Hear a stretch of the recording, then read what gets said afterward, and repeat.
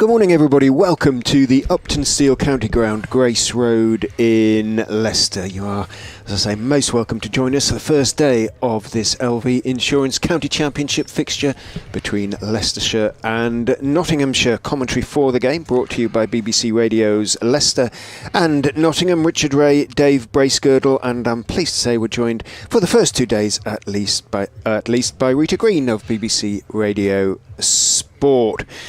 Well, the news from the middle we can bring you is that Nottinghamshire have won the toss on a greenish-looking pitch and have decided, perhaps not surprisingly, Dave Bracegirdle, to bowl first.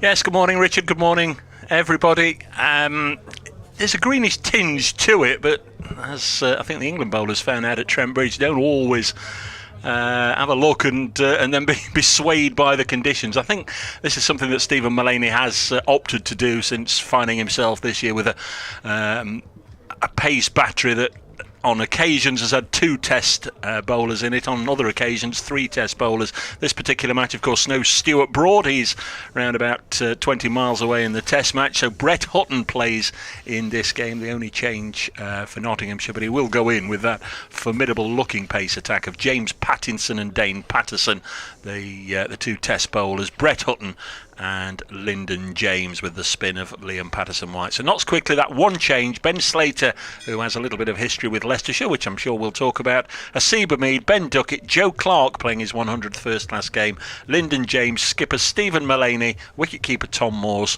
the spinner Liam Patterson-White, then James Pattinson, Brett Hutton and Dane Patterson. Just the 3 patos for you to enjoy in this particular game, Richard. You'll be used to it by now, but we will mix them up, that is for sure, at some stage. Leicestershire have made a couple of changes to the usual 11, if there is such a thing as a usual 11 as far as the Foxes have been concerned this season, led of course now by Callum Parkinson in the red ball game. They have left out from their squad Ed Barnes, the Yorkshire-born seaman, a little bit unlucky, and the Leicester-born opener Sam Evans. So their side will be at the top of the order Hassan Azad, and we think Rishi Patel will open as well. Colin Ackermann, possibly 3, might just change the order a little bit. He doesn't really like batting 3, prefers to bat 4 if he possibly can. Louis Kimber gets a game, which many Leicester supporters would be pleased to see Louis playing. Vian Mulder, the South Africa all-rounder, is in the side, of course. No Bjorn Hendricks, of course. Hendricks not even in the squad, so just the one overseas player. Harry Swindles, the wicket-keeper. Lewis Hill, I've already mentioned. Chris Wright, obviously the veteran seamer, will play. Parkinson himself, of course, will go in before him. And Will Davis gets a game as well, and it will indeed be Rishi Patel who's going to open the batting with Hassan Azad, who hasn't featured in the T20 squad. Patel has, so Azad has been very much the standout batsman as far as Leicester are concerned this season, and he'll be glad to feel bat on ball again. But he faces a tough old, possibly, certainly first hour, I would think, Dave, because the sun has gone in. There's a bit of cloud around, but it's basically pretty pleasant out there, a bit of wind. For somebody who struggles to remember what I had for breakfast 2 or 3 hours ago, I can fondly remember the first sight we had of James Pattinson in Nottinghamshire colours. It was on this ground early April 5 years ago, 2017. Pattinson coming down the hill from the Bennett end, and I think he'd only bowled an over or 2, and it was, he got 8 wickets in that match. He got an 89 not out, which remains his highest first-class score. I wonder if there's any lingering regrets about that, because we all thought he was on for a century, and if memory serves, I think the last couple of wickets just fell away at the other end when he was nicely poised. So he'll be relishing the opportunity here, and as we can see, although he's not going to bowl the first over, he is already scratching away at the crease at the far end, so it may well be James Pattinson to come down the hill. But it's going to be Brett Hutton, who's an interesting one in that his last first-class game was for Surrey. He didn't feature towards the back end of the red ball block before the T20s. Wasn't going to play in the T20s, and Surrey had a first-class game against Sri Lanka, and he went off and played in that a couple of weeks ago. Umpires for the game, Russell Warren and Chris Watts. Yes, I remember James Pattinson, I remember being asked at the end of that season who I thought was the best player I'd seen in the county championship that year. I did actually say James Pattinson, and all the Leicestershire players basically agreed with me. It's Brett Hutton then to get us underway. First ball well wide of the off stump, goes through to the keeper. He's just played a couple of games, Brett Hutton. The first 2 matches, that was pretty much up until Stuart Broad became available. He got 4 wickets in the game down at Hove, the first match that Notts won, and then of course Notts were defeated in their second match by a really good performance from Glamorgan. It was a cracking game, that one. He got a couple of wickets in that game, but we've not seen him since. That was about mid-April. There is Hutton running away from us at the pavilion end, and a drop on the leg side. A yes, no, and had that hit the stumps, Notts would have been gifted an early wicket. Sanazad dropped it, came 2 paces. Rishi Patel went 2 paces down from the non-striker's end. Then he stopped. They both looked at each other. Patel, I think it was the one that made the decision to go, and Sanazad would have, well, he wouldn't have been in the frame had, I think it was Hamid. Yeah, he'd given up, hadn't he? Hit the stumps. It would have been all over. Astonishing. Well, perhaps that's the little moment of fortune that Leicestershire need, as Dave's going to pop next door to update BBC Radio Nottingham. Usual format, I'll be doing updates on this line for BBC Radio Leicester every half an hour or so. Hutton is in to Patel, out swing, and it just gathers a little bit of pace off the wicket, but started wide and went wider. A fortunate one, without loss. Here's the update.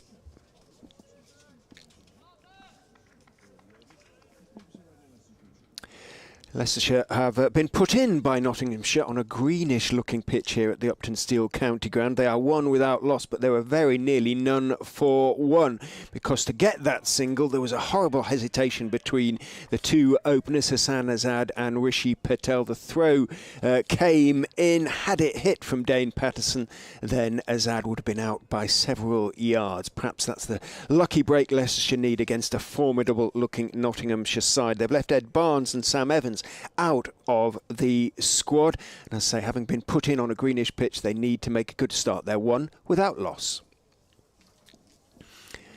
Hutton is in, solidly forward is Patel. A little bit of shape to the delivery, but not too much on that occasion. 4 slips for Nottinghamshire, not surprisingly.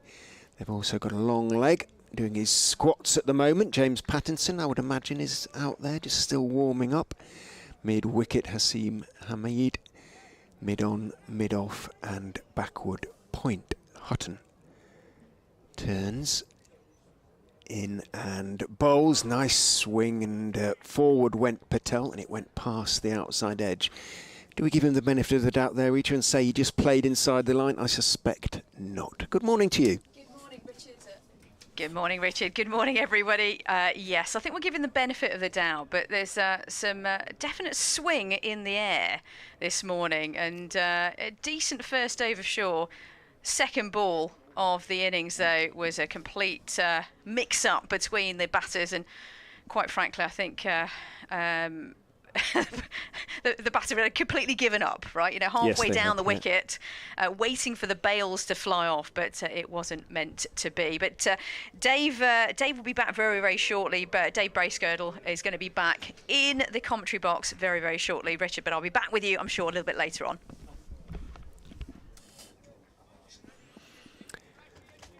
And it is going to be James Pattinson with that tattooed right arm. Indeed, both arms, he's well tattooed. Comes in from the Bennett end, bowls to Azad. A little bit of shape back into the left-hander, but he's solidly behind it, pushing it out into the offside. Mullaney comes in and fields.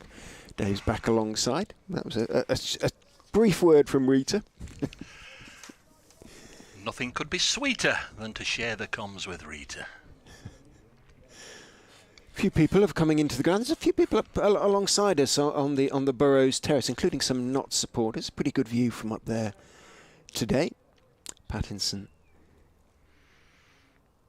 high stepping run, comes in and bowls to Azad, bounces and it flies over the slips for 4 again. fortune for Azad. A little bit of lift though for Pattinson, and took the thick outside edge, and we can safely say he wasn't in control of that edge. No, they've got the 3 slips lined up there, Duckett, Clark and Brett Hutton, and then Lyndon James is in the gully, and it managed to bisect them. Was maybe a little high as well, but had there been a 4th slip, they're a tall 4th slip, somebody like Matt Carter, if he was involved, he'd maybe be in that position, might just have had a chance, but that'll make the grumpy Australian even grumpier. Is he a bit grumpy, is he? Well, he can be. He's a typical sportsman, nicest fella you could wish to meet off the field, crosses the white line, and a little bit of grumpiness comes in. In he comes, bowls again to Azad, who's looking to leave, and it bounces a fraction more than he expected, just outside off stump, takes the blade and bounces down toward sort of James moving across to his right. At about 5th slip, he's sort of trying to bridge the gap between himself and Houghton at 3rd, and he's just marking his spot now. He's basically trying to cover 4th and 5th slips there, isn't he, really? And Dane Patterson is sort of almost deep gully, but deep backward point sort of position, and he's sort of saying, should I go a bit closer? Pattinson is in, bowls, and again edge, and this time it is caught. He couldn't get on top of it, and this time Hutton falls to his left and takes the catch low down. To say it's been coming, I know it's only the 2nd over, but one feels it has already, and that is a huge blow for Leicestershire. Their best batsman of the season so far, Hassan Azad, couldn't get on top of a good, slightly lifting delivery from Pattinson. They've used the pitch nicely, he's used the pitch nicely, the Australian, and a nice catch just falling down low to his left by Hutton. There's a little thing about not learning from your mistakes, really, isn't there? I mean, plenty of bounce from Pattinson. He's always going to get that. Looks a nice hard wicket, and would have gone over the top. I know it's easy from here, 100 yards away, and a long way away from my playing days, but it did look as if maybe it was one that he didn't have to play at. The previous one just flew off the shoulder and looped away, brought him 4 runs. This time not quite so successful, not to close that gap a little bit, but it was a good catch from Brett Hutton, who'll be delighted with the start he's made, and dived away to his left. So Pattinson it was a little closer to off stump than I initially thought. We've just seen a replay, but certainly the threat was already there, wasn't it? The one that did find its way through the cordon and away for 4, but a real blow to Leicestershire. And James Pattinson, well, if he does remember that game from 5 years ago with any fondness, already he'll be thinking about running through Leicestershire in 2022, pretty much like he did in the 2nd innings in that 2017 match when he got a 5 for. He likes that end. Yep, many bowlers do. Just a slight slope down, so gives them a little bit of extra momentum. Did you think, was it one he had to play at? I know exactly what you're saying. It was a little tighter on the replay than I felt in real time. He's just initially looking to sort of shape it slightly back in, being to the left-hander from the right arm seamer. So it's one of those that he'll go in and think, I could probably have just left that. But it was a super delivery in the corridor, wasn't it? He's into the right-handed Lewis Hill now and bowls. Hill does step forward and leave outside off stump. And the other thing that we don't give him enough credit for is you speak to Tom Moores or you speak to those that have got a side-on view. He's not just gently nibbling that down there, Richard, at 78 mile an hour. No, either. It's mid-80s, isn't it? No, genuinely. He's seriously slippy. I think he's quite as quick as he was when he first came, when I thought he was a genuine fast bowler, outstanding fast bowler. Used to talk to him about Andrew McDonald. Obviously, they were quite good friends and acquaintances. Comes in now and bowls to Hill, who's forward, angling the bat, and that's going to run along the ground wide of James at gully down to 3rd man. For 4, Hill and Patel touch gloves, so 2 boundaries in the over, both to a certain extent inadvertent. Hill more in control than Azad, but key moment, the wicket of Azad. 9 for 1 after 2 overs. We'll have a little turn round in just a moment. Rita's going to come in and join Richard. We've got the 3 of us, and we'll will rotate up here. So none of us gets bowled out very early on. 9 for 1 after 2 overs. It's been far from dull, the early passage of play here. The attempted run out, which I thought was Hamid. I'd be interested if anybody did have a look at the stream, because Mulaney was close to him. It was Patterson, Dane Patterson, apparently. Right.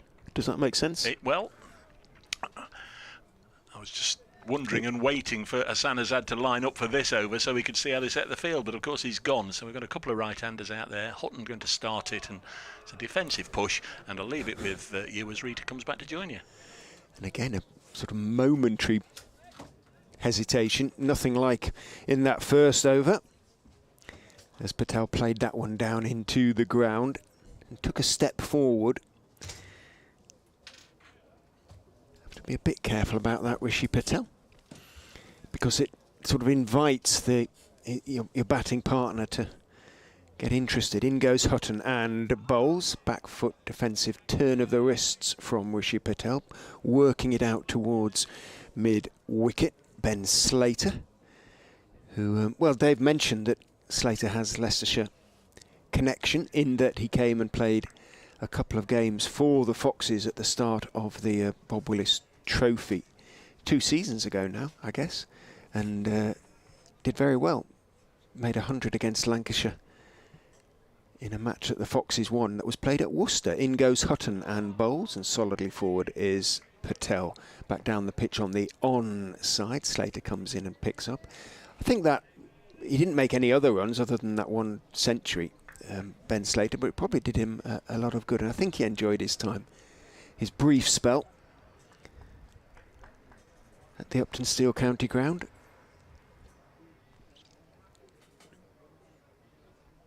Hutton turns, short-sleeved shirt. The 4 slips go down, hands on knees. He comes in and bowls 2. Patel, oh, leaves, goodness me, and it comes back at him and bounces over the top of the stumps. Well, that was a perfect leave. Hi again, Richard. Yes, the perfect leave, indeed. But there were, I would say, millimetres in that, and the oohs and the ahs from the fielders just said it all. Really attacking field, and quite rightly, 9 for 1 at the beginning of this innings. But that was marginal. But a good leave. Let's give the batter the benefit of the doubt. Yeah, brought that one back a bit, and goodness me, that was close. In goes Hutton, bowls, and he's overpitched on leg stump on this occasion. Patel has clipped it away to mid-wicket. Should cross the ropes in front of the meet. Does cross the rope in front of the meet. Something of a flourish there from Rishi Patel to get off the mark. His first scoring shot, the 9th delivery he has faced, but it was just overpitched. Looking for that extra little piece of swing. Didn't really come for him, Brett Hutton. And Patel clipped him away. Bright sunshine now over the ground, which looks very pleasant with all the trees in full leaf around the ground. Your first visit, Rita, to the Uptonsteel. Indeed, yes. And the sunshine. It's obviously always sunny here. Hutton is in and bowling, just outside off stump. Back foot defensive shot from Rishi Patel. Drops it out into the offside end of the over, which he played. And I suppose you have to include that leave because it didn't hit the stumps. That's about the best that could be said about it. He played the over reasonably well. 13 for 1. At the end of it, after just 3 overs, the man out, Azad, caught by Hutton off the bowling of James Pattinson for 5. It was a lovely stroke from Patel, and a very, very tight over up until then. It leaned into the stroke. It was edging down leg side and leaned into it and quite frankly deserved the 4. So really nice stroke there from Patel. I'm sure that gave him all the confidence in the world. But certainly backs against the wall already, Leicestershire. And here comes Patterson in from the Bennett end, who comes into bowl, and this is an extremely wide delivery down the leg side, nowhere near the batter, but safely taken by the keeper. But that was, where did that one come from? And in fact, this is what all bowlers do. You know, in my day as well. You know, when I had a dodgy first ball, especially the over, let's go and have a look at the crease. Let's go and rough the crease up a bit. It's something about the footholes there to take a look at. But It is the early part of the innings, and Patterson's probably still finding his way, but my goodness me, he's fast, isn't he? He's a tall lad as well. We do have a speed gun. It's coming through around sort of 80s at the moment, but he was even wilder at first, but he's a very high quality bowler. Right-handed Hill on strike to Patterson, and is completely beaten this time, Hill. A beautiful delivery, really squared up the batter, got him back on the back foot and squirmed through to the keeper. Beautiful delivery there, and what a different delivery to the first ball of the over, which went way down the leg side. Hill goes for a little wander, goes towards the square leg umpire, gets his thoughts together, on to the next delivery. And here comes Patterson for his third ball of the over. Yeah, a smidgen under 80 miles an hour is Patterson in pace. So decent pace. Here he comes, facing Hill, past the umpire and bowls, and well left by Hill.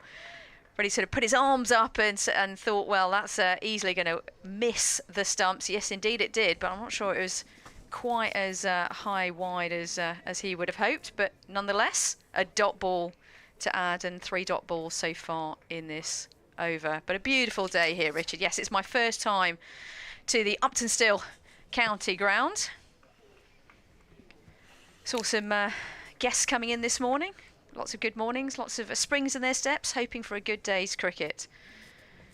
13 for 1. Here comes Patterson to Hill, who drives this into the cover region. Didn't quite middle it, but there should be 1, there should be 2, maybe even a third. No, they're going to probably stick at 2 runs there, and picked up in the deep in the cover region. But actually nice delivery, nicely played as well into the cover region. That'll give Hill all the confidence in the world. Up to 15 for 1, and Hill now on 6. 93, his best score of the season, Lewis Hill, in the first game, but then he broke his thumb in that innings, and therefore he had to miss a month's cricket, 6 weeks cricket thereafter, in fact. So 202 runs at an average of 33 so far this season. Hill on strike to Patterson, who comes in and bowls, and this one's a short delivery, and Hill ducks beneath it, and it goes through to the keeper. Hill goes down the wicket to do a little bit of gardening, the spot that the ball hit the wicket. We've got 3-4 slips. We've got a cover point, a mid-wicket, mid-on, mid-off. No, actually, no, we haven't got a mid-off, have we? But where else have we haven't got a cover point either. No, I'm just making it up here. No, we can't. It's sort of cover. Hang on, I'm defending myself. It's between a cover and mid-off. Yeah. That confused me. Yeah. But covering both bases there. Patterson to Hill. Oh, and it's completely squared up. Once again, a beautiful delivery there from Patterson to finish the over. Just 2 from that over, end of the over, 15 for 1. And, well, Leicestershire have definitely got off to the start that they didn't want, Richard. But it's for Hill and Patel now to really sort of bed down and see what they can do against a pretty new ball. He may just have dropped their hands to that one. That went through at 80 mph as well, if the stream is to be believed. But it looked to gather a little bit of pace off the greenish tinged wicket here at the Uptonsteel. Hutton continues from the pavilion end. He's into Patel, who edges just short of third slip for me. Hutton went down to check that everything was okay, but couldn't quite get there. I think it was just short of both third and fourth. Between the two of them, there's a certain amount of pointing going on. A decent stop in the end, Richard. It is, yeah. I wonder if fourth slip's thinking maybe I could have... He's taken half a step closer to see if he can maybe just get down to his left, pick one up. Hutton is in. Oh, lovely swinging delivery. Patel is leaning forward, but his bat is tucked behind his front pad. He's playing the line as much as anything of off stump, and it just bounced and swung past his outside edge. Tough going for the Foxes openers. They knew it would be, or the Foxes top order. And the top order has been batting has been a big issue for Leicestershire this season. When you look at the first innings scores in particular, Hutton is in. Patel leaves the outswinger. It started around about off stump, but it was a good leave. It did bounce and swing away.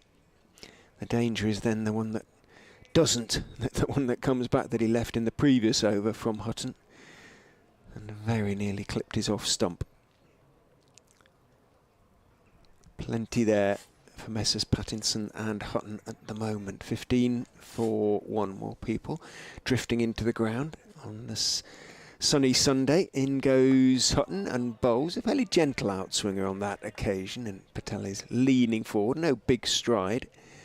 Playing it carefully out into the offside. Liam Patterson-White is the fielder. We will no doubt, or I will no doubt at some stage, mix up Dane Patterson, Liam Patterson-White and James Pattinson. But three very different cricketers, so do my best. Apologies in advance. Get my excuses in early. Hutton is in and bowls. Patel, thick inside edge as that one bounces, and it is the outswinger. He manages to squirt it out through square leg somehow or other. And two taken as Slater runs round and picks up. Not quite, I don't think, where he was looking to it, although he is a sort of leg side type player. He's very strong wrists, Rishi Patel, a wristy player. Likes to work it away through the leg side, but I don't think he was looking to hit it as square as that from just outside off stump. Bat raised very high in his stance. It's like bend of the knee as Hutton is in and bowls. He's driving in the air, but safely. Got plenty of it through mid-off, and it runs away down to the wide long-off boundary for 4. It was full. Outside off stump, it was swinging.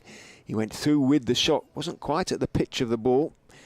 Wide-ish mid-off might have been interested, but there was just the man at that sort of wide extra cover position. And no chance for Patterson-White to get across and get his hands on the ball. So Patel moves into double figures with a bold shot. I'd say that, Rita. 21 for 1. Yeah, I definitely agree with you there. It was a strong upward drive. And certainly the fielders were feeling like they were in business there for a moment or two, but pretty safe nonetheless. I think it's going to be a case today, Richard, of take the runs where you can, clearly, and notch them up, and defend with all your might to everything else. And here comes Patterson again from the Bennett end, coming in to Hill, who is on strike, right-handed batter, who defends this one back up the wicket. And there is no run. Let me take you through the fielding positions, and Richard can have a little arm wrestle with me as to whether it's a cover point or mid-on, mid-off. But anyway, we've got to we do have a cover now, definitely. 4 slips, no point, no sort of backward gully as such. We've got a mid-wicket as well and a mid-on. We've got a fine leg as well. So a pretty conventional field, actually, to a high degree, especially to the early part of the innings, but aggressive with those 4 slips. Here comes Patterson to Hill, who defends once again, and there is no run. 21 for 1. So you mentioned Hill in terms of that 90-odd this season. That surely would have given him a huge amount of confidence, I'm sure.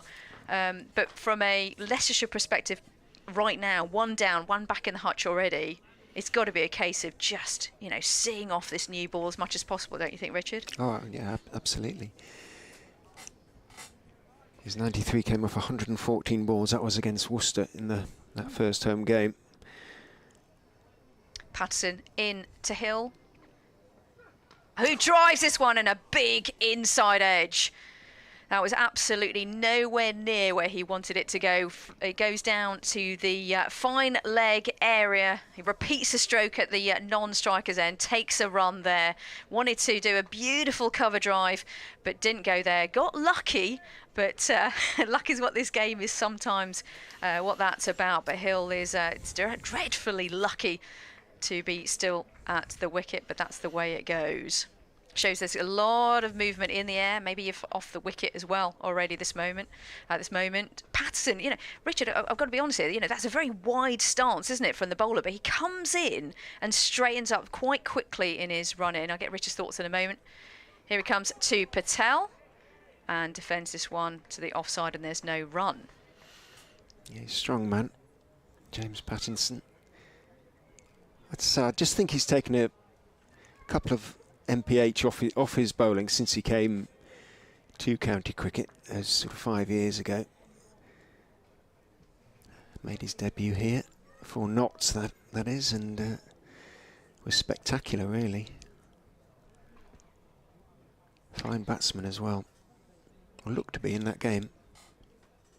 Decent cricketer. Here comes James Patterson to Hill, who pushes this to Patel rather, who pushes this to the offside quite nicely on his toes down to the third man region and takes a run. The score is now 23 for 1. So yeah, James Patterson, 32 years old, so been on the circuit a little while and got that experience. As you say, Richard, he's developed his cricketing style over the years as well, but a great asset to the Notts lineup.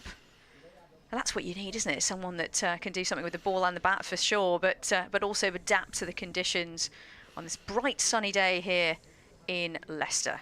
23 for 1. Here comes Pattinson to Hill, who pushes this to the square leg area. There's a fielder there, there's no run. End of the over. 23 for 1. Hill on 7 and Patel on 11. Yeah, just 6 overs bowled. I'm used with the T20 to be writing down the score after every over and run rates and things like that. If it's a slightly odd feeling going back to first class cricket after that sort of burst of T20 activity for us up here, certainly for me up here. Like it's a bit slow for going. The players, it must feel a bit. For those players who've been playing T20, that is, it must feel equally odd to have to readjust. Of course, back to T20 towards the end of next week. These two sides met in the T20 on Friday. Brett Hutton to continue from the pavilion end. He's into Rishi Patel. Nice shape to the delivery. Patel stretching forward. Thick inside edge as he turns the ball into the onside. Runs straight out towards Ben Slater at mid-wicket. The only man out there. Long leg and mid-on as well. Mullaney, the captain, talking to Brett Hutton. No change to the field as a consequence. Hutton looks slightly askance at the ball for a moment, then turns. Runs in past umpire Watt and bowls outside off stump. Slightly slingy action that's allowed to go through by Rishi Patel, who then turns and walks towards square leg. Patel begun to really establish himself in the red ball side as well as the white ball side so far this season. A best of 82, he's averaging 33. He's got just over 200 runs. He's only his 4th appearance in Leicestershire's red ball side this season. Hutton is in, bowls to him, and although it goes past the outside edge, once again I would suggest that he might just have played deliberately inside the line of that one. He was half forward and the bat was tucked right in. Bounced and swung away. Let's have a look at the replay to see if I'm being fair. Yeah, I think he did. Let that one go through. 11 off 21 balls for Rishi Patel. Patterson White has just gone a little bit straighter at extra cover. Bowled. That one he did play at, I'm sure. Bounced and left him and swung away past the outside edge and gathered a little pace, but it didn't flick the outside edge. Tom Moores takes it behind the stumps. And not much fun at the moment to be batting out there, but if Rishi Patel is going to be one of Leicestershire's openers going forward, sort of spell he's going to have to get used to. Updates time. The Foxes have lost a wicket this morning. They were put into bat by Nottinghamshire. Hassan Azad, who could have been run out off just the second ball of the day, got a good lifting delivery from James Patterson. Couldn't get on top of it, took the outside edge and was caught by Brett Hutton at third slip for 5. Since then, however, although the ball is swinging and bouncing on a greenish wicket, Lewis Hill and Rishi Patel have managed to battle through. Hill has 7 not out of 12. Patel 11 not out of 23. And the Foxes put into bat, remember, remember, are 23 for 1. I'm back with you on commentary and on the stream, and once Fletcher's done his... beg his pardon, I've done that before. In goes Hottenham, bowls, stretching forward is Rishi Patel, angled back, bounces down towards backward point, and there's no run, and that is the end of the over. Once the Girdler has completed his update next door, he'll come on and replace me and have a chat to you with Rita. 23 for 1, the Foxes after 7. Certainly a consolidation time since that early wicket loss for Leicestershire. So Leicestershire against Notts this morning and next 4 days in this LV County Championship. Yes, it's back after a blast of the blast. Back to the red ball game. We're here at the Uptonsteel County Ground, otherwise known as Grace Road, and here comes James Pattinson in to bowl to Hill, who's on strike. Oh, nice quick delivery, and with soft hands, Hill just pushes this down to third man and picks up a single, moves the score to 24 for 1, and I'm delighted to welcome back Dave Bracegirdle. How are you, Dave? I'm very well, thank you. It's fast and furious out there in every sense, isn't it? There's almost something happening every delivery, lots of playing and missing, 1 or 2 high quality strokes, and Leicestershire getting a bit of a gallop on, 24 on the board already. Indeed, it's all happening. Here comes Pattinson to Patel, who's now on strike, the right-handed batter who defends this one, and there is no run. I mean, obviously Nottinghamshire are second in the table, full of enthusiasm and vigour, Dave. You know, I was watching the warm-ups, and the contrast between the warm-ups between Leicestershire and Notts was there and apparent. You could hear the giggling from Nottinghamshire, but they must be coming in with a huge amount of confidence right now. Yeah, it's one of those games that sometimes you just wonder how it will pan out, because of course they've all been playing, well, many of the players on both sides have been playing T20 cricket for 3 weeks. And sometimes the first game back is it's a little bit fast and furious. Rishi Patel on strike to Pattinson, who defends this one, and there is no run. The players have got to get back into the mindset of it's 4-day cricket, it's a red ball, you've got plenty of time, it's not like you've got to gallop along at a strike rate of 120, 130, and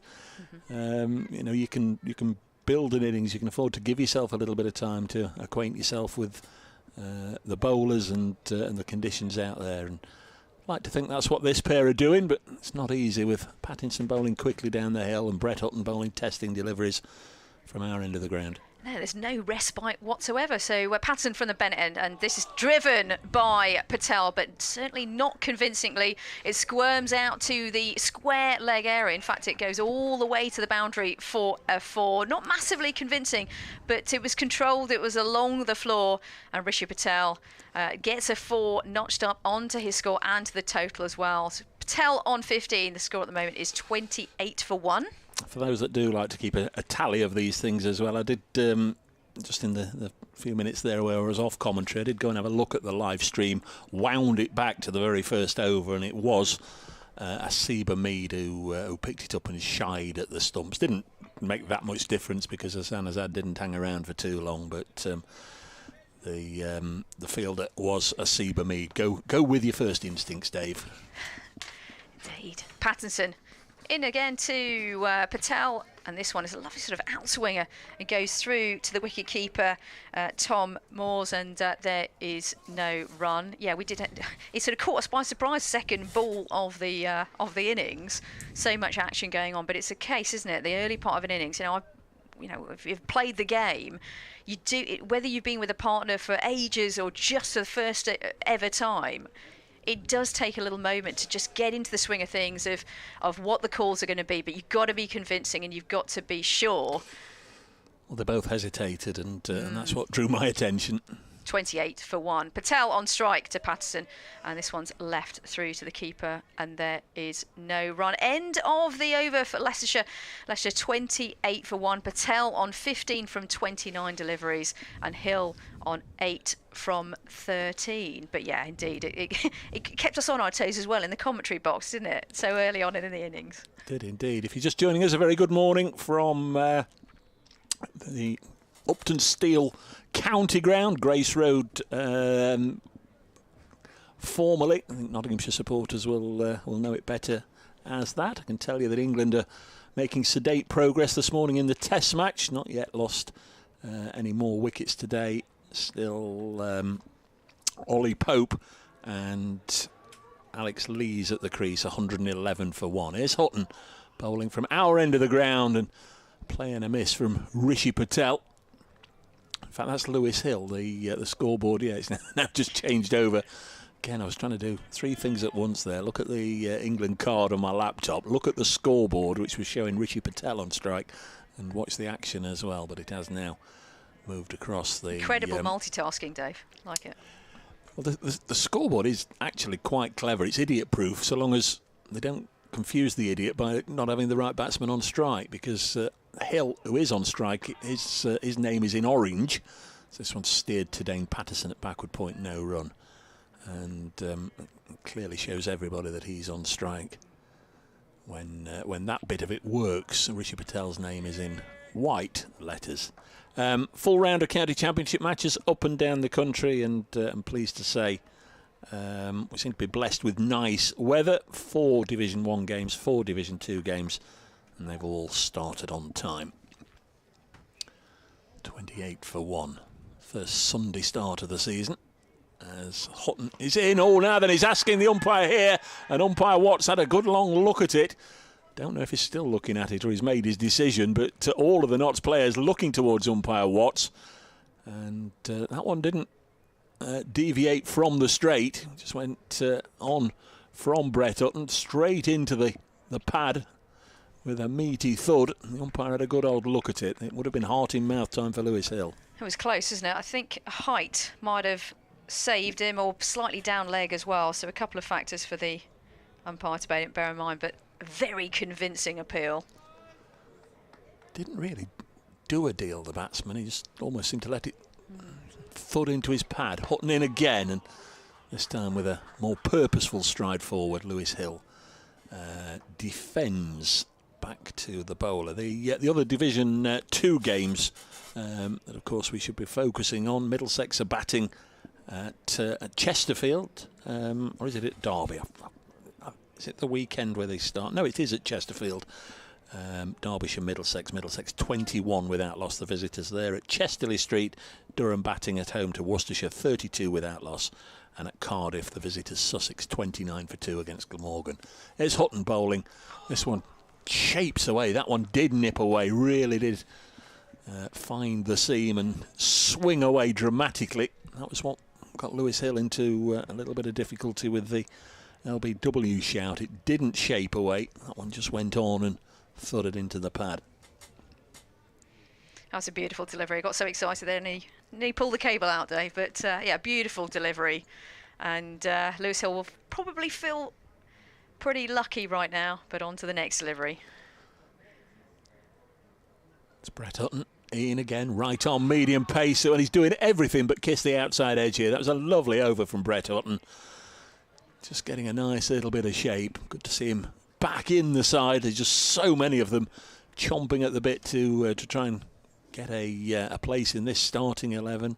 Luke Fletcher's here. He's fit. He's well.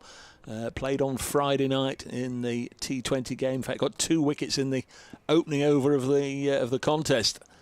But a little unlucky to miss out. Remember, he was the leading wicket taker in the country last year. So lots of riches for Notts to try and explore. Patterson to Hill, and is beaten away. In fact, it was a little edge that flew through between the keeper and first slip. There was definitely some contact there, and the Foxes will count themselves rather lucky once more. That absolutely flew at the rate of knots, just wide of the keeper. There's a little bit of a sort of a glance between the keeper and the slip corner right now to say, should I have gone for that? Yeah, it's a big thick edge, and I think the keeper got a glove to it as well. I think he did. I just wonder if Tom Moores hadn't have gone for it, would it have been a routine chance for Joe Clark, or would it just have been a little high up to his left? Moores flew through the air, finger tipped it, and once he'd done that, there was no chance for Clark. Still chatting about it. Here's Patterson to Patel, and lets this one go by. And there is no run. It is all happening. Every single delivery feels like an absolute test to the Foxes right now. Rishi Patel, 23 years old, Essex lad, born in Essex and formerly of Essex as well. So a few seasons in the county scene. So he'll be looking to get a decent score today with 26 on his bat, but certainly backs against the wall at the moment. I think Patterson will probably feel like he could have got yet another wicket there, but didn't stick in the wicket-keeper's gloves more. Here is Patterson to Patel, and he's completely squared up, and the ball goes to the backward point region. There's a potential run out, but not to be. It's all happening here. But they go through for a single. The score is 32 for 1. Patel on to 19, but not massively convincing, Dave, I'd say. That was a hugely sloppy, scrappy bit of cricket all round. Rishi Patel pushing at that one. It ballooned away off his pad, just in no man's land, really, between Brett Hutton at third slip. Lyndon James had to come round and cover it, and they eventually took the opportunity to sneak through for the first extra of the innings. A leg bite takes the Foxes to 33 for 1. Hill on strike, the right-handed batter, Patterson in, and this is a nice big thick edge if you're a Foxes fan, down to third man. If you're a Notts fan, then you'll feel like, wow, how is this not going into the slip corner, into the hands? Patterson has his hands on his head right now, wondering what on earth he has to do to get yet another wicket. Beautiful bowling from Patterson, who's just bowling that line, that length in a consistent manner, getting some movement through the air as well, which is just asking questions every single delivery. There is a bit of a breeze here at Uptonsteel County Ground, which might be playing a small part in it, but not massively. I think it's more to do with the ball and the wicket, I'd suggest. But 5 from the over so far. And what will Patterson do next? He goes for a little wander, doesn't he, Dave? Thinking about what he's going to bowl next. Almost did a morning morkel, complete 360 degrees then. Yes, here he comes to Patel, and who swipes at this one, and it's a play and a miss, goes through to the keeper, and there is no run. It's all happening. It's fair to say that the Foxes will be highly delighted at this stage to be one down, because there's been any number that have gone past the edge with them playing at it, and there's been quite a few that have found the edge and not gone to hand, but when they have had the opportunity to put bat to ball, they've taken their opportunities, particularly Rishi Patel, who's on 19. It's not going to be like this all day. You've just got to weather this storm for as long as you can. Hope you can ride your good fortune. James Patterson to Patel, and is beaten and goes through to the keeper, and there is no run. End of the over, 34 for 1. A brilliant over there from Patterson. You wouldn't know it for looking at the scorecard. 6 from the over, including that leg by as well, but certainly asking massive questions of both Patel and Hill in that over. But James Patterson, you know, he's got that pedigree, isn't he, of that international background, that really nice high position as well, of being way over 6 foot as well. Great bowler. Probably going to put the mockers on him, but the one thing that's blighted his performances so far this season has been a spate of no balls, and I'm looking around for some wood in here. We've got a nice marble work surface, but we haven't got any wood as this one's cut away. Hutton starts a new over, a nice looking shot from Lewis Hill, and that's away to the Sarah Millican side of the ground. Away for a boundary onto 13, and Fox is on to 38 for 1. I think is it the Milligan or Millican Road over there on that side of the ground, behind the trees. Last time Notts played here was in the COVID summer of 2020 in red ball cricket, when sadly no spectators were allowed in the ground, and I think it was Peter Trigo who deposited 1 or 2 big sixes over those trees and into the warehouses as Hutton comes in and bowls, and this is helped up to Captain Mullany at mid-on, no run. Yeah, that was a nice looking stroke there, isn't it? You know, short and wide, there to be dispatched to the boundary area near the manual scoreboard. Nice to see, isn't it? Takes me back to my playing days. Always used to take time to to be on the scoreboard as well. That was used to be a big old job, didn't it? Kids nowadays, they don't want to know, do they? There's Hutton in to bowl to Lewis Hill. Let's this go through to the keeper. Yeah, if you couldn't get a game, you know, we'd always try and get involved somehow. And scoring was usually one way in, either doing the scorebook or, as you say, doing the tins, putting the numbers up. Whether it was a pulley system or the old numbers on the hooks. They used to rope me in during games, Dave. I thought I was a bit working overtime. Trying to give you a message. 38 for 1 as this one's tickled down to a Seabermead at long leg. Comes in from in front of that digital board way over on the far corner from where we're situated on the meat side of the ground, the other end of those orange bucket seats that are sparsely populated this morning. A nice little sun trap, I think, later on over there. Been playing for about 45 minutes. 39 for 1, the Foxes. Rishi Patel 19, Lewis Hill 14. The man out of Sanazad caught at third slip by Brett Hutton off the bowling of James Pattinson for 5. Here's Hutton in to Patel.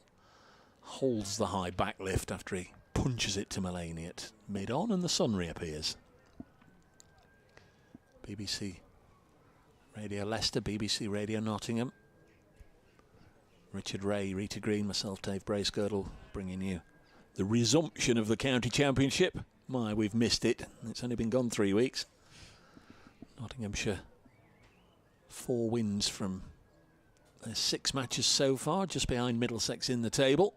It's Hutton bowls and Patel pushes it to point. Slight misfield there by Dane Patterson, unusually for him, and the Foxes take a single. 40 for 1, and it will mean that Rishi Patel will keep strike. And it's the end of the over. So Brett Hutton's had 6 overs. We've had 11 now. Wouldn't have thought we'd be too far away from a little bit of a change, but Pattinson is going to have another one. Dane Patterson does like to come on as first change when that little bit of lacquer has gone from the ball. He's Nottinghamshire's leading wicket taker, the South African, with 24 wickets at 15. So it is going to be Pattinson. Rita will describe the first ball of the over, and then we'll bring Richard back. Here comes Patterson in from the Bennett Road end to Patel, who pushes this into the offside very nicely between mid-on and mid-wicket, and picks up a run and adds to his total of 220 now. 40, well, make that 21. I'm ahead of the scoreboard, goodness. But they've got a big job to do. 41 for 1 is Leicestershire. And Patterson, continues into his 6th over of the day. And I'm delighted to welcome back Richard Ray. And Leicestershire so far have definitely weathered the storm after that early, storm. Here comes Patterson to Lewis Hill, who defends this, but actually pushes it really nicely. And there's a possible run out. No, it was a safe run. Pushed it with soft hands into the offside. Came flying in, did the Notts player to try and get a run out, but Patel was definitely safe there. But nice run to be taken there, actually. That gives the batsman a bit of confidence. Well, they both went straight away, didn't they? So usually it makes it okay. There's been hesitation up to this point, but Patel, running from the non-striker's end, comfortably beat the throw of Hamid. Yeah, I think the storm's still going on. I think they're afloat, but Pattinson in particular has bowled beautifully, really. Figures of 1 for 24 from 5.2 could easily be sort of 3 for 15, to be quite honest. Definitely, 100%. The number of plays and misses, and missing the outside edge by an absolute whisker has been quite a lot. Patterson to Rishi Patel, who swipes at this one and misses, and it goes through to the keeper. That was a sort of high delivery, slightly wide. Thought there was room enough to cut it down to the point region, but didn't make contact. And once again, is there to tell the tale is Patel. Rishi Patel, goodness me, he's definitely trying his best to get the runs going, Richard, but he, leaving dangerously. He's an attacking batsman, but you've got to pick your moment. You would imagine that Pattinson, coming to sort of halfway through his 6th over, probably only has one more in this spell. So I just want to get through if they possibly can. Pattinson past the umpire and bowls, and a lovely delivery there of almost a Yorker length delivery, and Rishi Patel just gets his bat down just in time to defend, and defends really well there. Oh, Pattinson, he's mixing it up, isn't he? Those shorter deliveries, then the one that's right into the block hole as well. Richie Patel absolutely needs to be on his toes, so to speak. High quality bowler, the Foxes have always known. 16 wickets in the 4 games he's played up to this point, so 17 in 5 at the moment. Pattinson comes in again, but there's a aborted run. Rishi Patel goes for a little wander. I don't know if it was a bowler or the batsman, quite frankly, that decides that that wasn't to be. So we'll start that all again. I mean, James Pattinson, let's talk about him just for a moment. Probably his last over of his spell. He's got this 21 tests for Australia. He's got that background. What I find fascinating about him as well, he's got a brother that's played for England. Correct. What a family. The rivalry at Christmas time around the Christmas table must be brilliant. Pattinson to Patel, and a beautiful delivery that just shapes away.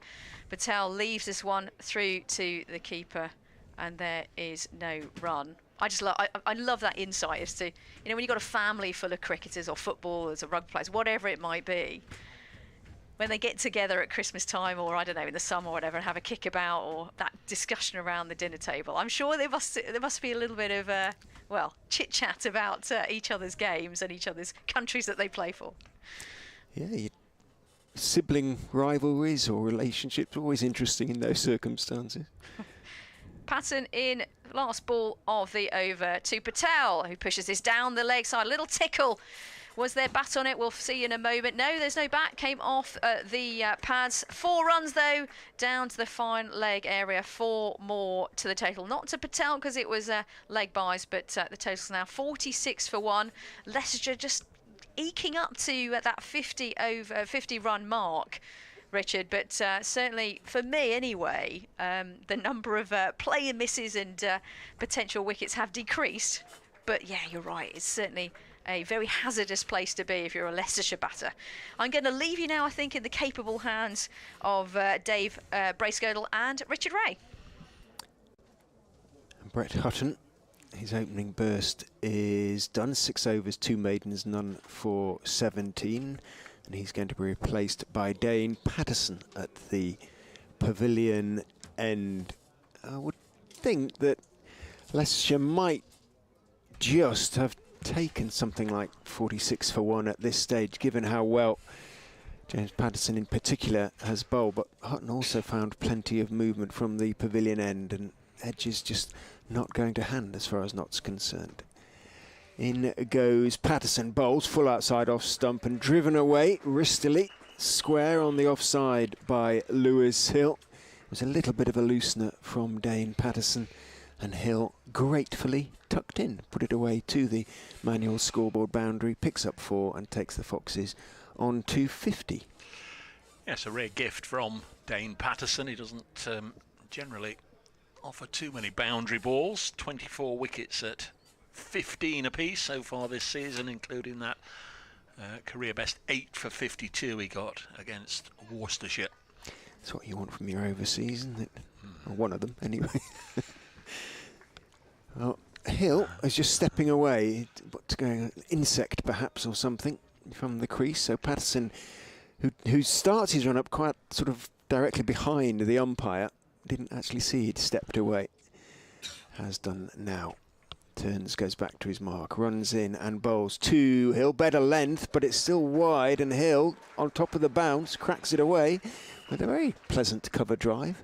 For another 4 consecutive boundaries, Patterson has conceded. Nice shot from Lewis Hill. Yep, contender certainly for shot of the morning, just to mark your card, whether it happens now or in an hour or or even later on in the game, the one to look out for if you're watching Dane Patterson bowl, or in particular if you're at the other end to him, is the one that comes back. It's like facing the leg break bowler who continually nips it away, bowling the leg breaks, but then has the googly. The one that comes back has made a mess of a lot of very good batsmen stumps.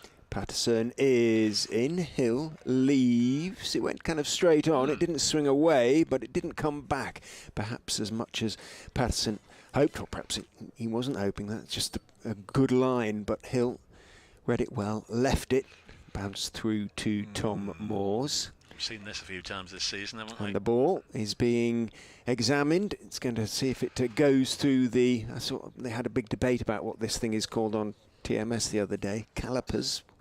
I heard it being described as essentially the round. It's gone through, I think, on this occasion. The ball measuring gauge. So 12.3 overs. Early days, but let's make a note of that. First check. It's doing plenty, so I wouldn't imagine that Notts will be too concerned about getting it changed at this stage. Patterson tosses it from hand to hand, leg spins it from right hand to left hand before picking it up and running in and bowling. A nice out swinger that gathers a little bit of pace, seems to just sort of skid off the wicket, but it was wide, went wider. Hill left it. There's been a little bit of talk in South Africa. Certainly I've seen one or two things retweeted from there that Dane Patterson potentially could be a good pick for South Africa, who come to England for the second half of the summer. Obviously England playing New Zealand now, then they've got that one-off unfinished test against India, and then South Africa. He's up the slope and bowls to Hill, slightly short. Hill tries to pull, bottom edges it rather, and it trickles out into the leg side. Slater fields, and there is no run. Makes sense, doesn't it? He'd be very used to English conditions. He's bowling very well, picking up wickets. Yeah, got 50, was it 54 or 55 last year, beaten at the top of the charts only by Luke Fletcher. And as I say, Notts leading wicket taker this year with 24 so far. Runs away from us and into bowl to Hill, draws him forward. That might have been the one that came back a bit. It took the thick inside edge of Hill's bat as he stretched forward in forward defence and ran out into the onside. You heard the very characteristic cry of no, slightly shrill bellow from Lewis Hill echoing across the Uptonsteel county ground. I think it happens in the winter as well. When it's all quiet, you can hear the Hills scream of no still echoing around the ground. 54 for 1, the Foxes after 13. So the run rate higher than it's been, probably was in the T20, I think, at the moment, in which the Foxes were soundly thrashed. We've got the Patos in tandem at the moment. And James Pattinson bowling, and start of his 7th over, he's harshly treated. This one's punched down the ground for 4. We've got Lyndon James loosening up, so it may well be that this is going to be James Pattinson's final over. Like Richard, I fully expected him to be done and dusted after 6 on the reel. But clearly he feels there was another one in him and a wicket just around the corner. It's felt that way throughout the entire spell, hasn't it? He hasn't bowled with any real luck. 50 partnership brought up as well. One wicket went down on 5, so they've added 53 now with that boundary, and another pleasing flow of the bat from Rishi Patel, but the ball slices away along the ground to backward point, or backward point where Lyndon James does the fielding. He's frequently been in there tight at gully. In fact, James Pattinson might be... No, he's not. Might be bringing him back in there, but Lyndon James just dampening down a little bit of turf that had been brought up by his spikes as he slid to make that stop. 69 balls for the 50 partnership. It's been an entertaining morning. We're knocking on the door of midday. 58 for 1. Pattinson... Well, he lost his stride there. I did mention to Rita the one problem that he seems to have had since readjusting from the Australian season has been a number of no balls. It's blighted his his performances, and it's cost him at least one wicket. We had David Lloyd of Glamorgan nicely pouched by Ben Duckett at slip in that particular fixture, but the umpire was stood there with his arm out, bellowing no ball. So that was a real old shame for him. He's in again and bowls. This one's worked away by Rishi Patel on the leg side. Rita was mentioning brother Darren, who of course did play the Test match against South Africa back in 2008. I was going to say, it was a long old time ago now, wasn't it? Grimsby born, wasn't he? Yeah, very often listens to the live stream. So if you've stayed up for the early knockings of this one, late into the Melbourne evening, Darren, hope you're well. What's a whisper? You might be coming over this summer. Catch up with your brother. That would be great if we get the chance to see you again round at Trent Bridge. 59 for 1. Here is James Pattinson in the Leicester sunshine. Bowls well wide of the body, and I think you used the phrase earlier. You've got to be very selective about which ones you go after, and Lewis Hill's got away with that. They've gone for their shots this morning. Dave's going to pop next door and update BBC Radio Nottingham. The news that the Foxes, having been put into bat by the visitors who won the toss, Stephen Mullaney this morning, have progressed to 59 for 1, not without many an alarm. Many of those alarms caused by Pattinson, who bowls very full and over pitches. It's a low full toss in the end, and Lewis Hill on drives it for 4. Doesn't miss out there. Got that one wrong. James Pattinson returns to the crease, kicks away at it. He's been a little bit unhappy with the crease, as though he's sort of slipping and sliding on it, but it is incredibly dry at the moment, so hard to believe that he's losing his footing in some way. Just over-pitched on that occasion, got it wrong. Perhaps, despite his manifest strength, even he is getting a little bit tired. Just seemed to lose his action a fraction there. It rather floated down low to Hill, who put it away nicely. Sounds like the Outlaws might be coming down Milligan Road. As Pattinson again starts his run, and again he pulls out. This time before he gets to the crease. There is that slight slope from the Bennett end. And he just adjusts his marker and then marches a long way past it onto the advertising sign that is pinned to the pitch. Here comes the update for BBC Radio Leicester.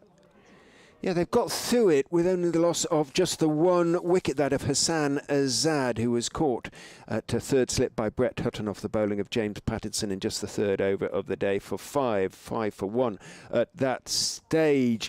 One or two lucky escapes, particularly for Rishi Patel, who was on 15 when he edged Pattinson. Tom Moores leapt across and high to his right, got his gloves to the ball, but he took the catch away from Joe Clark at first slip and couldn't hang on. Patel has taken advantage. He's moved on to 26. Lewis Hill is playing nicely on 27, and although the ball is still swinging and moving on a greenish pitch, the Foxes will be pleased with their first hour's efforts. They're 63 for 1, make that 63 for 2, because the catch has been taken at first slip off the bowling of Rishi Patel. Dane Patterson had come on at this pavilion end to replace Brett Hutton. That one bounced and left. Patel took the edge. Comfortable catch for Clark at first slip. The Foxes are 63 for 2. And as you heard me telling BBC Radio Leicester there, Patterson got one to bounce and just swing a little bit, took the edge of Patel's bat and pretty much into the breadbasket at slip.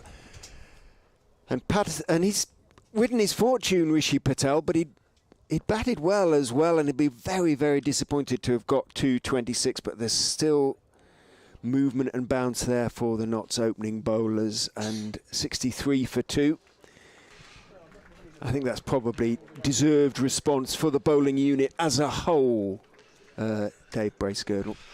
Yeah, it was an hour between the wickets, so Leicestershire have made the most of the it's harsh, isn't it, to say the good fortune. There's been a number of plays and misses. They've been not afraid to go after their shots. Been one or two very nice ones indeed, particularly in the last over off Dane Patterson. His first 2 balls crunched away by Lewis Hill for a couple of boundaries. Rishi Patel absolutely ticking along up until that point, and he's nicked it and been safely pouched in the slip cord. And just as Notts, I think, we're about to make a change at the far end. I think they probably still will. I'm sure Lyndon James will come into the attack because James Pattinson's had 7, but nice for Patterson to get one early in his spell. That'll just give him a little bit of a lift.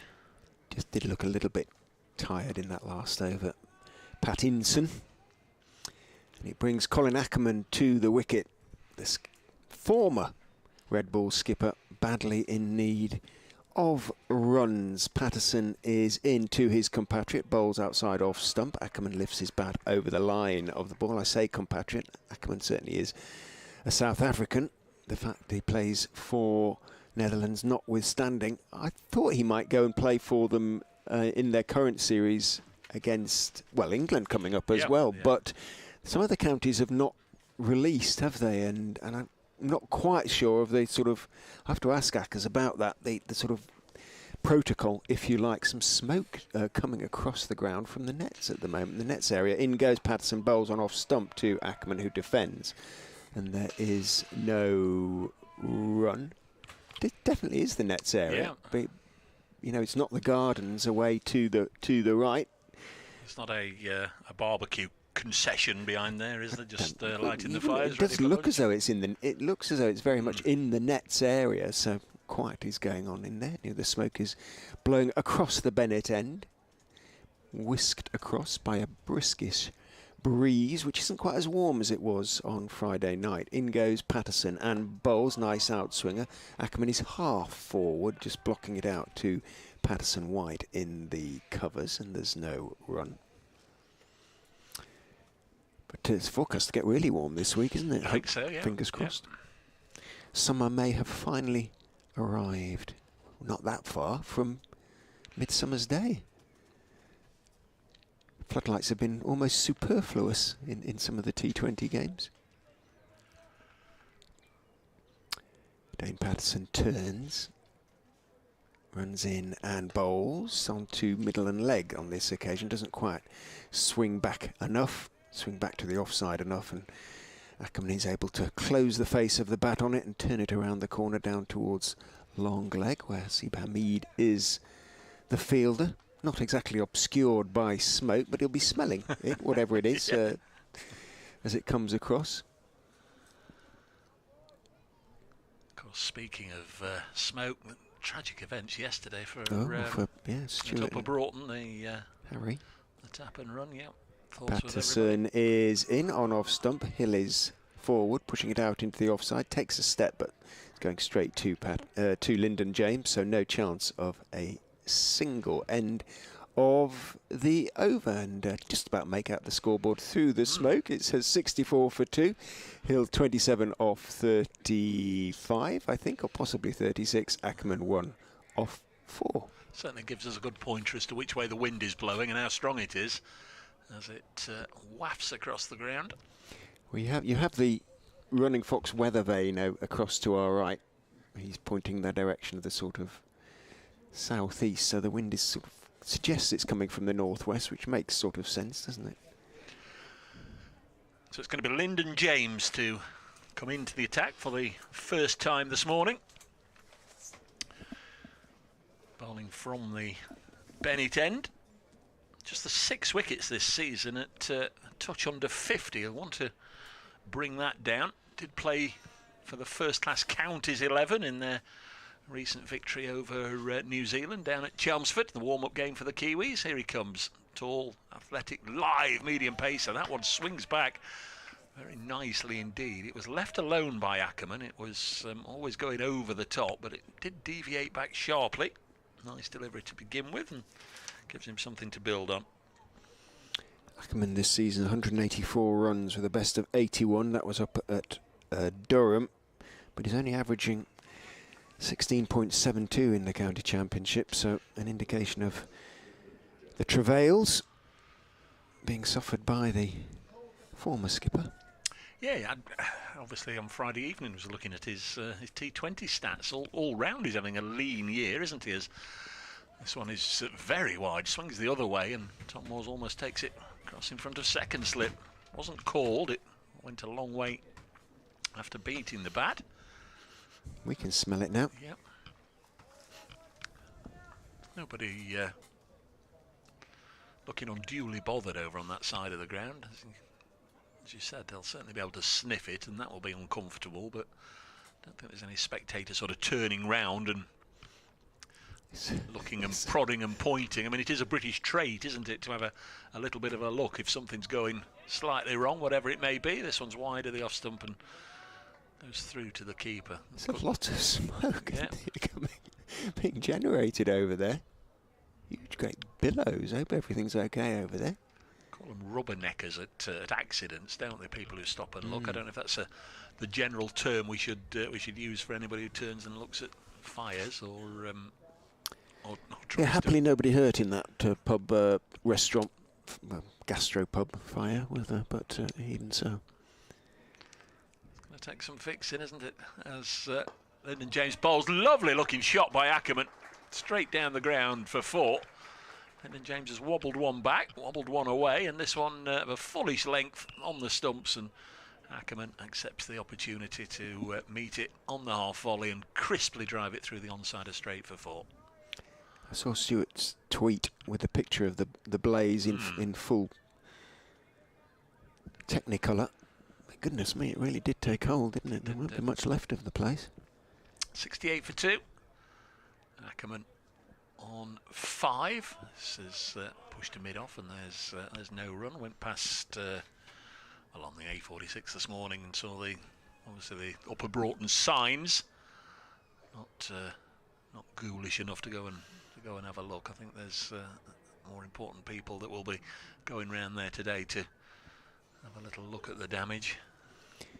Speed gun showing just 73 for James at the moment, but I'd be surprised if it's a couple of mph quicker than that. Have they got one of those set up somewhere? It's just coming out on there.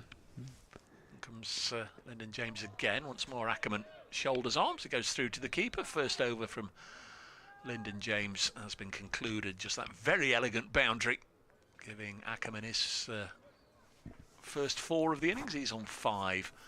Lewis Hill, who came in at the fall of a Zand's wicket, just 10 balls into the match, he's on 27. Run rate 4.3. Lively stuff at the Uptonsteel this morning. The fire over there in that net area, if it is in the net area, is under control, but it looks slightly less smoky. In goes Dane Patterson and bowls to Lewis Hill, who leaves the outswinger, maybe reads it, pulls his bat well back inside the line. Now we know Gary Barwell, of course, head groundsman at Edgbaston, and late of these parts. He's come on. I think he's probably just seen my tweet rather than listening to the commentary. Apologies, Gary, if you're listening to the commentary, but he says they used to love a bonfire in that house over there. So, maybe it's just the house behind then. In goes Patterson and bowls. That one dips in, but it's a fullish, and again Hill plays it reasonably well. He's waiting for it, digs it out, plays it wide of mid on, and manages to take a single as a consequence. Mullaney runs across to field, so yeah, maybe it's a bit of garden rubbish or something. Can't be too many leaves around at the moment. Still on the trees, hopefully. 69 for 2. Hill on to 28. Ackermann bat raised as Patterson is in, bowls to him, the outswinger. He looks to drive but doesn't time it. Not too much foot movement either. Slightly inside part of the bat. Ball bounces back down towards Dane Patterson, who fields in his follow through and rather pleasingly keeps hold of the ball. Doesn't chuck it to mid on or mid off to do some polishing and waste a few seconds in that direction. Harry Swindle's in the Leicestershire side today. I saw he got some decent runs for the second 11 that beat Notts the other day. Patterson is in. Nice delivery on off stump. Ackermann equal to it on the back foot, defends it, blocks it out to mid-off, and there's no run. Liam Patterson-White is the fielder. Harry is the sort of designated red ball wicket keeper, if you like. Lewis Hill has taken over the gloves during the white ball matches. But Swindles hasn't been in the greatest of form, so those runs for the twos will have hopefully given him a little bit more confidence with the bat. Patterson is in and bowling again, line and length delivery. Ackermann head right over the ball as he blocks it out into the offside and then wanders off towards square leg. 69 for 2. Patterson settling into his line and length. I was just wondering if we'd had a maiden yet. Brett Hutton has actually bowled 2 of them, but none for James Pattinson. We've given the Twitter handles at Foxes Cricket 22 or at Brace Cricket. Brace Cricket. Patterson in. Bowls onto the legs of Ackermann again. They're not quite enough swing back towards the offside, and Ackermann wristily turns it out towards Hamid down on the long leg boundary, or well in from the long leg boundary, about 10 yards in, and one is taken. Ackermann keeps the strike, moves on to 6, 70 for 2. And the third member of the team at Rita Green UK, as opposed to at Rita Green Belgium or Netherlands or Sweden or anywhere else. At Rita Green UK. Love to hear from you, whatever you're doing this particular Sunday afternoon. A lot of people, of course, will be tied up watching the test match. How's it going? What was the score over there? Up there? Across there? Here's Lyndon James in from the Bennett end, and bowls and Ackermann defends. England currently 112 for 1. Does that need refreshing? It doesn't seem to be... oh no, they're now 2 down. There we are, 151 for 2. There you go, if you refresh it. Alex Lee's out for 67. Today's fallen to Matt Henry. Catch it slipped by Daryl Mitchell. He actually put a couple down last night. Yeah. Daryl Mitchell, after his monumental stay at the crease, making 190. Spilled a couple, but has taken one today. Lyndon James in and just eased into the offside. 70 for 2. Dropped Lee's badly, didn't he? It was a by slip standards, very straightforward chance. Here Ackermann on strike has 6. Lewis Hill 28. The other Division 1 games all nicely underway. Middlesex 58 for 1 at Derbyshire. I think they're playing at Chesterfield, that one. Durham 56 for 1 at home to Worcestershire. And Sussex 67 for 2 at Cardiff. Next ball allowed to pass through to the wicketkeeper, Tom Moores, who played his 100th T20 game on Friday evening, and the man next to him, Joe Clark, playing his 100th first-class game this afternoon, or today. Division 1 quickly. Yorkshire 46 without loss down at the Ageas Bowl against Hampshire. Gloucestershire 60 for 3 at Kent. Somerset 34 for 3 against leaders Surrey. And Warwickshire 52 for 2 against Lancashire. Next ball on its way, and Ackermann solidly behind it. He's looking very cautious, very careful, very selective in the early stages here, Colin Ackermann, which is obviously what you want to see from, has to be said, one of your main men in that top order. Has hurt Nottinghamshire in the past with some very good runs, predominantly in white ball cricket. Next ball steered into the offside. Asiba Mead after it, but he'll let it go through to Ben Slater, and they'll take a couple of runs. Not had too many mentions today, Ben Slater. Him and Mead put 200 on here the last time Notts came in the going to call it the Royal London game. It was the Bob Willis Trophy game, wasn't it, in the COVID summer of 2020? Having made 100 for Leicestershire. The first game of the first Bob Willis Trophy. Strange old It was campaign for him, because he got 172 against Lancashire at Worcester. Correct. Then did he get a pair against Derbyshire, his Indeed. old county? He did. Then Notts called him back, and he got another 100 against Lancashire, and then came here, and both him and Hamid got 80 odd, putting 200 on. 72 for 2. Lyndon James bowls and squared up a little bit there, Ackermann, but it's giving Lyndon James all the respect in the world here, and determined not to make any errors. 72 for 2. Ackermann has 8, Hill has 28. We've got about 40 minutes to go until lunch, and Notts will be looking for at least one more, you'd imagine, to sort of not quite justify Stephen Mulaney's decision, but to get them feeling that they've at least shared the morning, if not won it, if they can get a big scalp before the break. Yeah, the movement that there's been, and there has been movement, has been largely through the air rather than off the pitch.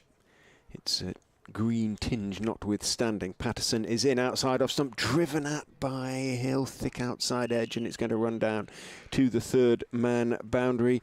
For 4, Hutton dived away to his right. Couldn't get there. It was a slightly loose shot. The bat was a long way from the body, but he went at it hard. Flashed hard, as they say, and picks up 4 into the 30s now for Lewis Hill. 32 off 38. Andy Eastman's been in touch at Brace Cricket. Dave Dawn and I are choking in the smoke. We're sat in the deck chairs at the side of the sight screen. Hope. Well, not anymore, are they? I can't see any deck chairs. Deck chairs at the side of the sight screen.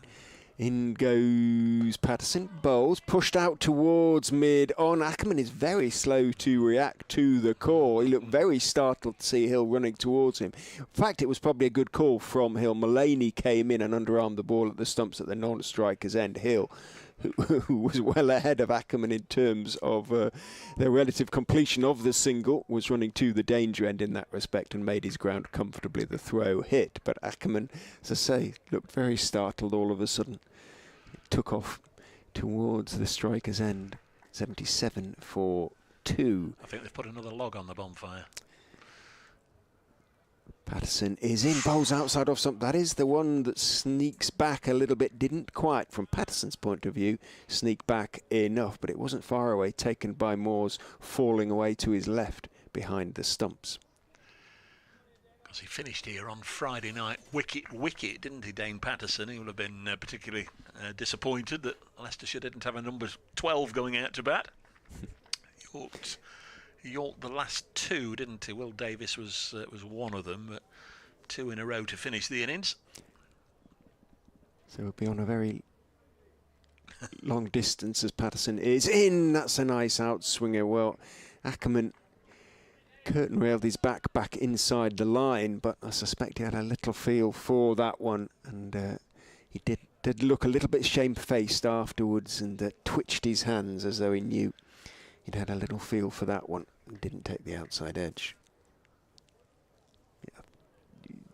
Yeah. It was a close one.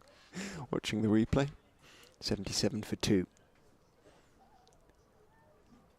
Patterson asking questions, is in and bowls that one, that bounces and seams back in towards Ackermann, hits him on the top part of the pad, almost thigh pad, and bounces out towards square leg.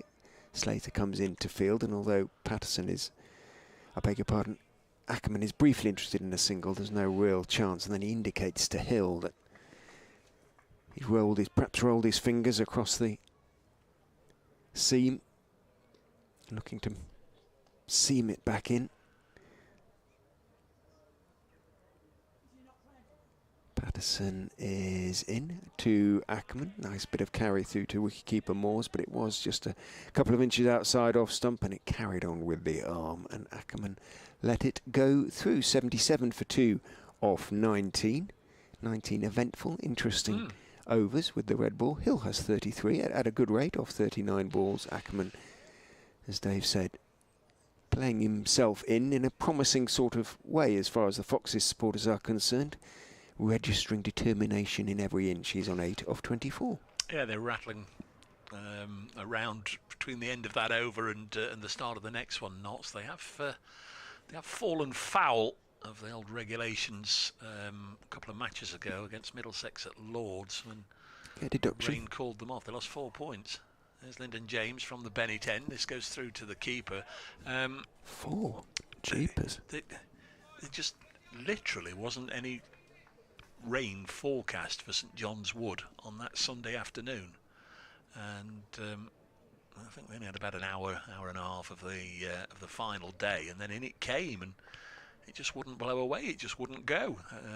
They were all set, obviously, for Liam Patterson-White to have a long old bowl on the final day. Notts needed 7 wickets to win. Would have fancied the chances of winning it as Lyndon James is in. This one's driven away. There's going to be runs here.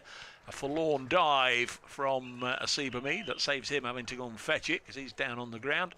And Stephen Mullaney, the captain, goes and fetches it. Nice looking shot by Lewis Hill. And he goes from 33 to 37, and the Foxes go up to 81 for 2. But certainly, if they had some time out there, even maybe an hour, they'd have sorted out that over 8. But as it was showing actually -5. But they pleaded their case, obviously, and they only had 1 taken off as sort of an act of leniency. Is that the word? Next one, work to mid-wicket. There's no run. Clemency. The over 8 isn't being shown on the board at the moment, although there is a place for it, so we can assume perhaps they tend to it's do level. in sessions now, until the last day when the captains say, no, that's no good. I need to know. But they tend to just do them in sessions now, I believe, for the first 3 days of a championship game. But this is only the 20th over, which made me think that the players are aware of it as well, because they might be a bit behind. They absolutely sprinted around between overs that last changeover.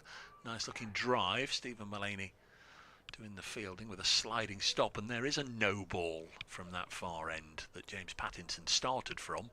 It is the first of the day, and it's Lyndon James, unusually for him, who oversteps. You can see he was taken aback, actually. He looked at the umpire and looked at the ground. He isn't one that normally falls foul. Shouldn't at that pace, should you, really? It's a longish run, given that, well, that was 76 mph. That won't help the over 8. Extra deliveries. 83 for 2. There he comes and bowls again, and he just lures Lewis Hill into having a little prod at that one. Very tentative outside the off stump. Could so easily have feathered that through to Moores or one of the grabbers. Just knew it as well, didn't he? Where are we? 2 balls left in the over, and then I'll have to sashay along the corridor and go and speak to the good folk of the Robin Hood County. I'll update BBC Radio Leicester, and then when you're back, we'll get Rita back alongside you. In comes James. Nice looking drive by Lewis Hill. He's going to get a boundary there. Second one of the over, and poor captaincy really, because the second one of the over that Stephen Mullaney's got a long run to go and fetch the ball back. You need to be cannier than that as a captain, don't you? Get one of the young lads chasing. Keeping his slips in, Mullaney, 3 slips. James not obviously getting quite as much movement as James Pattinson, or at quite the pace. That said, looking at this Notts side, and there's plenty over 30 now. Don't think there's anybody under. Next one cut away by Lewis Hill. Ben Slater's down there, makes a really good stop. Liam Patterson-White would be the youngest in this starting 11, 87 for 2. Great work by Slater down there. Or Lyndon maybe, 89 for 2. At the end of the over, Hill on to 43. It was a good stop from Slater, but quite an expensive over all told from Lyndon James as well. 3 overs, none for 18.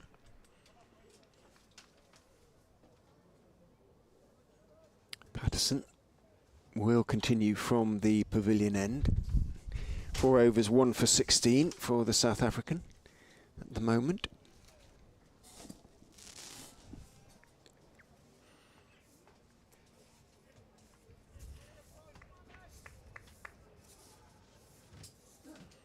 Cape Town born Dane Patterson, runs in and bowls to Ackermann, who is half forward on off stump, playing it back down the pitch towards Patterson, who this time fields and then does throw it to mid-off. Patterson White to do a spot of polishing.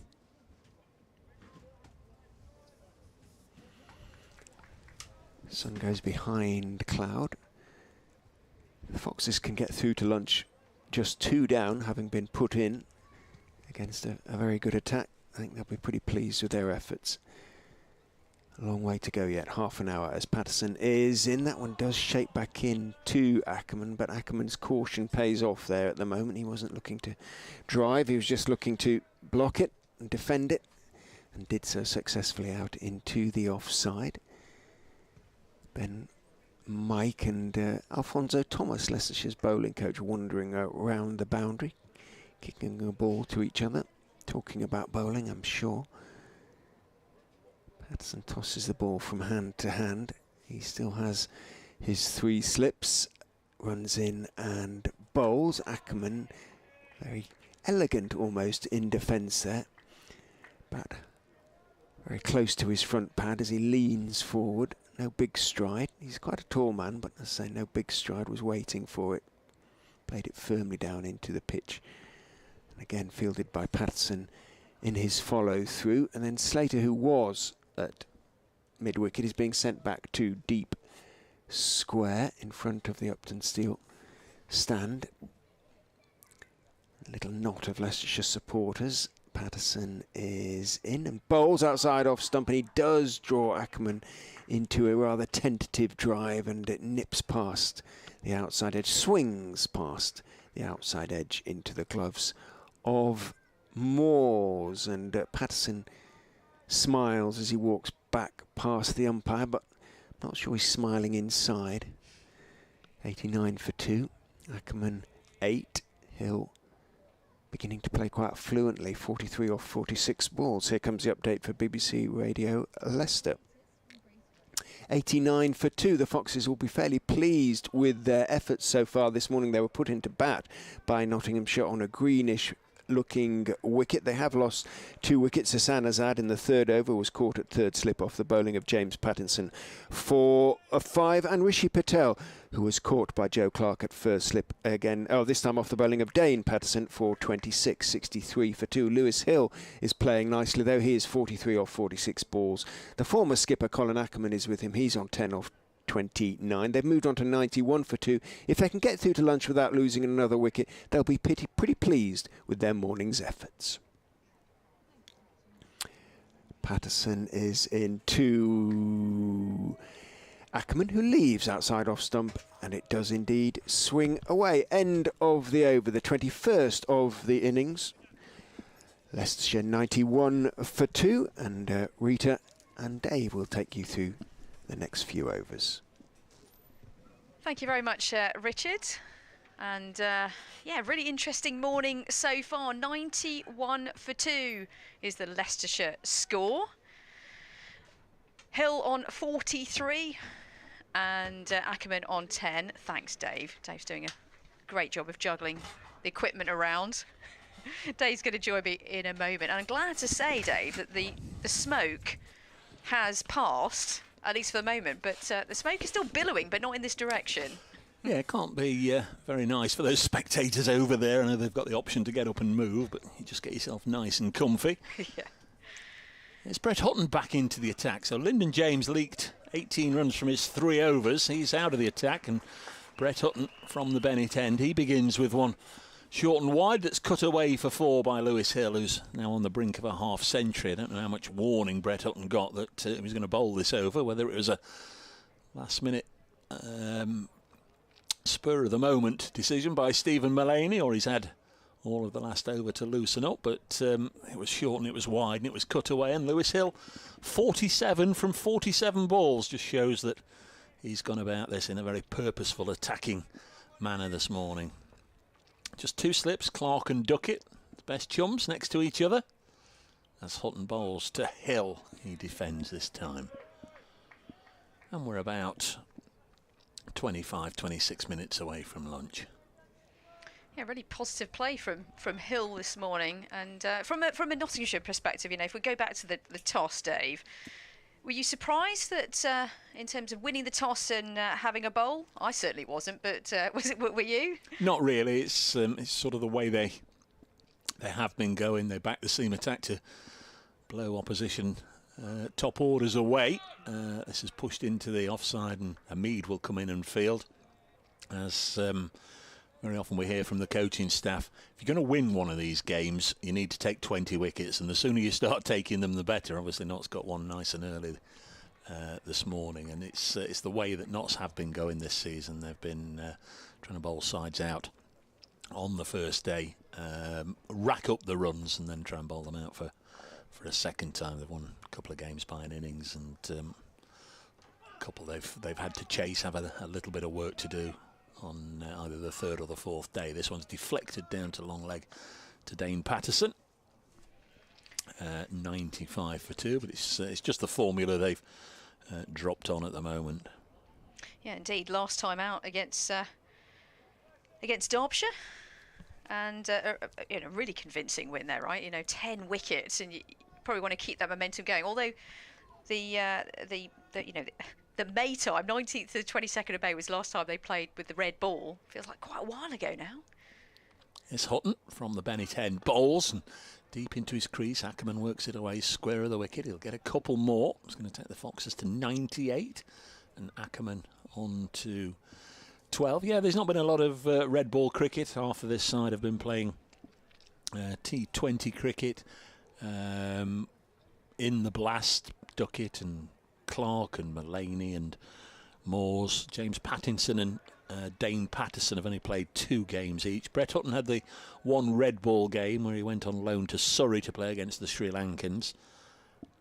As Hutton comes in, bowls, and probably be another couple here, and this will take the total to 100. Liam Patterson-White told Dane Patterson to leave it. Mine, he says. And there is the applause for the 100 brought up at the end of the 22nd over. So that's a decent lick that Leicestershire are going along at.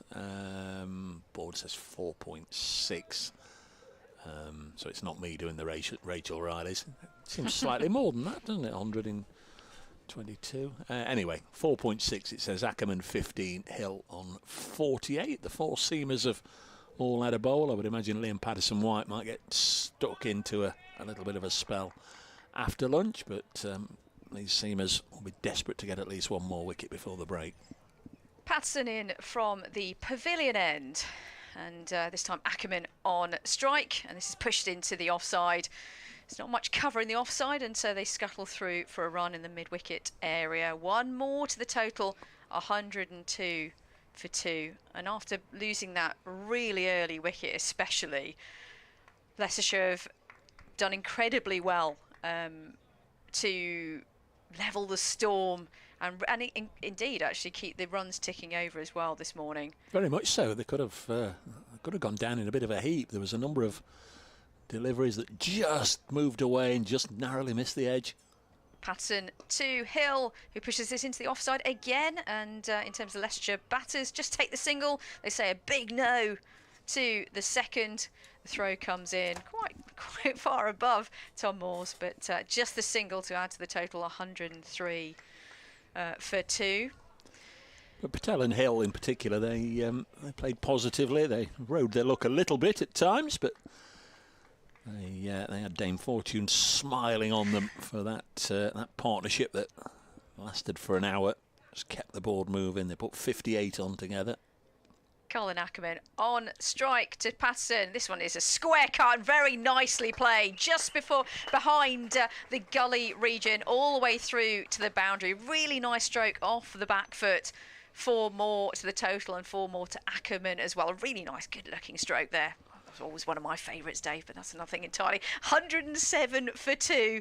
Ackermann up to 20, and the runs are certainly still flowing in terms of the run rate. Now up to 4.8. Nice looking shot, fast outfield, unprotected third man area, and Ackermann, no qualms about playing that, just ran it away. Yeah, Hill just looking 9 fours in his 49 so far. Patterson with 1 wicket already today. He's bowling to Ackermann. And this one's a shortish delivery, but left by Ackermann through to the keeper Moores. And there's no run.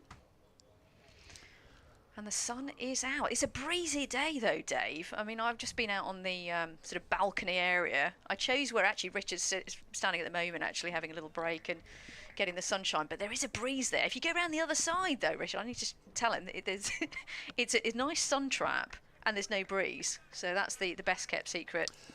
I think Richard knows all the little hidey holes here. True, yeah, he knows it better than me, absolutely. Patted into bowl to Ackermann. Oh, wow, that was a very wide delivery. Left by the batter, and there's no run. What happened there? Loosener. Unusually for Dane Patterson, he's not unusually. It's 6th over, Loosener. Yeah, not unusually. He's come on and got a wicket, but he's not put the brakes on. He's very often difficult to get away. We'll rack up the maidens. We'll limit the scoring opportunities, but he got away with it. His first 2 balls for 4, and it sort of continued in that same vein a little bit. Ackermann on strike to Patterson, and this one down, very much down the leg side, and there's no run. Ackermann might feel like he's missed out there a little bit. It was there to be tickled down to the fine leg area, but wasn't to be. End of the over, the 23rd over of the day, of the innings. Hill will be on strike. He's on 49 at the moment. The total is 107 for 2. And if you're tuning in, welcome along. Thank you for your company this afternoon. You've got the company of us 3 in the commentary box. There's Dave Bracegirdle alongside me at the moment. Also Richard Ray and myself, Rita Green. So yeah, really great to have your company this afternoon. BBC Radio, Nottingham, BBC Radio, Leicester and BBC Sport as well. So you've got all areas covered. We've got international coverage, I'm sure, Dave. It'd be nice to hear from you on Twitter as well. There's Brett Hutton, the second ball of this second spell, and there is the boundary by Lewis Hill. Cut away through the offside for 4. That takes him to a splendid half-century. He's now going at better than a run of ball. 53 from 52 deliveries, 10 fours in that half-century. Brings Nelson up, but Lewis Hill has gone into this game with an average of just 33 for the season, so he's going to improve upon that. It's his 3rd half-century of the summer. Top score of 93. So he'll be looking mid-afternoon to go beyond that and really convert this start into a good score. Brett Hutton again a little loose with his first delivery. Comes in again from the Bennett end, and Hill helps it into the offside. Hamid comes in from the covers to field and throw it back to Moores. So not to got Clark at first slip, Duckett at second. Ben Slater down at 3rd away to our right. Lyndon James at backward point. Hamid at extra cover. The captain Mulaney at a wideish mid-off. There the 6 on the offside. Fairly regulation leg side field of long leg Patterson, mid-wicket Patterson wide. It's down the leg side, tickled away for 4. Did he get something on it? No, it's gone down as byes. Umpire Russell Warren raises his arm. Did deviate well away from Tom Moores, who had no chance. Difficult to stick that against the keeper. But goes down as byes, 115 for 2. The one I didn't mention was mid-on James Pattinson. So Notts have got the 3 Patos on the leg side. Patterson, Patterson-White and Pattinson. 115 Bit for of a tongue twister. It's nice to have them all on the offside. Yeah, it keeps it a little bit easier. Hutton bowls 4 more. Expensive over this one. 3rd boundary from it already. 2 from the bat of Lewis Hill and the 4 byes that preceded it. 119 for 2. High scoring session. Still 15 minutes to go, and we're in the 24th over. And that run rate is now showing us exactly 5. It's a fab looking stroke. Beautiful cover drive there, and there's no slowing down just before lunch. There's no clock watching going on, well, so far anyway. But really nice stroke there from Hill, who's up to 57 from just 55 balls. Comes Brett Hutton. A lot of runs from that end in the last 2 or 3 overs. This one Down the leg side, taken by Tom Moore. Lyndon James 3 overs for 18. Brett Hutton in his second over back. Already he's gone for 4 boundaries. Hutton really bowls wicket to wicket, doesn't he, Dave? And he's obviously been looking for that swing, etc., but almost brushes past the stumps as he comes in. Really nice action, but it doesn't seem to be any glimpse of that swing from early doors. Partnership now on 56. Next ball is on the stumps, as Rita was saying, and Lewis Hill solidly behind it, defends it. It goes up to James Pattinson, and Stephen Mullaney with 1 or 2 questions to ponder and 1 or 2 answers to find. It's just moving fielders hither and thither. In fact, if you want a job doing, do it yourself, says the skipper. Oh, well, I thought he was taking his cap and his sweater off there, Me Stephen too. Mullaney. It certainly appeared to be, but no, it is going to be Dane Patterson to continue. Wonder if Mullaney himself will have a go from the far end, or if we might get a little bit of Liam Patterson White, but certainly not happy. Yeah, the spinner is turning his arm over. Patterson from the pavilion end to Ackermann, who's on 20, who defends this one, pushes it to the offside, and there is no run. Yeah, he was just teasing us there by thinking he'd be coming on to bowl. Obviously, it's a prerogative to take the ball himself as captain. But not yet, but we might see some spin pretty shortly. Yeah, the partnership up to 56, a really interesting partnership here. The second wicket of Patel going down, caught for 26 off the bowling of Patterson. Ackermann on strike to Patterson. I mean, you're getting your money's worth today, ladies and gentlemen, with the what have you called it? The patos. You've branded it. Is it the patos? The 3 patos, yeah. Oh, and there's a ball question going up. It's happened already in the innings so far. It's that moment where the bowler sort of holding up to the sky and going, is it round? Is it? No, it's gone out of shape a little bit. Surely, umpire. But nope, I think they're having none of it. It's normally the 3rd time they ask the umpire. They feel confident it might get a replacement, but Patterson continues with the same ball, which is now just over 24 overs old, in to Colin Ackermann, who square cuts this into the offside. Good looking stroke. They controlled it, kept it completely down, and went over the boundary rope in the sort of backward point region. Really nice, good looking stroke there from Colin Ackermann, the former skipper, with the red ball. And there is 4 more to the total, 4 more to the Foxes total, 123 for 2. Yeah, the world record holder, that is Colin Ackermann. I don't know if you saw it when he came into the ground, parking at the far end. The Bennett end is all the placards and everything there, documenting the 7 for 18 that Colin Ackermann took here in a T20 game 4 years ago now against Birmingham Bears. 7 for 18 in a T20. The best ever bowling figures, world record figures. Wonderful. Patterson to Ackermann. And there is no run, just a defensive stroke. It's lovely to have a record, isn't it? Love a record, love a plaque. Nice to have a world record. Yeah, even better. Even better. A good friend of mine, Claire Taylor, she's got a plaque at Lord's. In fact, she had a massive banner at Lord's for ages. I don't know where that's gone. Maybe posted it to her parents to put in front of their house. But she's got the highest one-day total for England, or actually for anyone, I think, at Lord's. I think off the top of my head, 154 not out. So what a total. Right, Ackermann on strike once again to pass, and this one goes to the keeper, and there's no run. Have you got a banner, a plaque, Dave? I'm sure you have. I wouldn't have thought so, no. Yeah, it was always fantastic playing with Claire Taylor. I'm glad she was always on the same side that I was playing on. There was one time that she played this most beautiful cover drive and almost got run out because she hit it so well. It was beautiful. I was at the non-striking end. It was so nice. She goes, run. And I was just amazed by the stroke and nearly got run out. There we go. Ackermann on strike. And this one is flirted down the leg side. Definitely no bat on that one. And the umpire confirms that by saying it was 1 leg by. 1 more to the total. To the Foxes total, 124 for 2. And indeed, the end of the over. Hill's going to be on strike in a moment on 57 from 57 balls. that partnership of 61, absolutely crucial for Foxes, don't you think, Dave? And they've really pushed on, actually, after the Patel wicket. Going to have pace off the ball.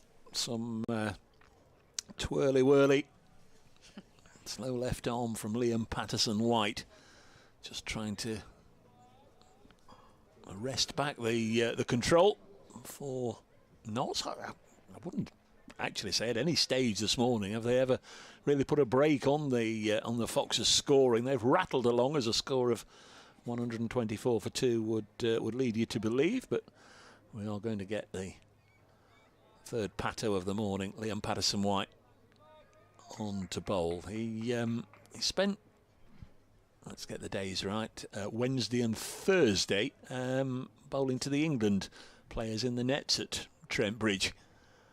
He's starting here, bowling to Colin Ackermann, who eases this into the offside. Liam Patterson-White this season, 21 wickets at 23 apiece. Best of 5 for 54. He's had 2 5-wicket hauls so far. 124 for 2. Might just have been an option for Trent Bridge had Jack Leach not come through concussion protocol. Feels off his own bowling here. 124 for 2. Proper all-rounder. Already has his maiden first-class century under his belt. Last season against Somerset. LBW shout here. Umpire Russell Warren says not out. Russell Warren, who had a brief spell with Notts at the end of his career. Predominantly played for Northants. He's had a couple of seasons, I think, with Nottinghamshire. Patterson-White bowls. Down the track comes Ackermann. That's a little bit of an ugly heave. Ackermann is a far more stylish batsman than that. He was looking to hit him back over his head or somewhere in the V, but dragged it out towards the Sarah Millican Road, and Lyndon James does the fielding. 125 for 2. Lewis Hill takes guard. Just eats up a few more seconds. That's not why he's doing it. He's clearly been batting out of his crease to the quicker bowlers, and now goes back behind the line. Tom Moore standing up. This is blocked by Lewis Hill. Yeah, nice bit of variation from Patterson-White. He's got quite a wristy action, and you know, some of them floated up. That previous delivery, fast one. Comes again, LPW, bowls to Lewis Hill. We'll get a single here, punching it out to Ben Slater, who's been repositioned from this roll down at third, where he's been for most of the morning, and then was acting as the offside sweeper. Boundary prevented, 126 for 2. Hill on 58, Ackermann on 25. 2 wickets today have gone down with the scores on 5. That was when Asanazad was out in the second over, and then 63 when Rishi Patel was out in the 15th over. It's currently 126 for 2, and this now the highest partnership of the day. 63 they've added, with I should say a couple of overs to go until the luncheon interval, and the first of them to be bowled by the Notts skipper Stephen Mullaney. Yeah, Stephen Mullaney on now with the attack with the ball, and Lewis Hill on strike. Bit of a move around of the field just for a moment, but here he comes. Mullaney with 5 on his back from the pavilion end to Lewis Hill. A slightly less pacey bowler than what we've seen so far, well, bar the spinner, of course. But a nice delivery to start off with. Their push back to the bowler, and there is no run. It's a definite sign that things haven't gone well for Notts when they're into their 6th different bowler of the first session. Yeah, I was going to say, actually, there's certainly been a lot of variation in bowler. Maybe as a skipper, you're looking for some bonus just before lunch. Here comes Mullaney with a very, very long sort of delivery, more of a sort of funny Yorker, if you don't mind me saying, Mr. Mullaney, but pushed into the offside to the cover region, and there is no run. It's a bit of a floater, wasn't it, that delivery? Ask him what he bowls, and I think it started with Paul Allott when he used to do a lot of television commentaries. He obviously knew him from way back when in his Lancashire days, and he termed it dibbly-dobbly bowling, and Stephen's sort of taken that on. Mulaney to Hill, who pushes this into the offside really nicely between the two fielders and scuttles through for a run. Nicely taken. Hill now up to 59 from 62 balls. Ackermann on strike, and the total's now 127 for 2. Yeah, that was nicely played there. And dibbly-dobblies, yeah, I haven't heard that term for a while, but it's probably, you say that and everybody knows what you mean, don't you? Mulaney from the pavilion end to Ackermann, right-handed batter, in a big, thick outside edge. And it goes down to the point region, to the fielder there. They think about a run, quite rightly, I think, said absolutely no, and there's no run. James Pattinson quickly in to deter them. Mulaney now 35 years young, nickname Mull. More facts in a moment. Bet you can't wait. Mulaney to Ackermann, who's on 25 not out. He just pushes this into the offside. No run there. Mulaney was had his hands on his head after that delivery. Felt like there was a bit of movement. Thought he was a little bit in action there, but nothing to trouble the umpire or the fielders.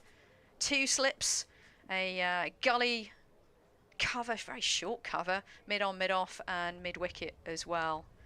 Pretty conventional. Just a few minutes until the luncheon break. Ackermann on strike to Mulaney.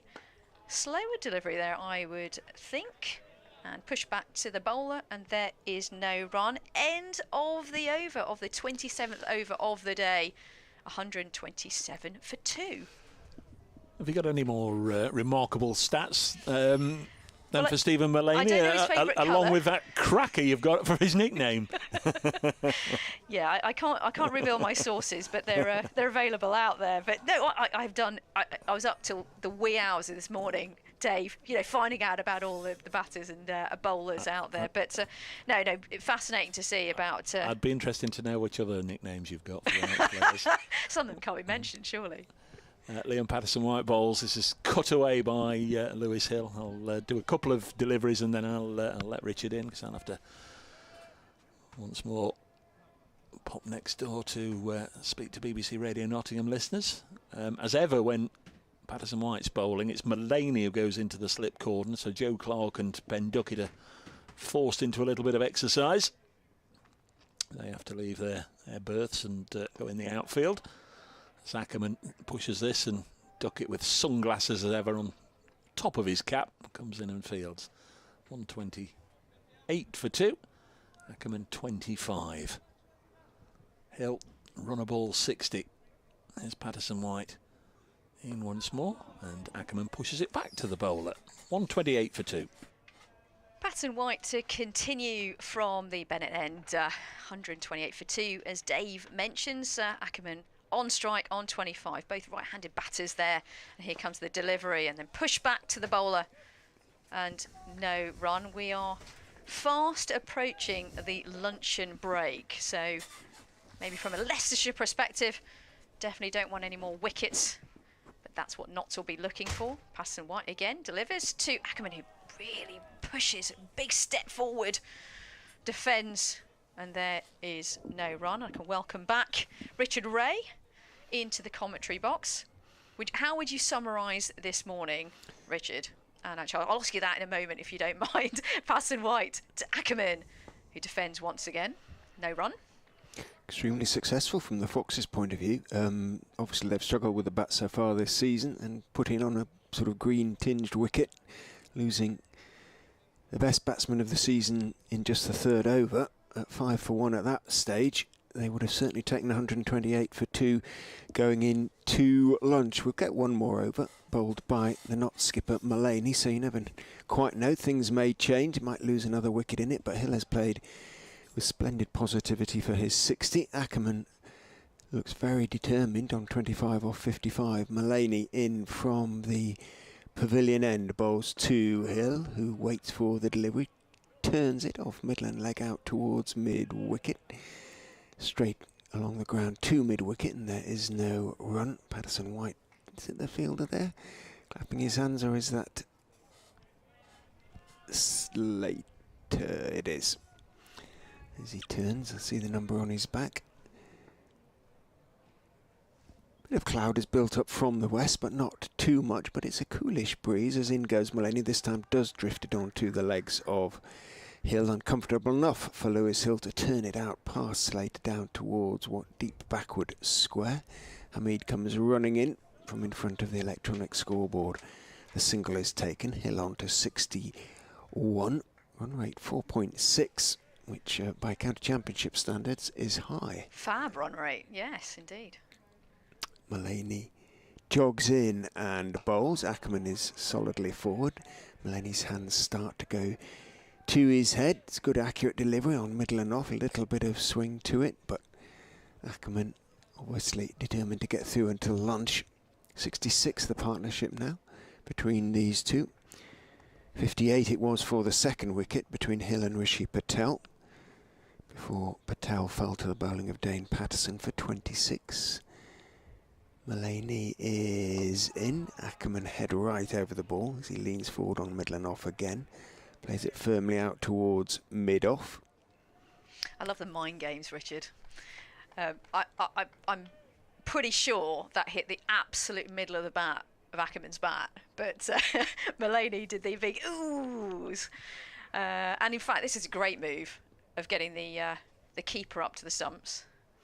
Should be standing up too for Mullaney, shouldn't he really? In he goes and bowls very full. Little bit of outswing and a thick inside part of the bat as Ackermann, waiting for it, strokes it out to Patterson at mid-on. No run, one ball left in the over. Both the digital and the clock are top the manual scoreboard, showing we are past 1 o'clock. So this will be the last delivery of the session. In goes Mullaney and bowls on off stump. Ackermann defends it on the back foot out into the offside, picked up by Liam Patterson wide, and that indeed is over, and that indeed is lunch. 129 for 2. Leicestershire, after being put into bat by Nottinghamshire. Lewis Hill is on 61 off 65. Colin Ackermann is 25 off 69. Together they've so put on 66 for the third wicket. The two men out. Hassan Azad caught by Brett Hutton at third slip off the bowling of James Patterson in just the third over of the day for 5. That made the score 5 for 1. The other man out, Rishi Patel, who'd battled away, put together a 50 partnership with Hill for the third wicket, before getting a good lifting delivery from Dane Patterson that swung a bit as well, took the edge and was caught by Joe Clark at first slip for 26. Otherwise the Foxes, I suspect, will be the happier of the two sides as they leave the field for lunch. We will be back with you here on commentary, BBC radio commentary, and of course on the Leicestershire stream in around about 35 minutes time, but enjoy your Sunday lunch and hopefully be able to rejoin us then.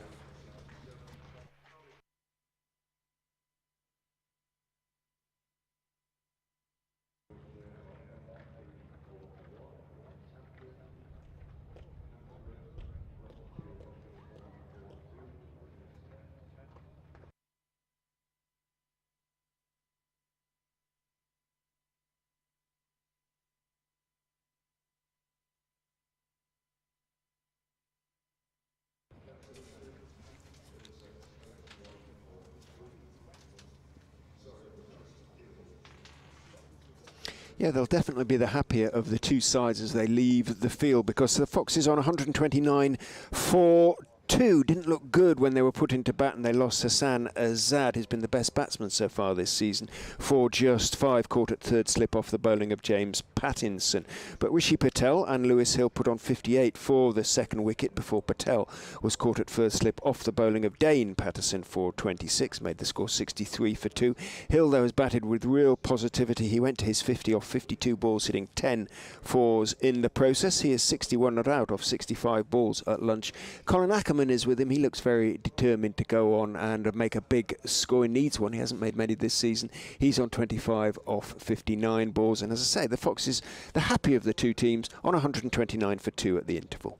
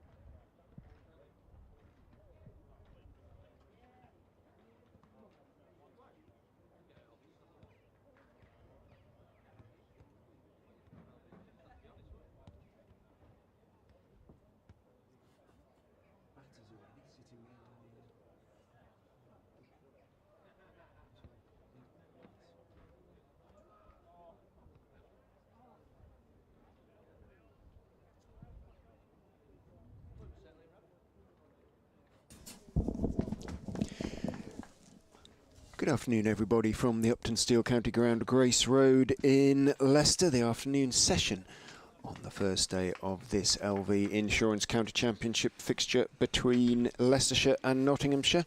A bout to start. Ball by ball commentary brought to you by the BBC, as we do every ball bowled in county cricket throughout the summer. BBC Radio's Nottingham and Leicester. Dave Bracegirdle and Richard Ray, your commentators in the game. Also Rita Green from BBC Radio Sport. And I'm delighted to be able to tell you that this afternoon we're going to be joined by Darren Maddy, former Leicestershire, Warwickshire and of course England player, to give us his expert insight into what is going on out there. What is going on out there is that at lunch, Leicestershire 129 for 2 after being put in by Nottinghamshire.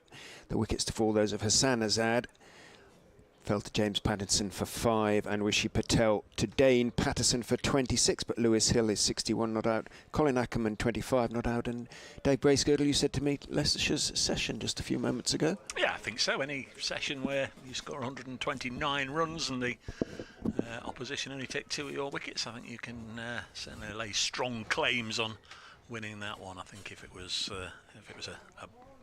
a boxing fight, I think the judges would give that round certainly to Leicestershire. Notts need to break this partnership and then make further inroads, but taking the morning in isolation between 11 o'clock and 1 o'clock, I thought they rode their luck a little bit, Leicestershire, but they'll be delighted with the positive approach and they'll be more than delighted with the lunchtime score.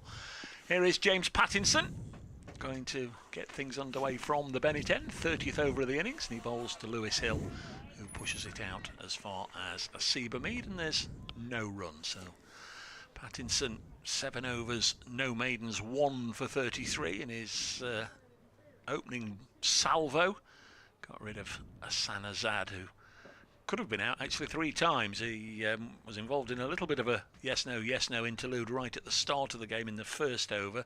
Seba Mead it was who leapt on the ball and shied at the stumps, and I think Hassan Azad would have been out of his ground, and then he nicked one from Pattinson that flew between third slip and gully, and then he nicked one that did go to third slip. He's in again, bowls, and Lewis Hill. Just moments like that, Richard, where only the batsman will know how much intent was there, but certainly there was something just in the back of the mind that made him have an involuntary reach towards the ball.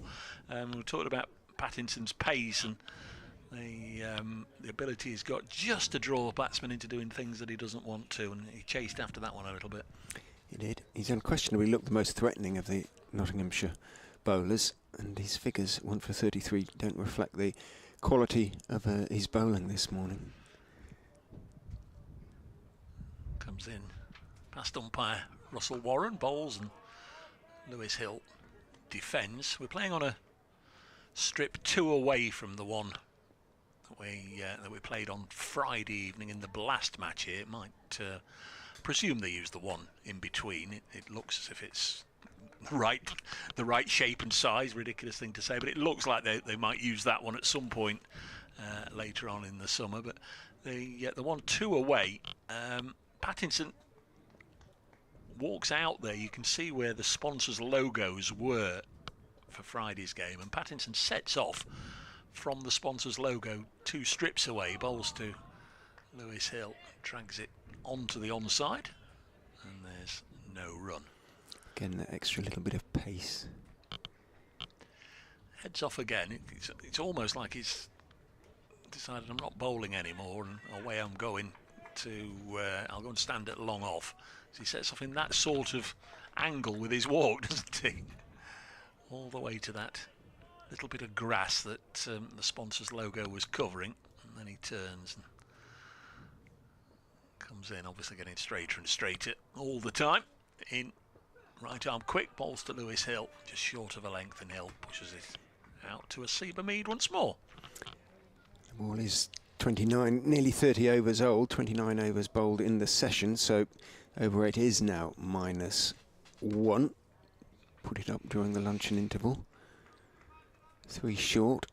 It's a thing of great mystery, that that over 8, isn't it? It really is. It could be a late finish as a consequence. We'll see.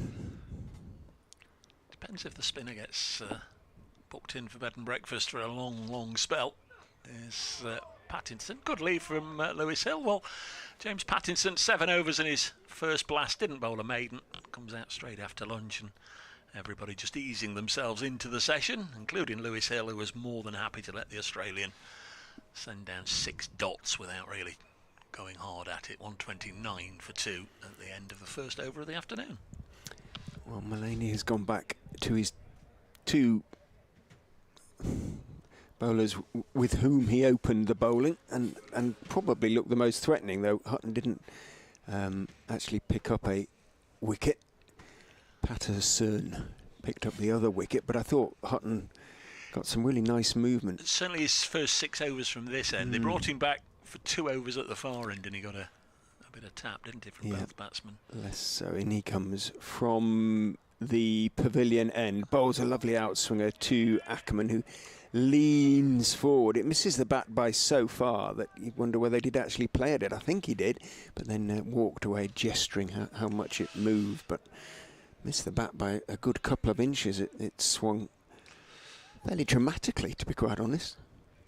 Just having a look at the replay. Yeah, lovely delivery. And it was taken in the end by Moores, low in front of first slip. Hutton is in and bowls. That one swings more from the arm, so Ackermann is able to get across to the pitch of it and punch it out towards wide mid-off, and it bounces nastily for Patterson, who's shaking his right hand. It must have bounced up. It is a difficult fielding outfield. It is very dry, very hard, and just a little bit bobbly. Brett Hutton told me something a couple of matches ago in the Championship. Notts played at Middlesex. I'll tell you in a second. Radlett or Lords. In goes Hutton and bowls. Again, swings from the arm. Again, it's fullish, driven hard down into the ground. Hutton himself fields on his follow-through. He was 12th man down there, and we were having a chat one evening about all sorts of things, and he confided in me that he'd had an approach, as he hadn't been playing. He'd been 12th man for 2 or 3 games, obviously, while Stuart Broad was back in the Notts side, so he was missing out, and he'd had the approach to play for Surrey against the Sri Lankans. I think they called it a Sri Lankan Development 11 or some such, didn't they? Hutton in past umpire Watton, bowls again from the arm. It swings away, but started wide, went a little bit wider. Ackermann had nothing to do with it, and Surrey were just sort of looking to bolster a very young academy and second 11 side, even though it was a first class fixture with 1 or 2 players, and they brought in 1 or 2 players from outside, including Brett. And at the time he said, he'd had this approach to go on a 1-match loan to Surrey. Turns, runs away from us and bowls outside off stump, and an awful shot from Ackermann. It was wide and swinging wider, but he had a little sort of flick at it outside off stump, as though he was trying to guide it down to wide third man, and fortunate not to get the edge as it went through to Moores behind the stumps. So obviously it was a revelation to me. I said, well, are you going? Are you going to do it? Are you going to go and play for the Brown Caps? And he said, well, I've asked if it's going to be a first class fixture, and ostensibly it is going to be a first class fixture, but you never know with these touring sides, do you? Hutton is in to finish his over, drifting from middle towards leg, but Ackermann on the back foot can turn it slightly wide of Mullaney at mid on, and Corhill through for the single to finish the over. Mixed bag from Brett Hutton, 130 for 2 at the end of it. So he said, if it's a first class fixture, I'll play. If it's not, I'm not going to. And well, why is that? Is the idea not to give you a bit of first team practice, or a bit of bowling practice, a bit of red ball practice? He said, I can get that for the second 11. If it's a first class fixture, it counts in your stats, it counts in your records, in your career record. Second 11 doesn't, or go down there and play in 13 of Surrey against 13 of Sri Lanka. That doesn't count in the records. If it's a first class game, I'll go. And that, as I say, to an old county championship supporter, I was pleased to hear that. He wanted it to count in his records, and it did. He went and he's represented Surrey in 1 first class fixture. 130 for 2. I think Surrey won, actually. I think they beat the Sri Lankans as Pattinson bowls, and Ackermann nudges it into the offside And they take a single, 131 for 2. Ackermann on to 27. Leicestershire have one of those games coming up at the end of the month when they play India over India, 4 days, but it isn't first class. I'm 99% sure. Seems to have been almost booked in as a regular fixture, hasn't it? Or isn't it? When India come across, They like certainly the net played here facilities. twice before. They thoroughly enjoy the net facilities, which are pretty good. And obviously, being in Leicester, there's a lot of support for the visitors. 131 for 2. Bit of a coup for the Leicestershire side as Lewis Hill opens the face here, guides this away on a 45-degree angle. Nasiba Mead is after it, puts a slide in and restricts them to 2. Good work by Hamid. Just quickly elsewhere, England 211 for 2 in the Test match against New Zealand. Ollie Pope is into the 90s, 94 not out. Joe Root 41 not out. New Zealand, of course, racking up over 550 after being put in. Division 2 scores: Middlesex 83 for 3 at Chesterfield against Derbyshire, Durham 112 for 1 against Worcestershire, up in the frozen north, and Sussex 107 for 2 at Cardiff as Pattinson bowls. Hill helps this into the offside. LPW doing the fielding. Liam Patterson-White for Leicestershire listeners. Division 1, Yorkshire 77 for 1 at Southampton. Sounds like a bit Slow of a going, slow old day. Gloucester 124 for 3 against Kent. Even slower at Taunton. Somerset 66 for 4 against the Division 1 leaders Surrey. And Warwickshire 85 for 3 against Lancashire. 133 for 2. We can call them Warwickshire again now after their 3 weeks of being the Birmingham Bears. Next ball worked away by Lewis Hill. We'll have to have a little bit of a look. Yeah, I think it's going to be the tap of the knee from Russell Warren. And it is a leg by, 134 for 2. Russell Warren only briefly played for Notts, but he did get himself into the record books. Got a century in each innings in a match against Middlesex about whatever it was, 15, 16, 17 years ago. The years just fly by, don't they? But right at the end of his career, he had a year or two with Notts. 134 for 2. James Pattinson, the Victorian, bowls, and this is pushed into the offside. That's the state he plays for, and not the period he comes from. Scuffing away at the wicket. Again, he's not yet been called for a no ball, so this is a huge improvement on the previous matches, but he's scuffing away at the popping crease there. Under the supervision of Lewis Hill, because the umpire had turned his back and was having a chat to Brett Hutton.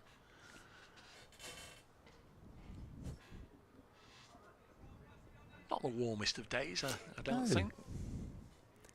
The breeze, as I say, has just swung. Pattinson again. In bowls, and Colin Ackermann helps this up to mid-on. End of the over, 134 for 2. It was crash bang wallop cricket during the morning session. A more sedate start to post-lunch proceedings. Leicestershire 134 for 2. Ackermann 27, Hill 63.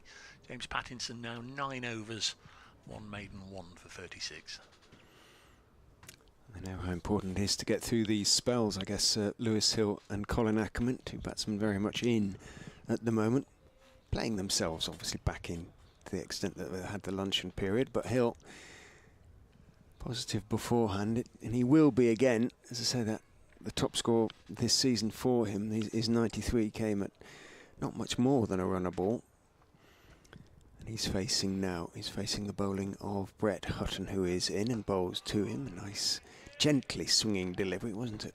Full pace on off stump. Hill leans forward into his defensive shot, pushes it out into the offside, and there is no run. A sort of decent crowd of 600, something like that maybe. Many of them down below us. But a few more now in the green seats in front of the Turner Indoor Centre over there. And some far away in the Building Society family stand as Hutton is in outside off stump, and an attempted to sort of square drive, the foolish delivery away through the offside from Hill, looked a little bit half-hearted. And again, slightly fortunate, not just to top edge it through to wicketkeeper Tom Moores. It's a more defensive setup for Notts. They've got an offside sweeper, Lyndon James, way to our left on the Sarah Millican side of the ground. Hutton is in, drops a little bit shorter this time. Hill is able to stay on the back foot and defended around the corner towards a backward square. Slater has to run around to pick it up, and a comfortable single is taken. Hill on to 64. But it's often the way of things, isn't it? When you put the protection out there for the bad ball, I mean, clearly they'll have had a chat during lunch. They'll have been a little unhappy with the amount of 4 balls that have been sent down. So let's try and dry up the boundaries. Let's put some protection on the ropes. But the best thing to try up the boundaries is what we've seen: more accurate bowling. Hutton is in, drawing Hill forward. Ackermann forward. Good delivery. That did begin to swing a bit. Ackermann started to get forward, took a thickish outside edge, ran along the ground all the way towards sort of wide gully, and Pattinson makes the stop there. No run. There's been nothing really as yet in this session they could really throw their arms at, chase after and give it a bit of a go. Hutton coming towards the end of his 10th over is in. Outswinger reaching for it, a little bit wide and full though, and Ackermann is able to get his bat on it, get over the top of it, reaching the pitch of the ball and push it out towards deep backward point and jog a comfortable single. He moves on to 28. Which way will the Foxes go from here? Kimber next, then Swindles, Mulder and Mike, or any combination of those 4 in any other I order? would think it might be Kimber, Mulder, Swindles, Mike, but we shall see. In goes Hutton and bowls. Outswinger that is driven, because it was full, by Lewis Hill. Again out to the man on the deep point boundary. He looked to be really taking the fight to Notts on Friday evening. Vian Mulder, when he came in, was one of the few batting highlights in the Foxes' innings. He looked good on sort of numerous occasions and gotten in, so to speak, and not been able to quite go on and make a difference to a game, much to his own distress almost when I've spoken to him after games. So is this his first stint with the Foxes? yes, it is. Yeah, they did sign him 2 years ago, but then it all went to. He's played for Kent, the hasn't air. he? Played He against Notts for Kent, I'm sure. There's Pattinson from the Bennet End again, bowls, and Hill can't get this away. Lyndon James, busy boy at the moment. He's in on the one on the leg side to the bowling of Pattinson, and he's the boundary rider, as we were saying, out at deep point when Brett Hutton's bowling. And I think that's 4 of the last 7 deliveries he's had to field on 37 for 2. It being a Sunday, both of us have had our schedules slightly adjusted in terms of updates. We won't be doing them at the top of the hour. Hill on 65. Waits now and then pushes this one into the offside. Hamid's after it. He's quick but won't be able to prevent a second run being taken. And Leicestershire's post-lunch progress continues. 10 runs now added since the break. 139 for 2 and Hill on to 67. Just had a message that Darren Maddy will be joining us in around about 20 minutes time, so slightly later than expected. It is a former players' day here, so perhaps 1 or 2 glasses of post-lunch settlers being enjoyed by Mr. Maddy. Well, I've got one for you for Darren Maddy. If I'm not very good with my years or my memories, as Pattinson from the Bennet End comes in and bowls, and has he fiddled at that one. Lewis Hill, maybe he did, but he didn't nick it, and James Pattinson might have said a word or two there. I'm not entirely sure. Certainly had a look at which line it went down. Pretty sure Darren Maddy's last game for Warwickshire was an end-of-season match at Trent Bridge. When did he finish, Matt? 2013, something like that. And the match ended in almost farce for something that I've never seen before or since. And here's one you can ask Darren if he remembers it. 139 for 2. Next ball wide of the off stump, goes through to the keeper, and it remains 139 for 2. I'm pretty sure he was one of the batsmen, and so by process I'm pretty sure he must have been one of the batsmen that was injured, because at the end of that game, you can ask him, fairly certain both he and the other batsman were batting with runners, and it's the only time I've seen batsman and runner at each end. So it was a little farcical, and that was, I'm pretty sure that was how Darren Maddy bowed out of first class cricket, but you can check on that if you want. If he hangs around, you can ask him yourself. Hopefully he will. Hill's on 67. Next ball is edge, but there's nobody there at gully. Lewis Hill has gone down to the far end. I'm sure he's going to be okay, but he's gone, what do they call it, base over apex, apex over base, whatever. He slipped over anyway, before we wander down any other cul-de-sacs. 140 for 2. Went herring after it down to the far end, went to turn and come back for 2, and it was a case of whoopsie daisy. Over he went as Ben Slater fired in the return. What's the phrase? Base over apex? Something like that. As you say, it's fraught with danger, that one, isn't it? Wide-ish gully might have been in the game there. Pattinson, this time to Ackermann. It's right behind it, steers it into the covers. End of the over, Ackermann 28, Hill 68. He'll have played Darren Maddy, I'm sure, in that T20 final at Trent Bridge when the Foxes defeated Notts. 04 and 06 he played, and then left at the end of 06 to go to Warwick's. Well, 06 was the one that ended. I can hear all the Foxes supporters already shouting that nothing wrong with it whatsoever, and all the Notts supporters saying it was over waist height, should have been re-bowled. But Jim Allenby bowled what turned out to be the final ball of the match, and Will Smith, who I think he's now a match referee, isn't he? Yes. He hit it away for 6, and here's Hutton, here's Richard. He goes in and bowls on the legs of Lewis Hill, tries to help it around the corner, didn't get anything on it, comes off the pad, rolls down towards sort of leg gully, slightly wider, and Moores jogs across to pick it up. Leg by taken, 141 for 2, just 12 runs added then, post to lunch thus far. I think had it been called a no ball for being over waist height, Notts could then have won, with the extra delivery. Don't know if they needed a 4 or something. Hutton is in, bowls outside off stumps, swings further away, allowed to do so by Colin Ackermann, who's faced not many fewer balls than Lewis Hill. 72 he's faced Ackermann, Hill 84. Hill 68, Ackermann 28. Yeah, I've watched that many times on replay. It is a marginal call, that is for sure. Hutton is in, very full outswing that is driven away by Ackermann. No great violence to the shot, it was all about timing and just getting his bat in the right place. He did rather pop it up there. On that occasion, Brett Hutton searching, striving for that extra little bit of swing, just over pitched, and Ackermann just calmly punched it away. Very straight and no chance for Patterson at mid-off to get his right hand down to the ball. I think nowadays it would have been referred, and had it been referred, I think they probably would have said close enough to call it a no ball. Hutton is in, drags his length back a little bit. Good delivery on off stump, but on his back foot makes the stop. England, Ollie Pope, and indeed Joe Root, but Ollie Pope, who loves a flat track, has got 100. Yeah.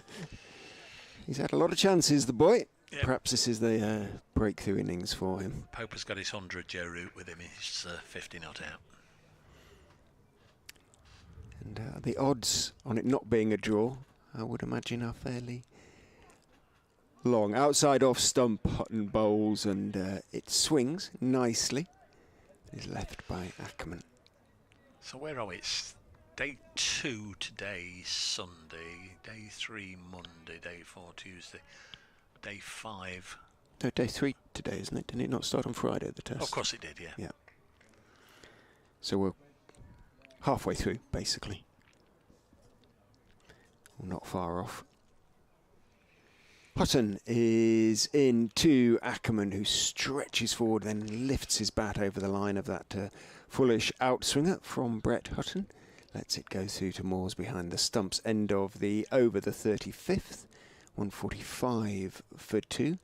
So it's been quiet post-lunch as Notts looks to get a little bit of control back on the scoreboard in terms of the run rate, and which has consequently fallen from sort of 4.6, 4.7 to 4.1. But 145 for 2. Leicestershire will be just happy, having given themselves that start, to be building slowly but steadily on it. I think we've got a few minutes before Mr. Maddy joins. He will bring Rita in. Sure, by all means. By all means. There's Pattinson in, and Bowles driven away, and there'll be runs here. Pattinson head in hands. He felt short as the batsman Lewis Hill played the shot, that it was slightly uppishly, and he might pick out point, but it sliced away again and disappeared away for 4 runs. 149 for 2, so Leicestershire on the brink of a team milestone. I'll be back in the not too distant future. I'll leave you with Richard and Rita. Yeah, he did take his bottom hand off the bat there, having played the shot. Lewis Hill not in control. Asib Hamid sort of moves to the left into more or less the position where that shot flew. As Pattinson is in, Hill on the back foot defends a straight delivery back down the pitch on the on side. Mulaney steps across, picks it up. Still plenty to think about for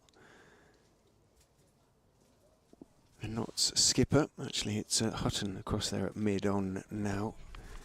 Mulaney over at mid-off, clapping his hands, trying to encourage his side. Need the breakthrough, Notts. Leicestershire unaccustomed to this sort of position in the Championship so far this season. In the air again from Lewis Hill as Pattinson bowls and entices Hill into the drive. He doesn't get there, he's late getting there, and it flies off a thick outside edge in the air for a long way, and it bounces down to third man for a single. Brings up the 150. Hill riding his luck a little against James Pattinson, who looks to the heavens as he walks back towards his mark at the Bennett end. Partnership on to 87. Have not been many partnerships of that size for the Foxes so far this season. Now, James, who was at mid-wicket, is being sent back to deep backward square as Pattinson is in and bowls to Ackermann, who tucks him away through wide-ish mid-wicket. Scrambling to his right and falling, but stopping the ball, is Brett Hutton. Picks it up and throws it almost while still in a recumbent position. Gets his throw away, but can't prevent a second run. Ackermann on 234, 152 for 2. Friends of Grace Road will soon be purveying their selection of cakes in the meet. They no longer do a speciality cake that is supposed to come from their visiting county, which they used to do. However, as in goes Pattinson, bowls an outswinger, but started wide, went a little bit wide and was left by Ackermann. There is an excellent selection as ever. They used to produce a cake that sort of originated in the visiting county, sort of Bakewell tart for Derbyshire or whatever, but no longer. They had to get quite creative at times. Middlesex and Surrey and places like that. Sussex, lardy cakes they made for the visit of Sussex. Pattinson is in to finish his over. Bowls outside off stump, nicely played, punched away off the back foot by Ackermann out towards the extra cover boundary. It is going to be dragged back inside the ropes by Liam Patterson-White, about 6 feet or so inside the rope, gets his throw away. Ackermann picks up 3, however. He moves on to 37, keeps the strike, and having kept a lid on the scoring rate immediately post-lunch, in the sort of half an hour or so that we've had. Just a few more runs beginning to come now for these two well-in Foxes batters. They've taken the partnership on to 92. Good afternoon, Richard. I love that idea of cakes from the opposing team's location. That sounds brilliant to me. I think it sounds brilliant any time of year, let alone when they come to play. But yeah, that would be lovely. And it looks like Leicestershire have just picked up where they finished just before lunch. 155 for 2. Here comes Hutton and beats Ackermann. All ends up and through to the keeper once again. How many times have we said that today? Hutton bowling from the pavilion end. Lovely sunshine here now at the Uptonsteel County Ground, Grace Road. It's got a breeze across the ground, but a little less so this afternoon. It's turning into a marvellous day. Hutton, second ball of the over to Colin Ackermann, who drives but straight to mid-off. There's no run. A brilliant foundation for Leicestershire. Indeed. Last time Nottinghamshire were here, it was Bramley apple and blackberry cake. Bramley apples originating, of course, in Nottingham. The original Bramley apple tree. Oh, the Bramley apple tree is from Indeed. I see. Yeah. Because when I think of Bramley apples, I usually think Kent. But if I whisper that, I say that link. That's more of a gypsy Southwell tart in place. Nottinghamshire. Hutton to Colin Ackermann, who drives once again, but again hits mid-off. Got to be excited there. I thought that was a beautiful fall potentially to hit the ropes, but fielder came round really nice and quickly. Had to take a couple of steps to the left. What about, so Derbyshire's Bakewell Tart? They did Bakewell Tart last time, yeah. Yeah, Surrey and Middlesex. Kent was Kentish pudding pie. I'll take that. Sussex? Pretty sure it was lardy cakes. Oh, yes, I'll you try made and check. Hutton to Ackermann, who bowls, and this one's let through to the keeper. There is no run. Anyone else hungry? Glamorgan was Barrabrith. Oh, yes, of course. Barrabrith with a huge amount of butter on top of it is my one of my guilty pleasures. Absolutely delightful. The butter may be optional. Durham was Lardy Johns. Don't know what that is. No. Oh, Sussex was Lardy Johns, I beg your pardon. I can tell you what it is in a second. Hutton to Colin Ackermann, who lets this one go through to the keeper, and there's no run. We're so much more than a ball-by-ball coverage here. So much more. You're learning so much, ladies and gentlemen. A traditional, it says here, rich, sweet and fruity form of tea cake, utilising the more old-fashioned baking fat lard. Lardy Johns. Everything in that description indicates bad probably, for you, indicates a lot of calories, but Indeed. probably absolutely But they were delicious, indeed. But no, they are not doing those anymore just to puncture the balloon slightly. But there were all sorts of wonderful cakes to be enjoyed. Hutton with the last ball of the over. This one very much middling towards the batter, but beautifully defended by Colin Ackermann. End of the over. And the score for the Leicestershire Foxes is 155 for 2. But it's fair to say, Richard Ray, that this is a great foundation. As you say, slightly uncharted territory. Oh, very much so. The first innings is so far this season have been a real issue for Leicestershire. They've never had a sort of, never had a foundation, from which they can go on and sort of put pressure on the opposition. Well, they haven't so far this season. They're getting themselves in a position to do that, but an awful lot of work still to do. The partnership 92. That was a good maiden from Brett Hutton. Pattinson is being taken out of the attack now. Dane Patterson is going to come on, I think, for the first time from the Bennett end. So he's going to be coming down the slight slope here at the Uptonsteel County Ground, Grace Road. In comes the South African and bowls to Lewis Hill. Squares him up, takes a thick outside edge. As he was looking to push it into the leg side, it runs away down towards third man. Hill gets away with one there, moves on to 74, 156 for 2. Richard, I'm confused why there isn't a gully in play. 2 or 3 times it's flown through the gully area, squared up the batter just then. Why isn't there a gully? It's a question on my mind. It's a good question, I think. Patterson is in. Big, booming, attempted drive by Ackermann that misses by a distance, misses everything. He wasn't really in position to crack that one away. Colin Ackermann, and bat was quite a long way away from his body.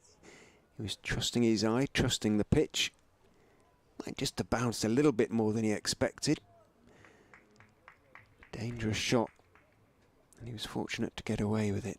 He remains on 37. Just the 2 slips, Clark and Duckett, as in goes Patterson and bowls outside off stump. Similar sort of delivery this time. Ackermann lets it go through and then wanders away towards umpire Watt at square leg. The breeze has dropped slightly now, which is a relief. The flags are not quite as extended as they were, and consequently it's a gorgeous afternoon if you're in the vicinity. Come wandering down and watch some excellent first-class cricket. Patterson is in and bowling on off stump. Ackermann is all care and attention on the back foot as he blocks that one out into the offside. Patterson White. We just saw a couple of overs, from whom we just saw a couple of overs pre-lunch. Good overs too. They asked a few questions. If things keep going the way they are, the young spinner will get a fair few more overs this afternoon. 56 for 2. If you wait till tea and you're in the vicinity, or after tea, as Patterson is in and bowls very straight, driven back towards him. He blocks the ball, two-handed, away to his left. Drops a few feet behind him, and there's no run, but you will be able to actually get in free. Whisper it.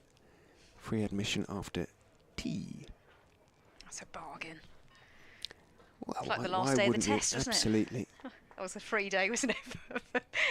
Did you hear about that? There was a massive cheer from the crowd at Lord's because they got a freebie day. Was it an hour or less? If it was less than an hour or something like that, I can't quite remember how it worked. But Roots getting to the necessary total quickly, saved a lot of money. In goes Patterson, very straight again, and Ackermann straight back down the pitch to his fellow South African. End of his 8th over. 1 for 29 his figures. The pitch, which doesn't look as though it should be playing as well as it is playing perfectly fine now, and it's getting baked by the sun. So the call by Stephen Mullaney to bowl first looked the right one, and I'm pretty sure Leicestershire would have done the same. Absolutely. It felt like the right decision, didn't it? But, the wicket rather green, these green strips along the wicket, you would have thought it's absolutely the right decision to bowl first. But it's often the way here that pitches that look a bit green and then maybe there's a bit there, a bit of nibble, but that's all there was. Right, here comes Brett Hutton from the pavilion end to Hill, who drives this one and takes a quick single, and a pretty comfortable single in the end for Lewis Hill. Very nicely played there. He's on to 75 from 89 deliveries.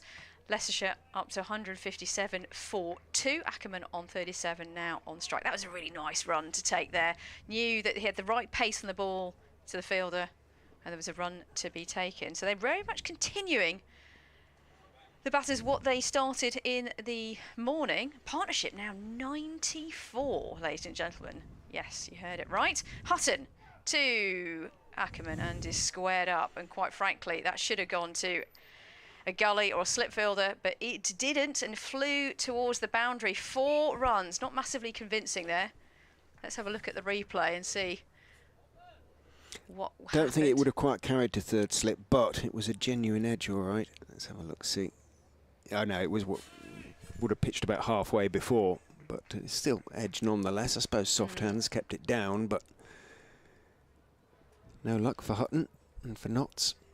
The ball now into the 39th over. So that beautiful lacquer long gone. 161 for 2. Here comes Hutton to Ackermann, who pushes this into the onside, the fine leg area, actually sort of squarer fine leg area, and they go through for a single. The score now 162 for 2. There's a big cry there, oh, because it may have been inches away from hitting the pads, but it certainly wasn't. There's not much to cheer from a not bowling perspective, although saying that, the odd one now and again just is a play and a miss and keeping them in action. But that one before actually was interesting. You rightly say that, with soft hands, it could have gone maybe to third slip if it had been a bit more of a drive, but it wasn't to be. Brett Hutton to Hill, who pushes it into the onside and once again takes a quick single, and nicely played. Mr. Hill up to 75 off 90. Well, let's call that 76 now off 90. It's the 100 partnership as well. Indeed. That's why you can hear the ripple of applause around the ground. That was really nicely taken. Pushed the mid-off fielder slightly to the right and took a quick single. 100 partnership. 148 balls. Great partnership here for Leicestershire. Brett Hutton, the 29-year-old, coming in from the pavilion end to Colin Ackermann, and this is down the leg side and pushed to mid-wicket, and Colin Ackermann will probably feel like he's missed out there, straight to the fielder, and there is no run. It's a lovely day here in Leicester, if you're wondering, if you're listening in from around the world, around the country, around the globe. It is about 17, 18 degrees with a easterly breeze and some mainly sunny intervals, so Maybe the first century partnership of the season. wow. Hutton to Ackermann, who pushes this into the onside. They decided not to take a run here, even though they pushed the mid-wicket fielders around there, but no run taken. So first 100 partnership of the Possibly, yeah. I season. haven't found another one yet. Potentially. There was 90 between Azad and Evans at Cardiff. But I haven't found another one yet. Rich is a man in the know. I'm going to ask the ridiculous question that most people ask themselves in the first innings of any game. What's a decent total here then, Richard? You know this ground pretty well. Well, from here now, they've got to be looking at over 350, haven't they? I mean, minimal, really.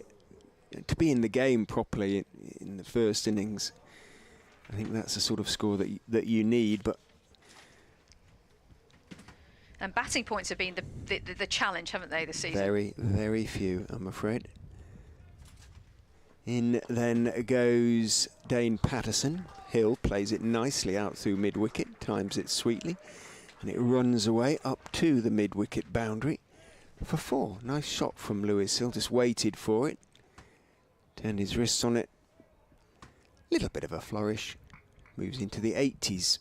He'll be very, very keen to become only the second Leicestershire player to score a first-class century this season. Hassan Azad, there were 15 last season. So far this season, only 1, and we're past the halfway point. Patterson is in. Hill is driving hard down into the ground, but a good diving stop away to his right as it bounced up and down through the air by Liam Patterson-White. Means he doesn't pick up any runs for it. Remarks his creased. His 80 has come off 92 balls. Looks around him, just the 2 slips still. Everybody else in a single saving position, with the exception of long leg and third man. Patterson, a very straight run, is in and bowls on off stump. Hill defends, blocks it out into the offside. It rolls gently towards Patterson-White. Wickets, the rolled pitches in the sun, glistening in the sort of light green sheen on them.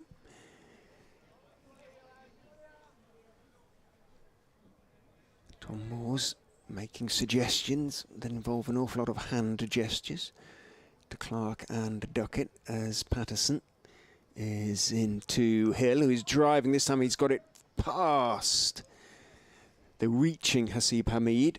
Hit it hard down into the ground, so it didn't really gather any pace as it went past Hamid.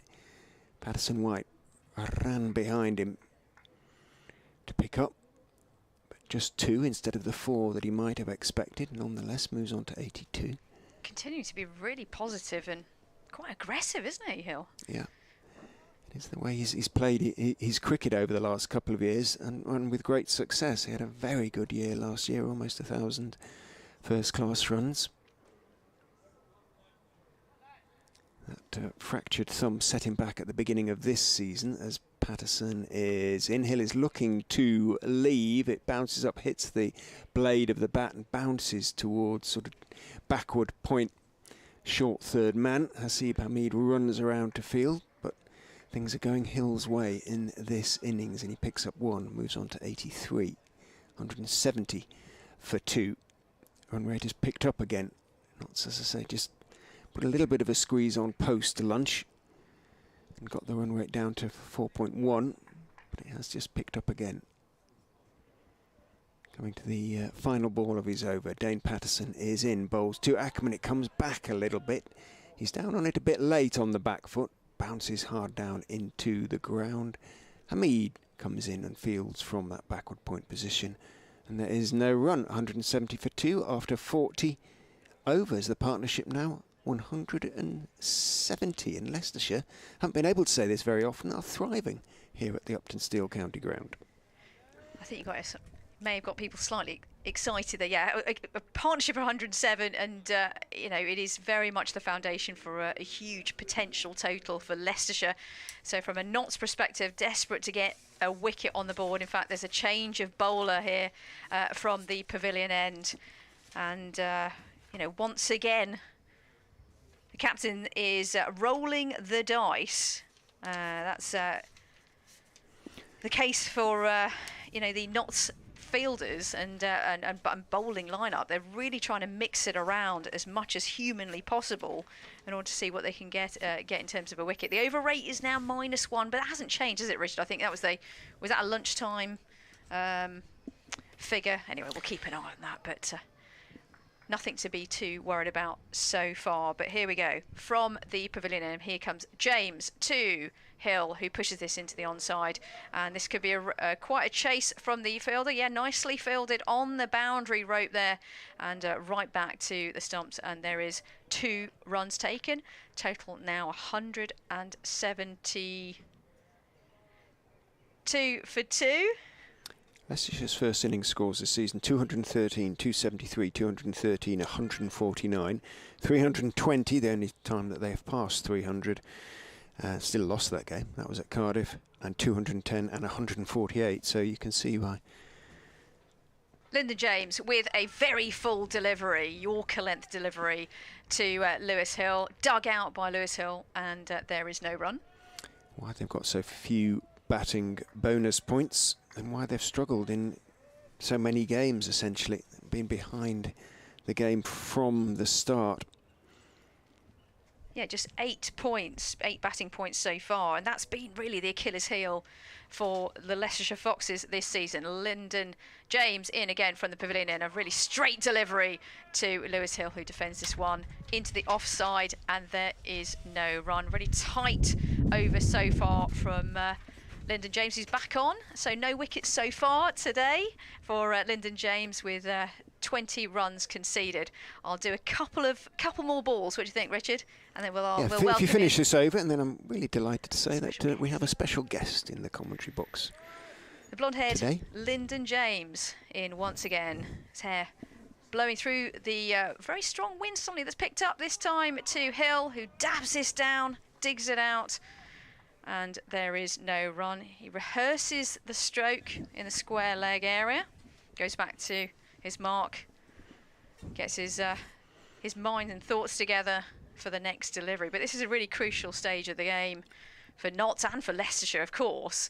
Leicestershire would just want to keep this going. 109 partnership, Hill and Ackermann. Hill on 85 not out, Ackermann on 42.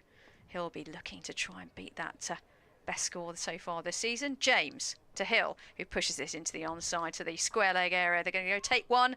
Will they take 2? Nope, is the call. Just the one more to the total, 173 for 2. And for Ackermann as well, Colin Ackermann, without I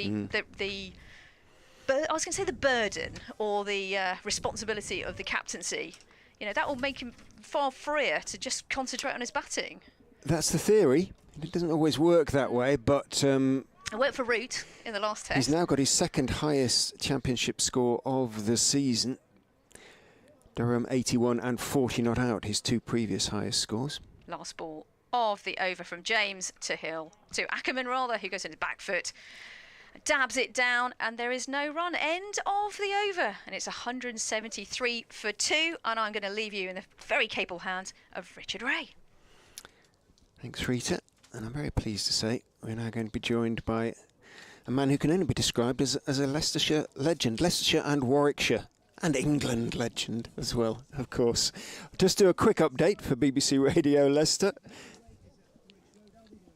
They're doing very well. They're on 173 for 2 now, a partnership of 110 as yet unbroken between Lewis Hill and Colin Ackermann. This, remember, after they were put into bat by Nottinghamshire on what looked to be a fairly sporting wicket. They struggled rather through the first hour. They lost Hassan Azad early, Rishi Patel halfway through the morning for 5 and 26 respectively. However, Lewis Hill put on a very good partnership, a half-century partnership with Rishi Patel. He's now put on a 3-figure partnership with Colin Ackermann, and he's approaching what would be his first 100 of the season, only the second scored by a Leicestershire batsman in the county championship.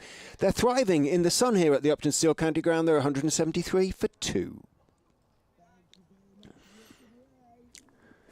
And that's the update done as Dane Patterson comes in and bowls to Hill down the leg side, tries to help it on its way, doesn't get anything on it. And alongside me is one Darren Maddy. How are you, sir? Very well, thank you, Richard. Very well, thank you. Good afternoon to everybody. Looking extremely smart, sir, I have to say. Well, suited and former player day. It's I'm making my debut at the former player day, and it's nice to be back at Grace Road and seeing such a good partnership here for this third wicket. You've certainly brought us much better fortune than we've had so far in the county championship at the start of the day. In goes Patterson and bowls to Hill. Straight delivery that Hill just tucks into the leg side, but only as far as Brett Hutton at mid-wicket.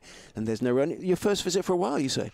Well, actually, I was here for the T20s. I've come and done a little bit of coaching, or should I say, I was observing and helping out with Paul Nixon, of course, with the lads for the start of the T20 campaign. It was great to be back.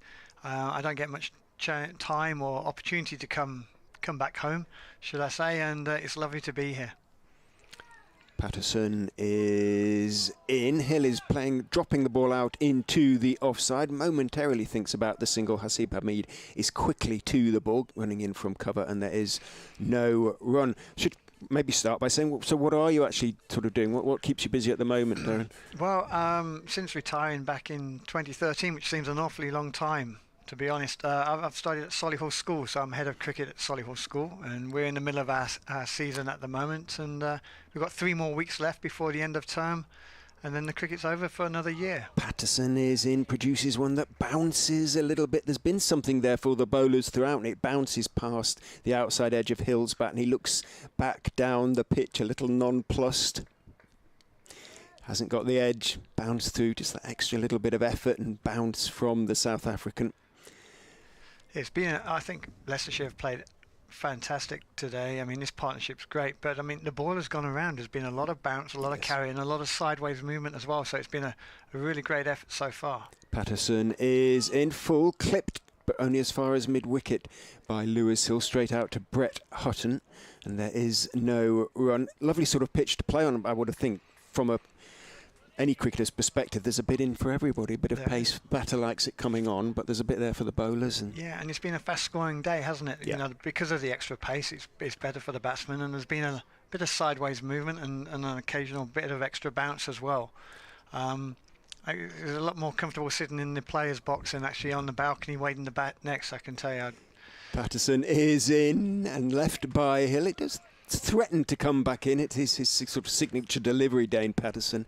It does go straight on with the arm, but doesn't come back in enough to threaten off-stump end of the over. They've been trying hard to get a bit more pace into the pitches here, Andy, the groundsman, and obviously there's a couple of the hybrid pitches now as well, but that doesn't necessarily mean pace. But was that an issue when you were playing here in terms of the pace in the pitches? Or well, we had that transfer from the sort of late 80s, early 90s, where the wickets were very green, very similar to this, and then we went through the mid-90s where Jimmy Whittaker as captain wanted those white-looking wickets that became very placid and very flat.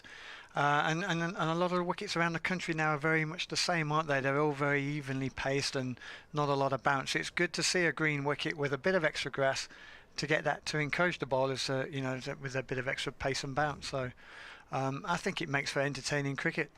And certainly when you do get in, you get value for your runs because the pace of the ball coming off the bat nicely. Lyndon James continues from the pavilion end, squares Colin Ackermann up a little bit with a straight delivery. Ackermann thick outside edge along the ground all the way into the covers, and there's no run. Outfield, of course, is lightning fast. Has it always been that way? They did drill it a few years ago. Yeah. And looking from here, you can almost still see the little sort of drill holes. It drains very well now. Yeah, we've got the new drainage system in, which they first did back in the 90s, and it was a bit bobbly at times, and sometimes it can get too dry and bobbly here. It's better once it's had a little bit of rain. James into Ackermann, who clips the delivery off Midland leg down towards Hamid at long leg, takes one, moves on to 43. Just talking about when you actually stopped, Dave Bracegirdle from BBC Radio Not said one of the things he remembers about you, he said in that last match that he thinks it was the last match you played, he thinks it was at Trent Bridge, and he thinks you both had runners. Both batsmen at the end had a runner. He said there were two runners out there. Yeah, that's right. Somebody was actually talking about that the other day, and that was my final first-class game, my final innings, and I'd done my Achilles bowling in the innings before. James is in to Hill on again to middle and leg stump-ish line. Not really moving for Lyndon James, though, pushed by Hill out as far as Slater at mid-wicket. I must admit that I can't remember who I was batting with who also had the runner, but I know Ian Westwood, who was my best mate at Warwickshire at the time, he was running for me, so it was nice to have him out there in the middle, giving me some moral support that I was playing my final innings, and I managed to finish off or sign off on a good note, and I had a good innings that day, and that finished my career. James is in to Hill, better line on off stump. Hill is forward, blocking it out into the offside. So sort of when you, in terms of the sides that you follow, I guess obviously you look for both Leicestershire and Warwickshire's sort of scores at the end of the day. But you'll have watched Leicestershire's in recent years with a certain amount of sadness, maybe? Yeah, is that the right word, or? Well, yeah, we're always sad. I mean, we're all Leicestershire supporters. You know, I grew up. You're in a Leicester boy, aren't you? This is my home club. Syston. Thurmaston and Syston. That's correct. Yeah. James is in and bowls. Hill is blocking that one on the off stump. Bit of pad involved on that occasion, so he's settling into a decent line, Lyndon James. And of course, I think everyone is, everybody wants Leicestershire to do well, and when they don't perform like we know they can do, or when they don't get the results that we so much expect and want for them, it is disappointing. But I know, having worked with the lads a couple of weeks ago, and with my best mate Paul Nixon, I know they're in good hands there with him, and they're working extremely hard to turn their season around. James is in. That one drifts on towards middle leg. Hill turns it out to mid-wicket. End of the over. 174 for 2. 43 overs have been bowled. The run rate still over for Hill. 86. Ackermann 43. And at last, the Foxes have a foundation for a decent first innings score. I appreciate now you're sort of semi-involved in the camp again. It's slightly more difficult to be detached. But do you, as almost a teacher, do you sort of fear for the Foxes a little bit with this review that's coming up and for the club as a whole? Well, I suppose there's a lot of uncertainty. Sorry, I've just had a message. It was Peter McKay that I was batting with. Does that sound right? Possibly. I can't remember, but I've just been informed it is, so it must be. I don't know what happened to him. Maybe he had too much lunch that day and he couldn't run because he enjoyed his food. Did Buffet McKay, we used to call him. Patterson just bowled a straight one that Ackermann blocked into the offside. Yeah, I suppose, the future of cricket and the domestic game and this sort of long version of the game, which is integral to the development of cricketers around the country and to world cricket, is really important. So we've all got a concerned eye at that, and we just hope that we can survive this period of one-day madness, I'll call it, but it seems to generate the income and the crowds, and and hopefully that will introduce and we will discover more and new younger supporters who will follow cricket for the rest of their lives, and it's important that we do that. But the traditional 4-day cricket and Test cricket still has its place, and I'm sure every player values the proper format of the game just as much as the one-day game. Patterson is in and bowls to Ackermann, who is beaten outside off stump, just trying to work it away. They've sort of settled into a much better containing line, the not-seamers now, and Ackermann might be getting a little bit angsty. 43 off 101. As I say, this is his second highest championship score of the season. I don't think red ball is going to disappear at all, but my fear, certainly from a Leicestershire point of view, is to what extent Leicestershire their future might be affected. There's talk about it being reduced to A, 10 championship games, but B, also losing 6 of the teams as a consequence. In goes Patterson, bowls very straight. Ackermann, full delivery that he plays back to the South African. Well, I suppose even when I first started, there's always been chat about the future of the game and what format it will shape and take, and there's always been that concern. It's probably a little bit more worrying at the moment, but I'm sure that if we can get things right on the field and we're a sustainable club, that there won't be any problem. But it's always in the back of the mind, I'm sure. And I just hope that we still value our traditions and still value our counties, especially the smaller counties. Patterson is in. It's worked away off the middle and leg area by Ackermann down towards deep backward square. Lyndon James is the fielder. Gets his throwaway. Just a single taken. Seem to be sustainable now. Seem to have turned things round sort of off the field commercially. So turning over a profit at least of sorts. Never going to be a huge one, but it's just the nature of the club is that way. And if it's sustainable, then you would think as the younger players, the likes of Rahan Ahmed and people like that, start coming through, then there's a strong argument really for the club's retention, its first-class status. In goes Patterson and forward goes Hill, getting to the pitch for the ball, but defending it out into the offside end of the over. 175 for 2. Yeah, I think it's an exciting time. There's lots of opportunities within the club. They are doing very well. We're growing, and I think with the right people in the right positions that we seem to have at the moment, that things will be more successful. And I think what we've got to look at is that we still have to produce England cricketers, and we still have a value for England cricket. And we've produced some very good England cricketers, and one of the best, greatest bowlers of English history, really, in Stuart Broad, and and Titch Taylor, and we've had several good county cricketers go on to play for England over the last 20-30 years, and that's important. If we can keep producing those players, there's more value to the ECB for clubs like Leicestershire and the smaller clubs to continue. James is in, bowls straight. Ackermann on the back foot defends, blocks it down to mid-on, and there's no run. Stephen Mullaney picks up, the Nottinghamshire skipper.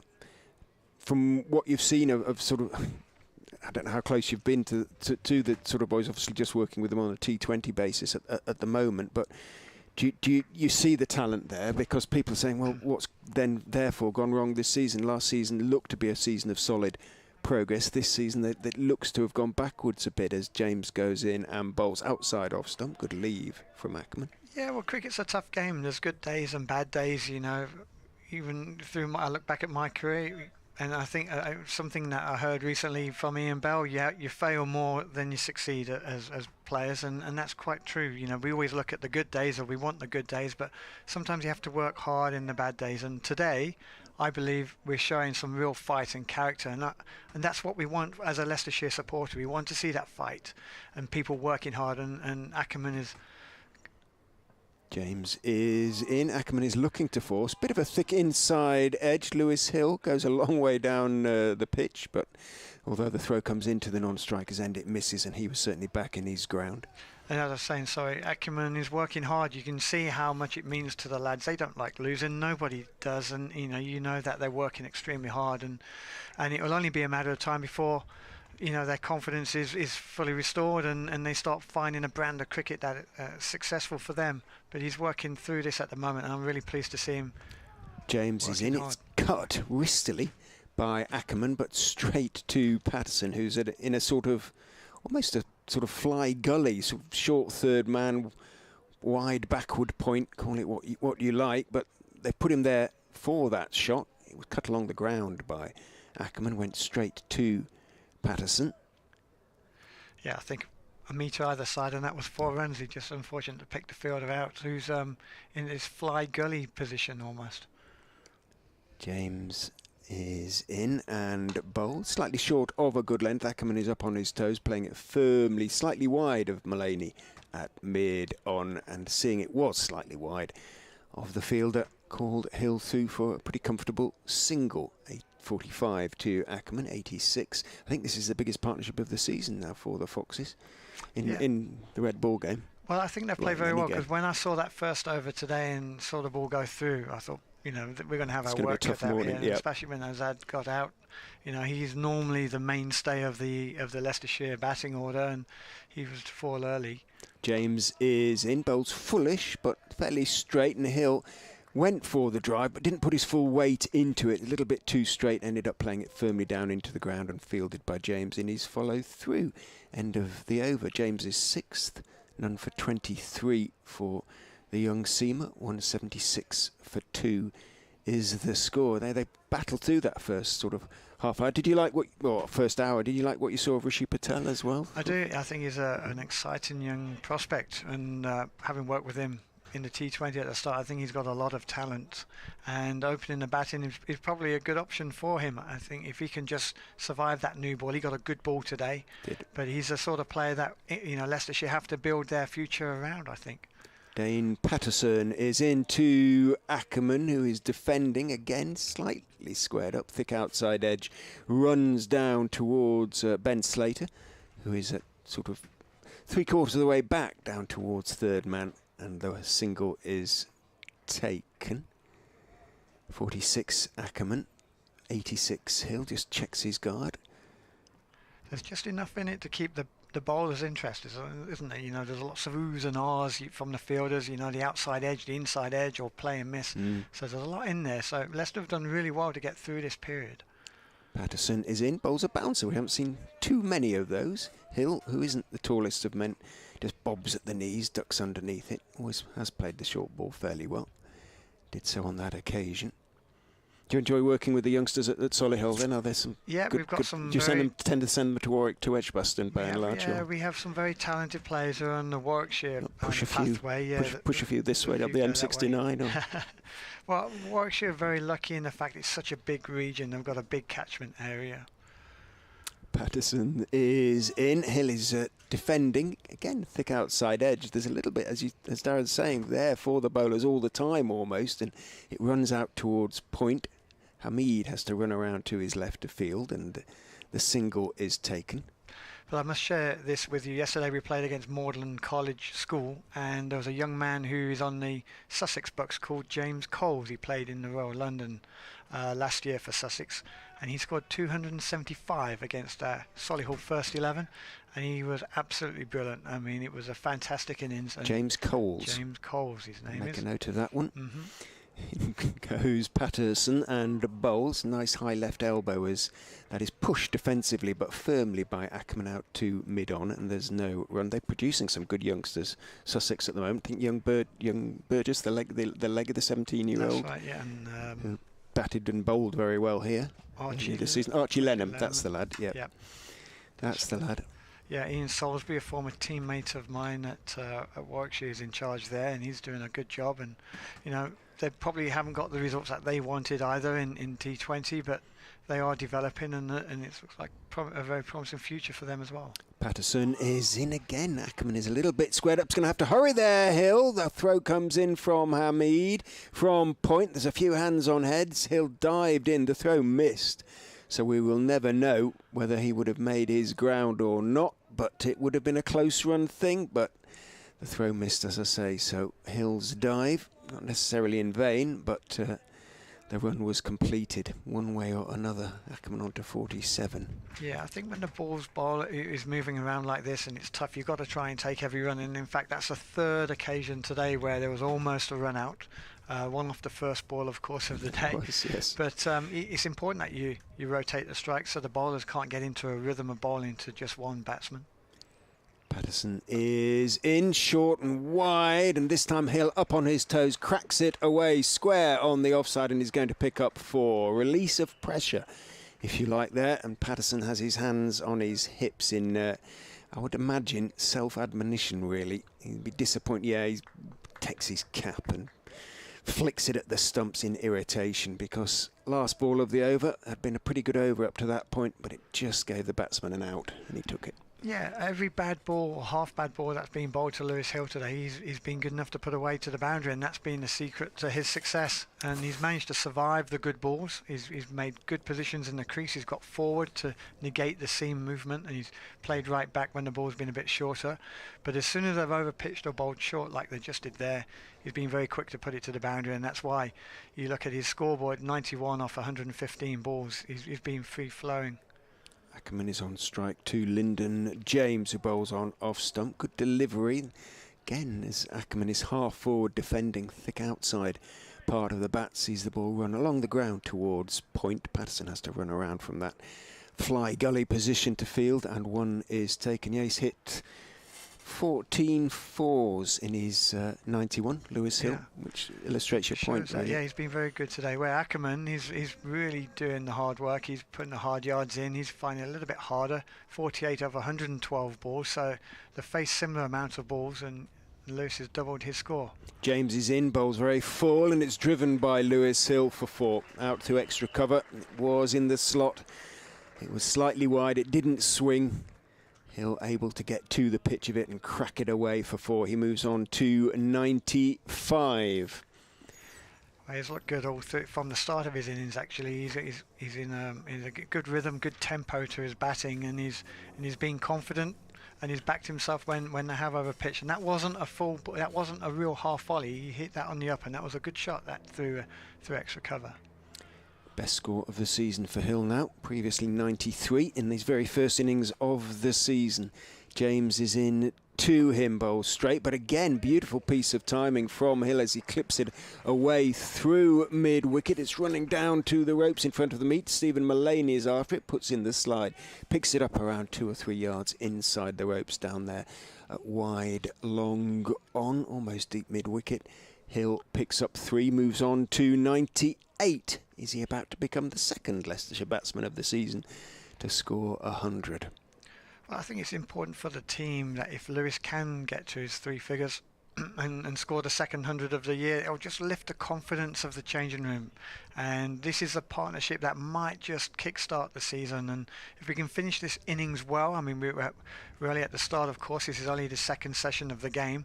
We've got another day to bat. And if we can still be batting tomorrow lunchtime, we're in a strong position. And that's what it's all about, first inning runs. James is in to Ackermann, who leaves. It comes back, goes almost over the top of the stumps. But he left it on length as well as direction, I think. And as we've been saying, there is that little bit of bounce and carry in the pitch, and you can do that. Yeah. Well, I'm not sure if the viewers can see it online at all, but there's a green strip just outside off stump that goes the whole length of the pitch. So it would be outside the left-handers off stump at this end if they were facing from the indoor school end, but batting at the indoor school end facing the pavilion. It's right outside the right-handers off stump, and it just nibbles off that. James is in, bowls, goes straight through Ackermann and somehow misses everything. I'm not sure how that missed the stumps actually, but I'm just wondering. That hit that green strip again, and it went between bat and pad, and thankfully just over middle and off stump, I would imagine. The keeper took it down the leg side. That was a great ball. And Ackermann, maybe, unlike Lewis Hill, he's trying to play the ball later off the back foot, where Lewis would be probably getting forward to that to try and negate that seam movement. So there are 2 very different techniques the batters are using. James is in again to Ackermann, and he's solidly forward to that one, playing it back to the bowler. It's possibly also a reflection of the sort of different form that they've been in. Ackermann has been really struggling for runs all season to a certain extent, and he's looks like he's sort of battling his way through, whereas Hill, who's been confident all season, taken on his form from last season when he's been fit, playing accordingly. And it's funny, isn't it? You know, I say how fortunes change. When you're not playing so well, when you're out of form, that ball hits the top of middle stump. Yeah. And when you're working hard and you're grafting and fortunes change are in your favour, it bounces over middle stump. It's fine margins, and you've got to just hope that luck is on your side sometimes. And that was a great ball, and you're lucky to survive it. Patterson then into Hill on 98. He is leaning forward in defence on that one, turning his wrist slightly as he plays the shot, comes off a thick inside edge and runs out towards mid-wicket where Brett Hutton is the fielder. No real change to the field to reflect the fact Hill is within 2 of his 100. He has still deep backward square. Would you be possibly bringing 1 or 2 in at this stage, or maybe wait in case it just gets the one needed? Well, yeah, make him work a little bit harder for his runs. Patterson is into Hill, defends on the back foot, jumps into the air, drops it out into the offside, thinks about a quick single, realises there's no chance, so raises his bat to Colin Ackermann. I might be wrong when I say this, but I can't remember Lewis playing many pull shots or hook shots today. Yeah, I think he's ducked all the bounces, so he's got a deep backward square leg, maybe just for the tuck off his legs more than anything, but I would imagine that he wouldn't take it on if he was to bowl a short ball at him. Waits with bat raised as Patterson is in and bowls, and he turns it into the onside this time, straight delivery. Out again towards Hutton. Patterson keeping him honest, not giving him the freebie he'd dearly like to receive at this stage. That nice short wide one from the end of the last over would do him nicely, I think, at this stage. No point on the boundary either.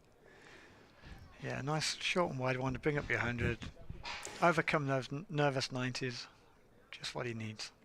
Patterson is in, bowls to him on off stump. He is forward defending, takes a couple of quick steps down the wicket just in case, but again, no real chance of a single. Takes his helmet off, walks away, mops his brow.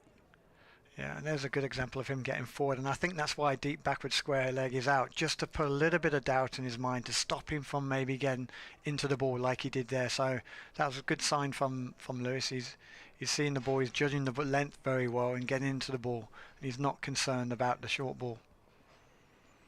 Patterson is in, bowls to him, full, clipped out towards mid-on, and he's gone for the quick single. The throw from Mullaney has missed. He dived in Hill again there, but once again, we will not know whether had the throw hit, he would have been sent on his way. Umpire Watt's not required to make a decision. Oh, it's Umpire Warren at that end, and not required to make a decision, but that may be a sign of a few nerves. That might have been nervous 90s for you. I think he might have been short there. But he dived in. It would have been tight, but I think he might have just been short. Thankfully, he never hit, but it wasn't much in that. Anytime the batsman is diving, you know it's likely to be close. Patterson is into Ackermann, who is on the back foot, defending out towards mid-wicket. He too approaching a landmark. He's on 48 at the end of the over. Hill on 99 off 122 balls. A good example of rotating the strike as well. I mean, he was a quick single. He is getting close to his milestone. He needs one more run for his century, but that's the important. When bowlers are bowling well and the ball's seaming around, you have to rotate the strike, and the Leicestershire batsmen have done that. They're being quick to take those singles today, so it's not just, whilst he's in the 90s, he's been doing all day. Now there will be changes to the field, I would anticipate. Yes, there's a few have come in.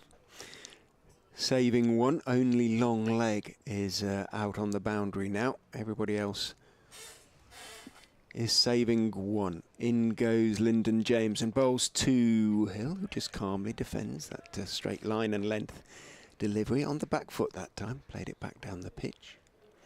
It's a curious looking pitch, isn't it, with those green strips?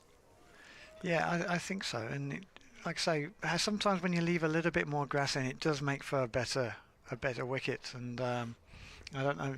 I know at school we leave 12 mils on, and it certainly helps with the pace and the bounce. And I'm sure that's something that professional groundsmen do around the country as well.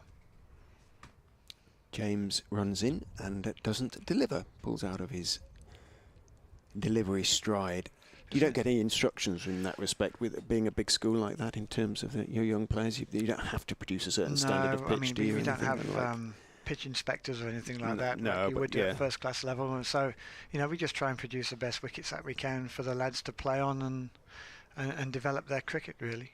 James is in to Lewis Hill. That is a full ball, and that is his 100 as he pushes it wide of mid-off, who dives away to his left to make the stop, but Hill punches the air. It was a comfortable run in the end. He has reached his 100 off 124 deliveries, and that includes, I think it was 15 fours. Well batted, Lewis Hill. Absolutely fantastic. So pleased for the young man, and just what Leicestershire needed. 100 off 124 balls, 193, so 100 out of 193. He's been the mainstay of Leicestershire's batting, and he's really looked in good form from the moment he went to the crease. He's played very, very well, and I'm absolutely delighted for Lewis. That's a great 100, and if he continues like this, hopefully we can get another couple of 100 more runs or so. James is in to Colin. Ackermann goes past his outside edge as he looks to defend again. His inclination is to stay on the back foot, and it just seemed to drift slightly. Perhaps there was a fraction of movement. Not much at this stage. The ball is sort of 48 and a half overs old. They've had a couple of looks at it. It was looked at after, I think, 12 overs. 12.3 overs. The umpires were asked to put it through the gauge.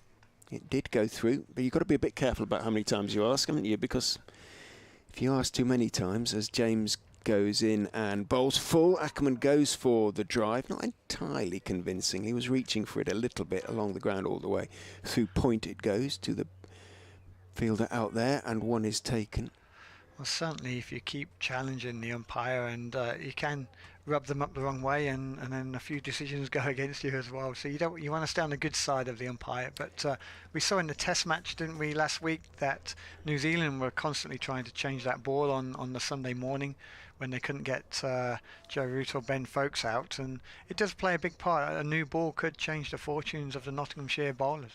James is in, and bowling brings Hill forward with a very solid forward defensive press.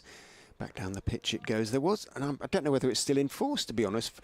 They had a rule in first-class cricket for a couple of years at least, whereas if he would challenge 3 times and each time it was rejected because it was going through, then you couldn't challenge again. That was the ball you use, whatever happened, whatever shape it went. So captains had to be a little bit chary about how many times, but given, as you say, the number of times that New Zealand challenge it, I don't think that can be enforced anymore. That's a full delivery from James again, and forward comes Hill, pushing it into the offside. Well, I think first of all we should say we're not really challenging the umpires in any shape or form. No, we're inquiring about the ball, aren't we, and the condition of the ball. Yeah, no, absolutely. Sorry. And it was my fault. I think I used the word challenge, but we're certainly not doing that. We're just looking at the ball and saying, look, this isn't really doing enough. It might have lost its hardness. It might have just ballooned a little bit, or the seam is slightly split. And sometimes you can get lucky and get a smaller, harder ball, and it will seam more, swing more. And it becomes more in the bowler's favour, and that's what New Zealand was certainly trying to do on Sunday. And not, so I'm a little bit surprised because there's been enough in this wicket. It has moved, and even in the what over are we now into the 50th over, we've still seen a lot of seam movement. So I'm not sure why they want to change the ball, because it could work the other way and you get one that does absolutely nothing as well. So it's a little bit of pot luck, but they've now changed the bowling, and we're looking at a little bit of spin. Patterson White is coming on from the indoor school end. Do you want to try and spot a commentary? Go for it. No, go for it. No, well, he's bowled his first ball. His left arm around the wicket, and it was a good line and length, and Ackermann has pushed forward and defended to extra cover. He comes in to bowl his second ball of the over. Ackermann is just slightly pitched outside leg stump, and Ackermann goes down to sweep. It's hit him on the pads. There was half an appeal, but thankfully it pitched outside the leg stump. I'd like to see Ackermann hit the ball up the ground a little bit more. I don't think he needs to resort to sweeping at this stage of his innings, and of course he's only 1 run away from reaching his first half century of the season. Is that right? No, second it would be. He got 80 up at Durham. Patterson bowls, nice line and length, not too much flight, and Ackermann goes forward and defends to extra cover. The ball picked up and returned to the bowler. He gets through his overs quickly. He seems to get to the top of his mark quickly, doesn't he? He turns around, he comes straight back in. There's White bowls. Ackermann drives that into the ground to extra cover. The bowler's almost back at the top of the mark. He hasn't received the ball yet. There he goes, and he's quite quick between each ball. So as a batsman, you've got to be settled and be ready to face each ball, because he could do you and take you out of your rhythm.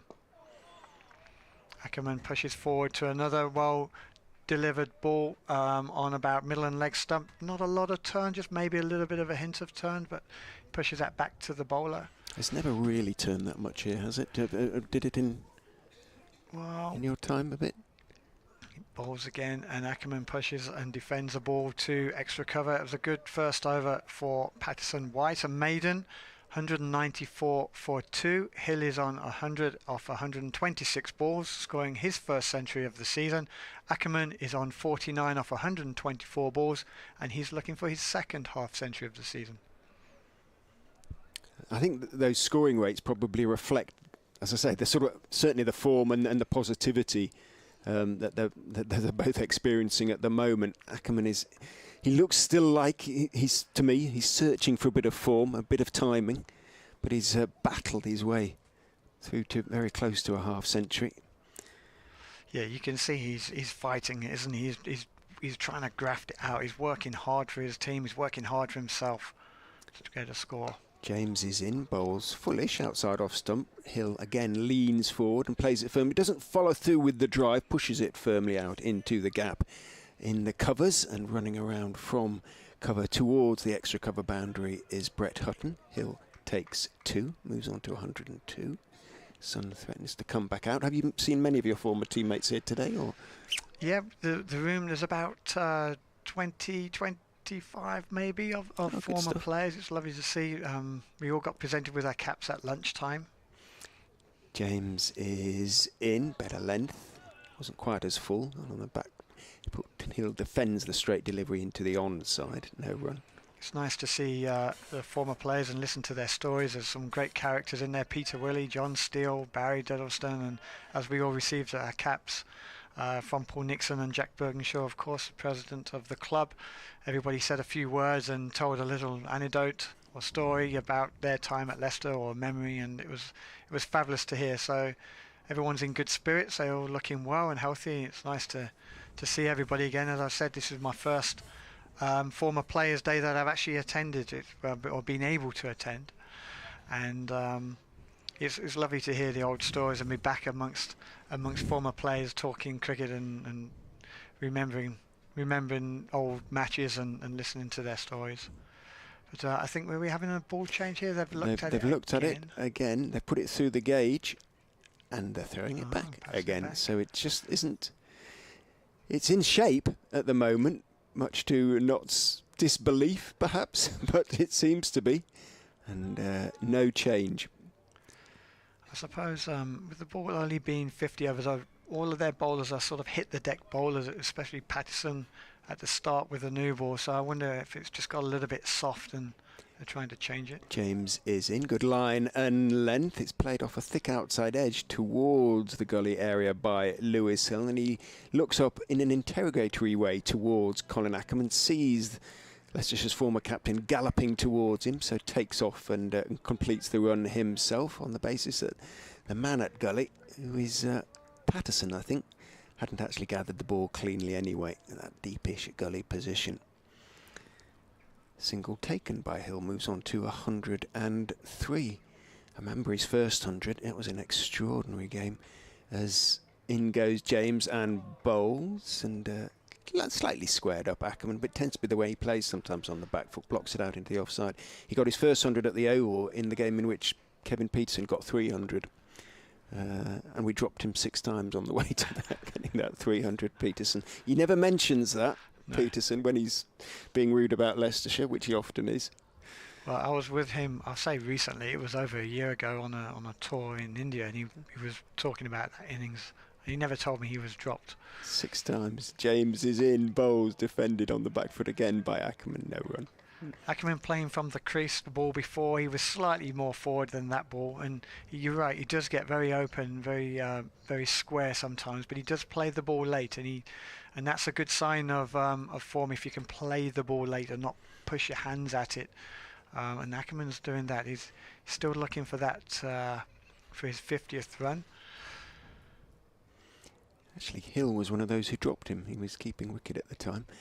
In goes James, and bowls cut by Ackermann down to third man, or wide third man, deep backward point for 4, and that is Ackermann's 50. Shouts of approval from the Leicestershire supporters, and of course the balcony. He raises his bat to the ground. His 50 has come off 127 deliveries. Well, that was a ball you want to bring your 50 with. He played that almost off the front foot and back cut it through backward point and just in front of the man at this gully position that they seem to have, and it raced away to the boundary, and he'll be relieved to get to 50, but he knows he's worked hard for that, but he knows the job is only half done for him. I'm sure he would love to build on this, because as batsmen, when you're out of form, you need to make sure that you capitalise when you do manage to get in. So it's important for him and for Leicestershire that he can continue. But that's a very well fought and well deserved half century for Ackermann, and he'll be relieved, as will the change room, as we've reached 201 for 2, which must be surely the best start we've had this season. It undoubtedly is. Yep, the first batting bonus point, of which we've had only 8 so far this season. So yeah, absolutely. And it's come at a decent rate, 4 and over. And Patterson White is continuing from the indoor score. He's bowled one slightly short, and then Lewis Hill has rocked back and hit that to deep backward point. He played a square cut shot. He didn't quite get the middle of the bat, but it's run out to who's that fielder who's at deep backward point. He's about 15 yards off the boundary. It's usually Ben Slater out there, but I think it might be. Patterson White bowls again, a little bit more flight this time and a full delivery, and Ackermann steps forward and tries to drive it, but he hits the ball into the ground. He hasn't quite timed it, and it's gone straight to extra cover. Patterson White again at the top of his mark, ready to bowl. Ackermann uses his feet and defends the ball back to the bowler. No runs scored. That's a better sign from Ackermann. When he uses his feet, he tends to start timing the ball a little bit better. Well, he doesn't give it a lot of air. He's quite flat and he's quite quick, is Patterson White, so not the sort of bowler you need to run down the wicket to, but he's missed his line this time. He's straight onto Ackermann's legs, and he's tucks it around the corner to deep backward squares. They jog through for a single. 203 for 2. Ackermann now moves to 54. And Lewis Hill just takes his stance as Patterson White is into bowl. And Lewis Hill pushes forward and defends nice and softly. And typically Lewis walks away back to square leg. That seems to be one of his routines that he does between each ball. He's kicking the crease, he's remarking his guard. Did you have a sort of routine, conscious or unconscious, that you... I tried to have a few routines actually, but it's quite difficult when a bowler like Patterson White is in at you all the time. He's not giving you a lot of time between each ball as he bowls that one short of a length, and Lewis Hill gives himself a little bit of room as he pushes it to extra cover. There's no run and the end of the over, so 203 for 2 off 52 overs now. Lewis Hill is 104 off 132 balls. Played very well for his first century of the season. And Colin Ackermann is 54 off 130 to score his second half century of the season, and the partnership now is worth 140, so a great start for this third wicket.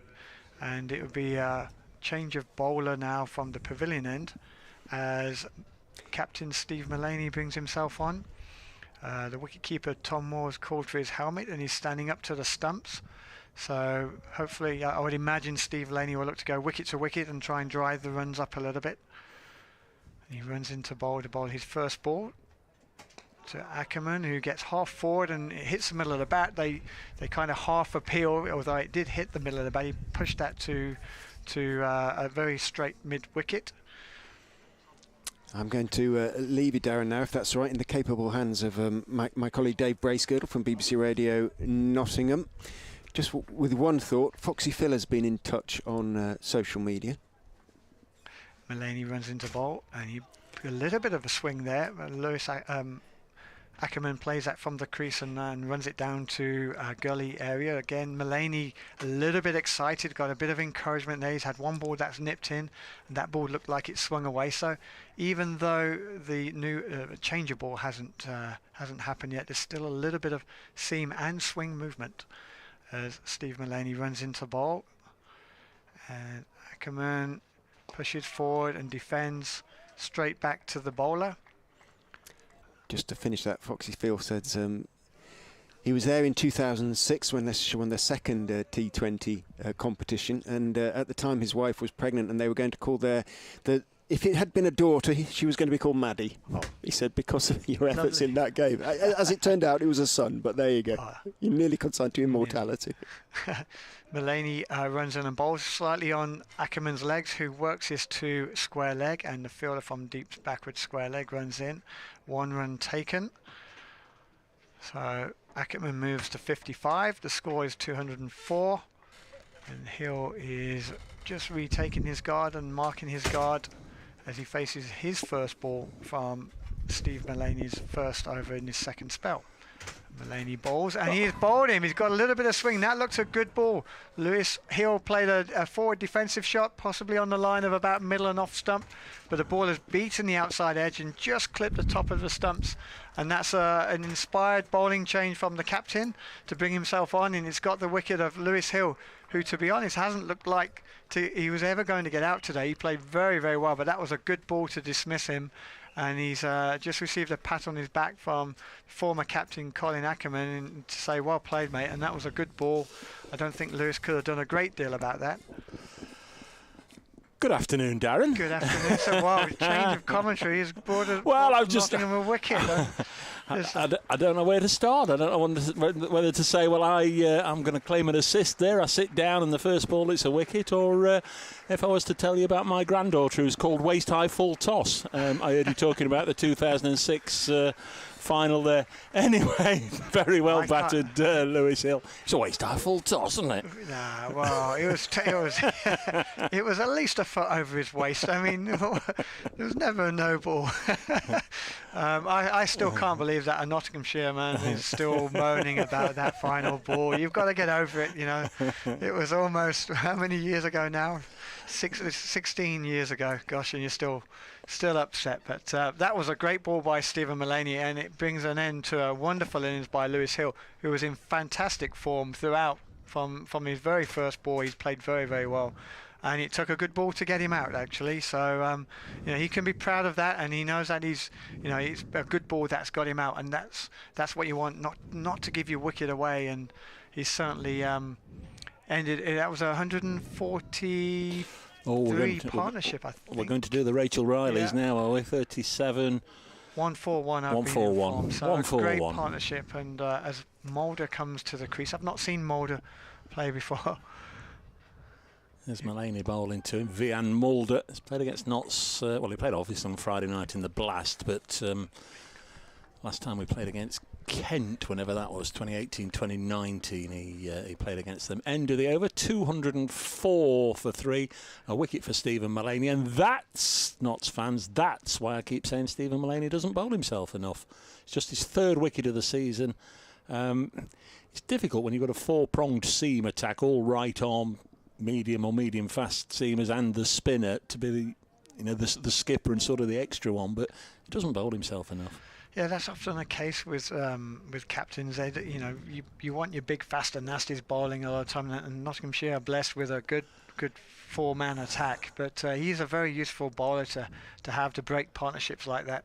There's Liam Patterson-White bowling to Colin Ackermann, who cuts this out towards the meat. Would have gone right on to hit the wall just underneath the clock. Had Ben Slater not slid round just in front of the boundary and done a nice bit of tidying up. 2 runs there. 206 for 3. Ackermann on 57. Vian Mulder at the non-striker's end. Ackermann pushes this up to mid-off. I was saying earlier how quickly Patterson-White gets through his overs. He gets back to his mark as soon as he's released the ball and he's ready to bowl. It can be quite off-putting for batters. You can lose your rhythm and tempo. And bowls that one short, and it's pushed through the offside off the back foot for 1 as Ackermann moves, I think, to 58. England had him as a net bowler at Trent Bridge the 2 days before the Test match, and he played, I don't know if you saw, a week or two back, the first class counties 11, played against the Kiwis in their warm-up game at Chelmsford. He played in that, and I think he got 4 wickets in the match, 207 for 3. Next one's nudged up to mid-on. There were those of us that have followed his career from the start, and it's only a couple of seasons old, that just wondered when Jack Leach went down. You're looking for like. He'd played against the Kiwis and done well against them the week before, whether he might get the call up, but young Parkinson, the leggy, got the nod as Mulder defends this on the leg side, fielded by Asiba Mead. And he comes again, LPW. 21 wickets so far this season. Bowls to Mulder, who defends it. He said you've not seen much of Vian Mulder yet. Aggressive middle order player, likes to put bat to ball. Yeah, and I haven't also seen a lot of Patterson White. And as you were saying, there's a lot of similarities. He looked very flat with his bowling, but he pushes it through at a good pace. And occasionally he gets the ball above the eye line. He does tend to push it through, but that might be because it's the first innings of a game and he's looking to contain more than attack and take wickets. You know, his job will be in the third innings when the pitch is a little bit older. But he's bowled with good control, and like I say, the rhythm of batting, you have to be ready for him because he can catch you off guard. As Mullaney starts a new over from our end, bowls to Ackermann, nudges it out again to Liam Patterson-White. Yeah, not so very much invested heavily in him. He's gone through the various age groups, and I think they sort of got to the point with Samit Patel where he was keeping Liam out of the side, and Samit was getting all sorts of offers for all the franchises around the world, and I think mutually they both sort of knew it was time. This is pushed in the offside. Ben Duckett does the fielding. I think Samit's enjoying life. I mean, it's not been easy, as we know, with COVID the last 2 years. The various franchises have often been interrupted, but he's enjoying going around the country and playing for the different sides and what have you. And obviously Liam Patterson-White's trying to grab his opportunity in the championship side with both hands. Here's Mullaney in again to Ackermann, who has a little bit of a kitchen sinker at that one. He threw everything at it outside the off peg, and it goes through to Moores. Well, Mullaney's the only bowler today who's swung the ball, so I'm not sure why Nottinghamshire would want to change this ball. It's still swinging, but if you think of his style of bowling, he's more of a swing bowler, keeper stud up, and that might have been the reason why for the undoing of Lewis Hill. But he's the only bowler to get swing. The other bowlers are a little bit quicker, of course, or a lot quicker, and they all hit the deck bowlers and have got seam movement. Here he comes again, Mullaney. Don't know what he's being clocked at, but as we mentioned earlier, it's worked onto the onside for a couple of runs. I think it was Paul Allett was the first one on commentaries who say bowls dibbly-dobblies, and Stephen himself sort of picked that up now. And you know, if you ask him what he's doing with the ball, just floating down a few dibbly-dobblies. And it's interesting, since he started, Tom Moores has now come up to the stumps again. Yep, there's a few good men who bowl dibbly-dobblies, mate. There's nothing wrong with that. Ackermann's on 60. Mullaney bowls, well taken by the keeper. Just shaped away, I fancy, a little bit. That was an absolute jaffa again. Another good ball that beat the outside edge of Colin Ackermann. And that was, as you saw, another example of quite a lot of swing he got there. And a little bit of bounce as well. It was a good take from Tom Moores, but it wasn't far away from the edge nor the top of off stump as well, as Ackermann pushed forward and it beat the outside edge. Stephen Mullaney again. Umpire is Chris Watts at this end of the ground. Mullaney bowls, and Ackermann has been there a while, but giving Mullaney plenty of respect as he pushes it out into the offside. And there's no run. 209 for 3. We've got Darren Maddy's been with us for a good old chunk of the afternoon. One more over, Darren, then we'll bring Rita back in. Absolutely. All I'm thinking about is your scones and your cream and your jam. It's only 4 or 5 overs away now. That's right. At the players' reunion. Who else is here today? I don't know if Richard's asked you this, but who else has come along? It's a good turnout. We've got Peter Willey, Barry Duddleston, and John Steele, former umpires, of course. We have some from a generation before them as well, some older players. Next ball is on its way down from Patterson White, pushed into the offside. Mulder takes a single to get off the mark. You mean sort of people that I'll remember? Yeah, Higginbottom, Freddie Folds. No, we're all going back very there. old. Yeah, Peter Booth as well is here, Yeah, we've got some absolute Leicester legends, which is lovely to be in their company. And my old mate Ben Smith is here as well. So we brought the average age down, I'm pleased to say, but it is lovely to be back. Patterson White bowling to Ackermann, and this is steered into the offside. There's no run. It is lovely when the county clubs do that and invite back the former players and as you say, make them feel welcome, bring them back. And I would imagine between you collectively, all the autograph hunters are having a good old day just getting those old pictures signed again. 210 for 3. Next one's clipped down the ground for a single. Ackermann on to 61. I don't know if you probably came straight in and parked, but your picture's still there on the Hall of Fame. That little walk that we come down there with all the England internationals on there. That must be a nice little feeling to walk past that. Well, it certainly feels like a long time ago when that picture was taken. I actually saw it for the first time only a couple of weeks. There's been one or two England kits since that one, since the one you're pictured in. There certainly has, but no, they're great memories, great times, and I'd love to have played for England a lot more than I did. Of course, I would have done, but I'm very proud of the career I had here at Leicestershire with England, and of course at Warwickshire as well. I was very lucky, as Mulder has just cut that ball back to a backward of point to score another run, and Leicestershire moved to 212.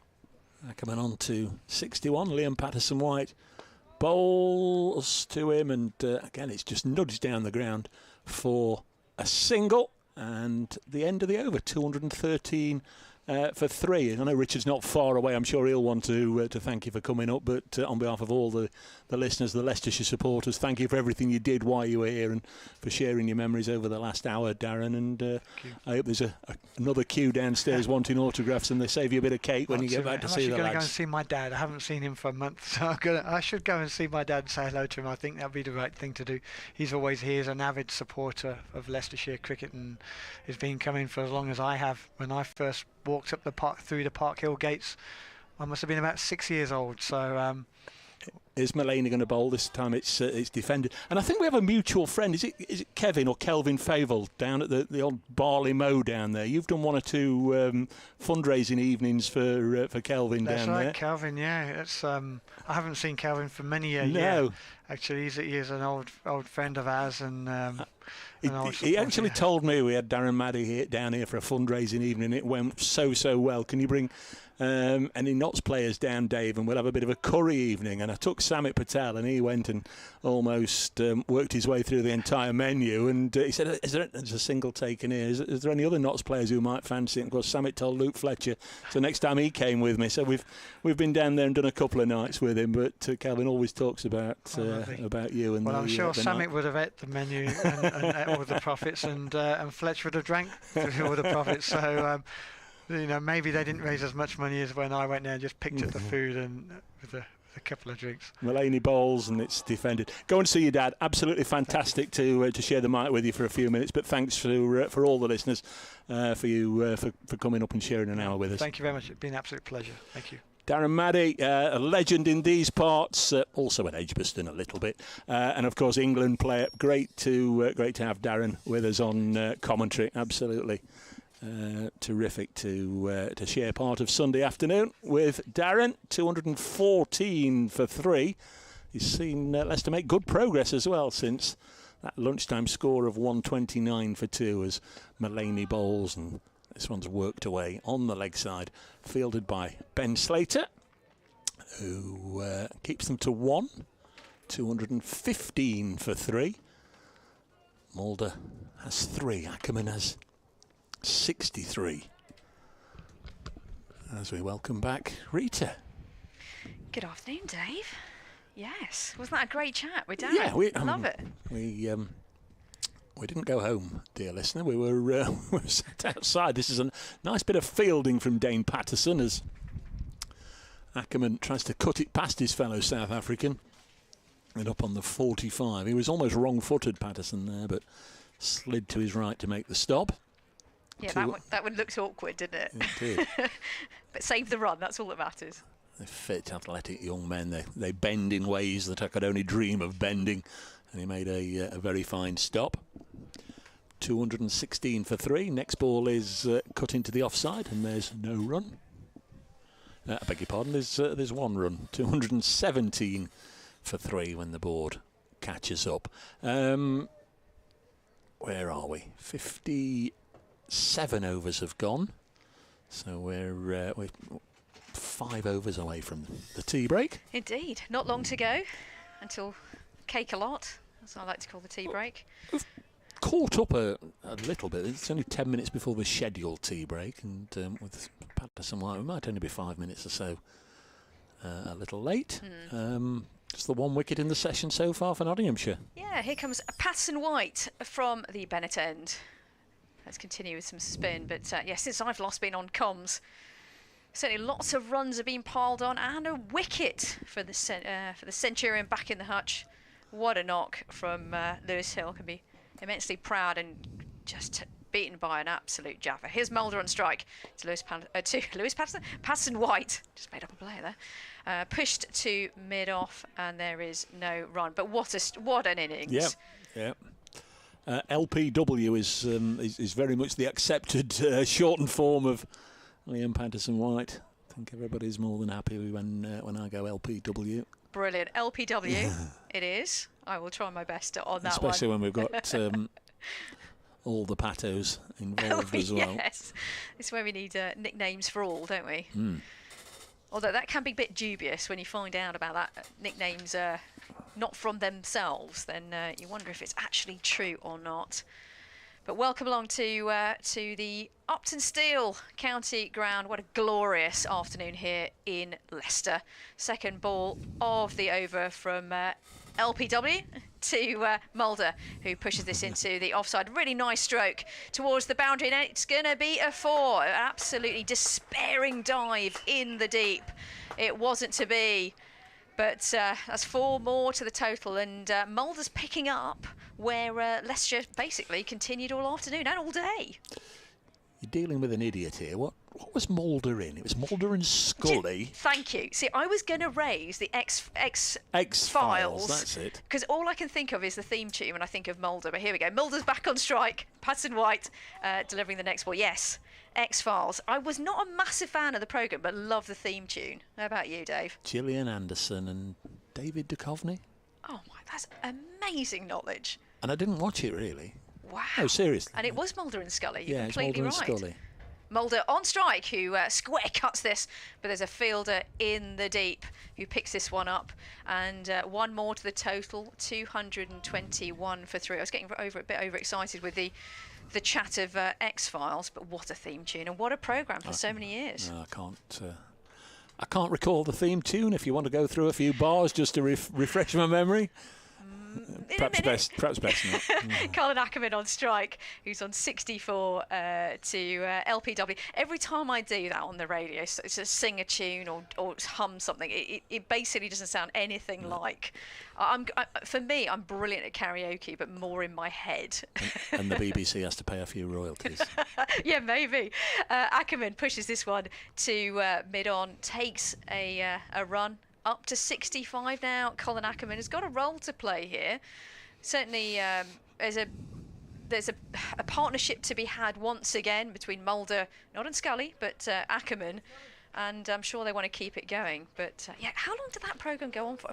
Ages, isn't it? I don't know. I was aware of it. Like I said, I didn't really watch it. This is Matthew Montgomery, who's coming on as a sub-fielder for Notts. James Pattinson has just gone off for a quick comfort break. Matt Montgomery, he's a top order bat, about 4 or 5 South African born. Also an off spinner. We saw him in the Royal London One Day Cup last year for Notts. He's been heavily productive for the second so far this year. He'll be looking forward to the Royal London One Day Cup again, I'm sure, when he'll get an opportunity in the first team. But he's out there as a sub-fielder as Mullaney comes in to Ackermann, who's on 65, and tickles this nice and fine down to Hamid. That's really good fielding from Hamid. He got to it quickly. The underarm whipped throw into the gloves of Moores from distance. and there's only one taken, 224 for 3. Yeah, so Mulaney continuing, and I mean, that delivery to get rid of Lewis Hill was an absolute jaffer. I've sort of basically watched that delivery about 3 or 4 times on repeat on the replay. It was a beautiful delivery. They'll be hoping for more of that, I'm sure not. Just his 3rd wicket of the season, Stephen Mulaney. This one catches a thick portion of the outside edge of Mulder's bat, runs out as far as Lyndon James. He's definitely swinging, and it's great to see the keeper up to the stumps in the ear of the batters. For me, Dave, I would definitely have. Well, I go on at the attack if I was not. If I'm, I mean, they could sit back and just see another 100 runs, quite frankly, easily, couldn't they? Ackermann is the one they want. He's set on the 66th. That's this full wide swinging delivery. Go through to Tom Moores. And there's no run. Hill out for 104. The 2 that fell in the morning session were Hassanazad just in the 2nd over of the day. He went for 5. And Rishi Patel made 26. Stephen Mulaney again. Bowls to Ackermann. He's now faced 154 deliveries for his 66. This one's worked up to Brett Hutton, who's at mid-on. Just his 3rd championship game of the season for Brett Hutton. Played in the first 2 down at Hove against Sussex and at Trent Bridge against Glamorgan, but we've not seen him for a while. Next ball, again swinging from Mulaney, punched crisply up to Montgomery at mid-off, I beg your pardon, and there's no run. Yeah, Mulaney really giving it some air, the ball, swinging, and it is swinging, and to Darren Maddy's point from a little earlier on, why would you change the ball if it's swinging? Yeah, you notice how they're not asking the umpire to change the ball. Just a coincidence, I'm sure.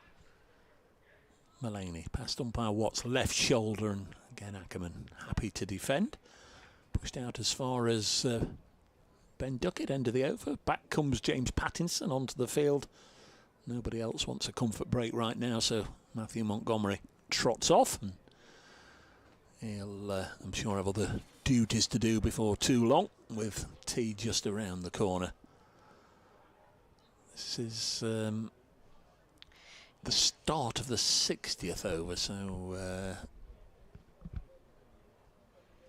Indeed, and yeah, James Patterson's straight on. He's 5, like. Yeah. Yeah, he's James Patterson, indeed, as the announcer just mentioned, back on from the Bennett end, and straight on after the comfort break. No wonder he's keen to come back on. He's just about to bowl. Well, maybe it was a boots break. Perhaps he wasn't expecting to get another spell in this afternoon session. But then with the wicket going down, maybe Stephen Mulaney's thought, let's try and have a bit of a go at Vian Mulder whilst he's relatively fresh at the crease. Good point. The Australian comes in to bowl to Vian Mulder, who's on strike. He pushes this to the square leg area, and they go through for a single. Looks like it's going to be a leg by. Indeed it is. So not one to Vian Mulder, but 1 to the total for the Foxes is now 226 for 3. Ackermann on 66 on strike. He's the danger man, the key man for the moment, and Mulder, who's absolutely no mugger with the bat at all at the non-striker's end. And so here comes the Australian, the 32-year-old with 21 tests for Australia. I mentioned earlier on his brother played for England, would you believe? Here comes Patterson to Ackermann, who defends this one. And there is no run. I find that bonkers, Dave. You know, to have a sibling that played not just for any other country, but for England. Yeah, well, Darren was born here in Grimsby, and then when he was a young man, they went out to Australia. James, the younger brother, was born in Australia. Rach, thank you for getting in touch. I'm not even going to go there, Rach. Dave, the theme tune to the X-Files went do-do-do-do-do-do, there, you know it now, don't you? Yeah. We know it. Patterson to Ackermann, and there's a push down the wicket, and there is no run. I love that. Was it close? You were.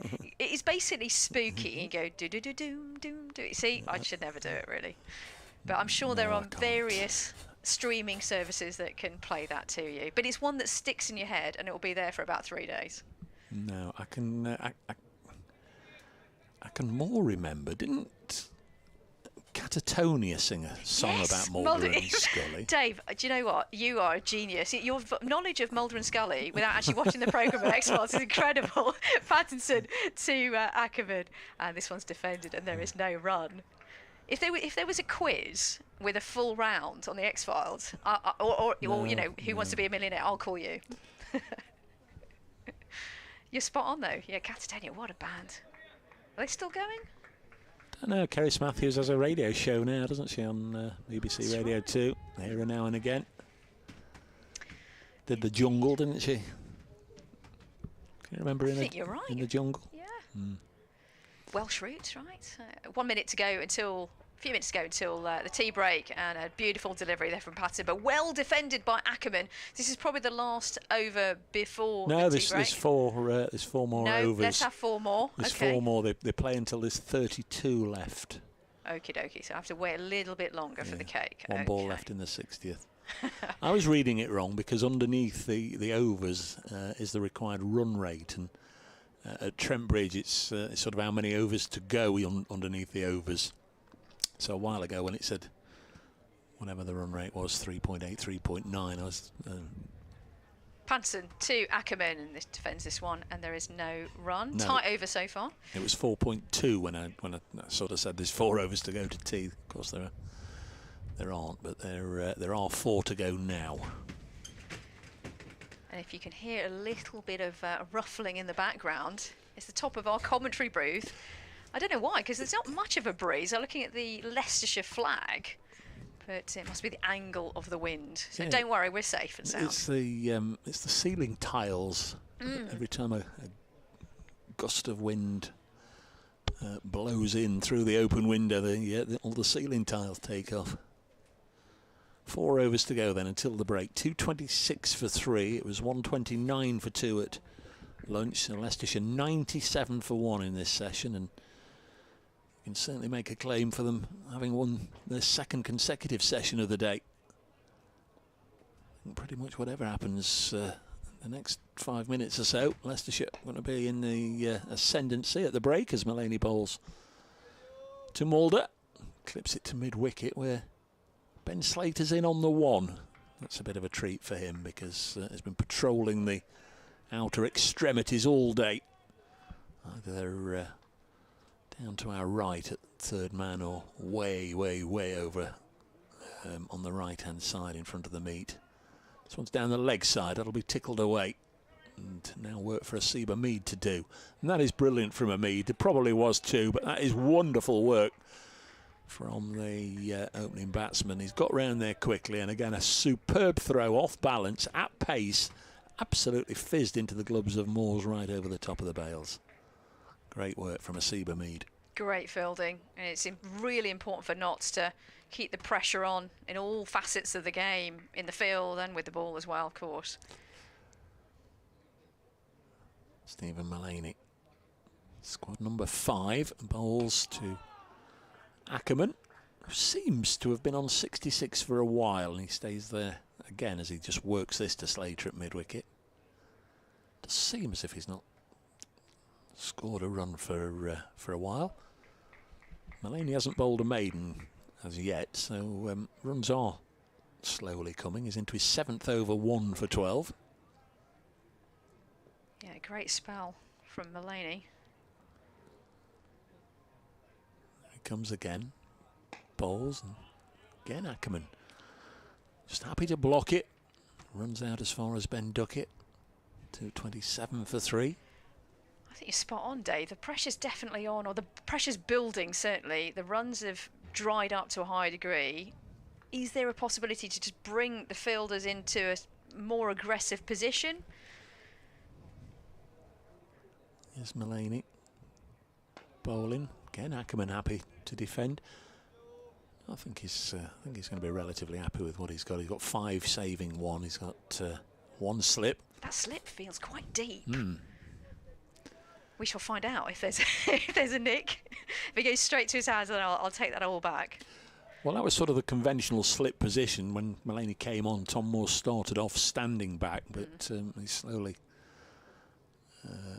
moved forward. Stands up to Mulaney, of course, in white ball cricket. Single taken here by Ackermann, eventually gets off 66 and does so with the final ball of the over. Moves him to 67. That's the 99th run of this afternoon session. 228 for 3. Now we've got 3 overs left until the tea break. It's certainly been Leicestershire's day so far. Just 3 wickets all day, 228 for 3. Ackermann on 67. Vian Mulder, the South African, on 11. And James Pattinson is going to continue. So picked up a wicket today, 1 for 49. 2 maidens along the way as well off those 12 overs. And he's going to bowl the 62nd over. Sort of wide run up. He comes in past the umpire and bowls to Ackermann, who pushes this to point, straight to point to Hamid, and there is no run.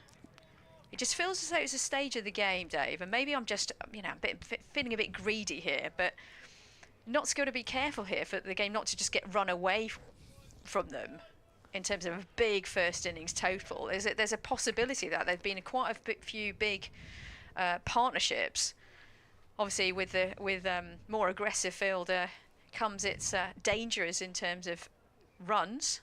Ackermann on strike to Pattinson, and this is a short delivery. A bouncer. Haven't had many of those today. Through to the keeper, and there's no run. Well, no, it's a good track. If Notts lost their way slightly anywhere this morning, it was down to a little bit of ill fortune. There was a number of playing and missing, as you often find in the first half an hour of a championship match. Certainly both Brett Hutton and James Pattinson could have picked up 2 or 3 wickets apiece in that opening burst, but Lewis Hill and Rishi Patel rode their luck well and put the ball away to the ropes when they could. Pattinson to Ackermann, who goes on the back foot, defends this to mid off, and there is no run. But Notts will know, as well as Leicestershire will know, that things can change round very quickly. It's probably partly why Ackermann is being so very careful, so very watchful. All heard the phrase, 1 wicket can bring 2. 228 for 3 can easily become 260 for 6, or 270 for 7. And if Leicestershire don't get that 350 that Richard was talking about earlier, it'll certainly be a missed opportunity. Should get there from here. Colin Ackermann on strike to Pattinson, who digs this one in. Nice fast delivery. We'll get the miles per hour in a moment, but pushes it to point, and there's no run. Now, before I forget, I'm just going to say a couple of hellos from the Twitterati perspective. Thank you so much for getting in touch. By the way, that last delivery is 81.4 miles per hour from Pattinson, so getting some pace on that. So Outlaw Chris, hello to you. Phil, Kevin, Nigel, and also, last but not least, my mate Isha Guha, who's pretty busy today at somewhere you know incredibly well at Trent Bridge at the cricket. Here comes Pattinson to Colin Ackermann, who square cuts this into the deep, and there's no fielder there. There's a massive chase around from the Nottinghamshire fielder, who brilliantly fielded in the deep and actually saves at least 1 there. Yeah, definitely saves 1 and 1 to the total. So 1 more not 1 more, 3 more to Ackermann, 3 more to the total. 231 for 3. Ackermann now to 70. Yeah, that's the 100 up for the session. Brilliant. And 27 that's from a Leicestershire perspective, by the way. I'm a complete neutral, don't you worry. Partnership 27, but I think that says a lot in terms of the run rate. So Isha's at the test match, but listening to us. Of course. She's got her priorities right. That's right. Here's Mulder. Who's beaten. In fact, there's a little nick, and the finger goes up from the umpire, and there's a wicket for James Pattinson. The second of the day. A little nick from Vian Mulder, who looks absolutely gutted to have nicked that one. Cannot believe that he did. And indeed, the finger goes up from the umpire. So another wicket to Nottinghamshire Outlaws, who would be absolutely delighted with that. Just before tea break, getting another wicket, the 4th of the day. It's now 231 for 4. Yeah, I didn't mean it to happen like that when I said, the score, you can add a couple of wickets on because a wicket can go down at any time, but it's not really looked like coming, has it? They've just had to be nice and professional, nice and honest, keep the ball in good areas, and just hope they can get a little bit of fortune. And on that occasion, Van Mulder absolutely devastated, wasn't he? It was almost like you needed to send the security team on to come and drag him off the field. Had to go eventually. Here's Louis Kimber, the new batsman. Indeed, Van Mulder, the 24-year-old from Johannesburg, born in Johannesburg, absolutely gutted with that, that pedigree of international cricket. He would be looking for more runs on the board. But from a Leicestershire perspective, certainly still a good day. But the last thing they want is now another wicket, surely. I mean, they want to go in with 4 down and 4 down only. Kimber will be well known to one or two of the younger Nottinghamshire squad members. Part of the Notts Academy for a while, played a couple of seasons with Notts second 11. So, be a big moment for him. I know you love a nickname. Apparently his nickname's the Baron. The Baron? I've no idea why, before you ask me. And it's not been verified, but you never know. You might be right. Here's Mullaney going to start a new over. 12 balls to go until tea, or a maximum of 12 balls. Balls to Ackermann, who clips this away. Square of the wicket on the leg side again. They'll only get 1. Good work by Slater. 2 opening batsmen, Slater and Mead, on that side of the ground today. They must have saved 30 runs between them comfortably. 232 for 4. That brings Kimber down onto strike. So an opportunity here for Notts to bowl at the new man, and Stephen Mullaney will just tighten things up a little bit.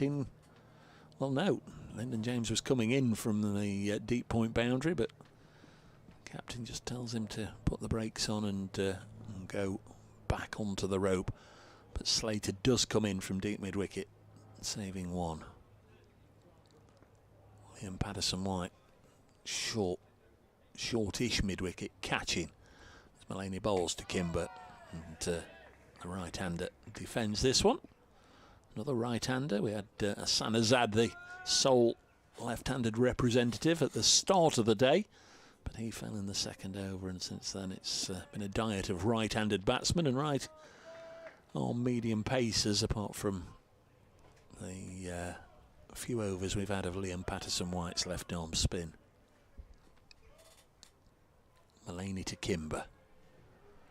Notts with 2 wickets in the session now to match what they did this morning. This one's clipped to mid-wicket.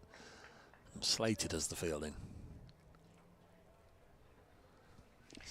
Yeah, good ploy to have that shorter fielder in the offside. Can't help thinking that could have been brought in a bit earlier, but I'm obviously quite greedy.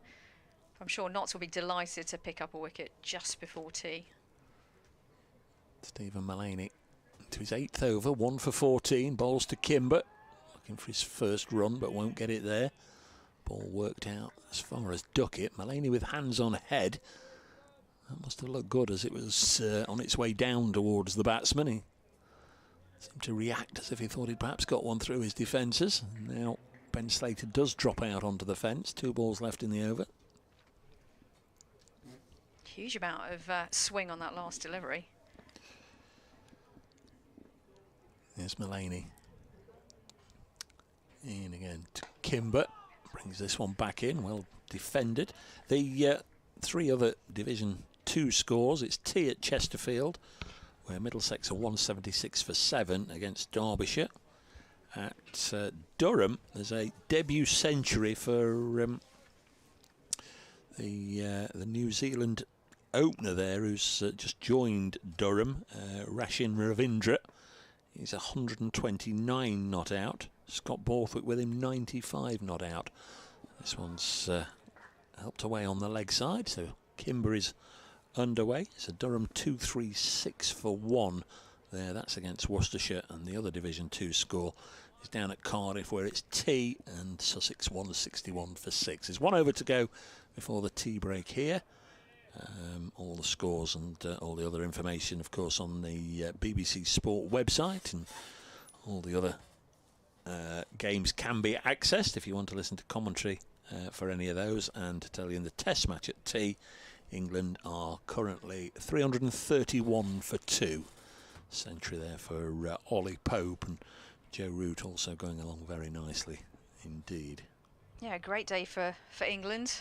Isha's going to enjoy that show this evening. By the way, I played with her at Berkshire before she got all brilliantly famous. And I remember when she was a 13-year-old and turned up to play for Reading and Berkshire. So, hi Isha. But what a partnership at Trent Bridge.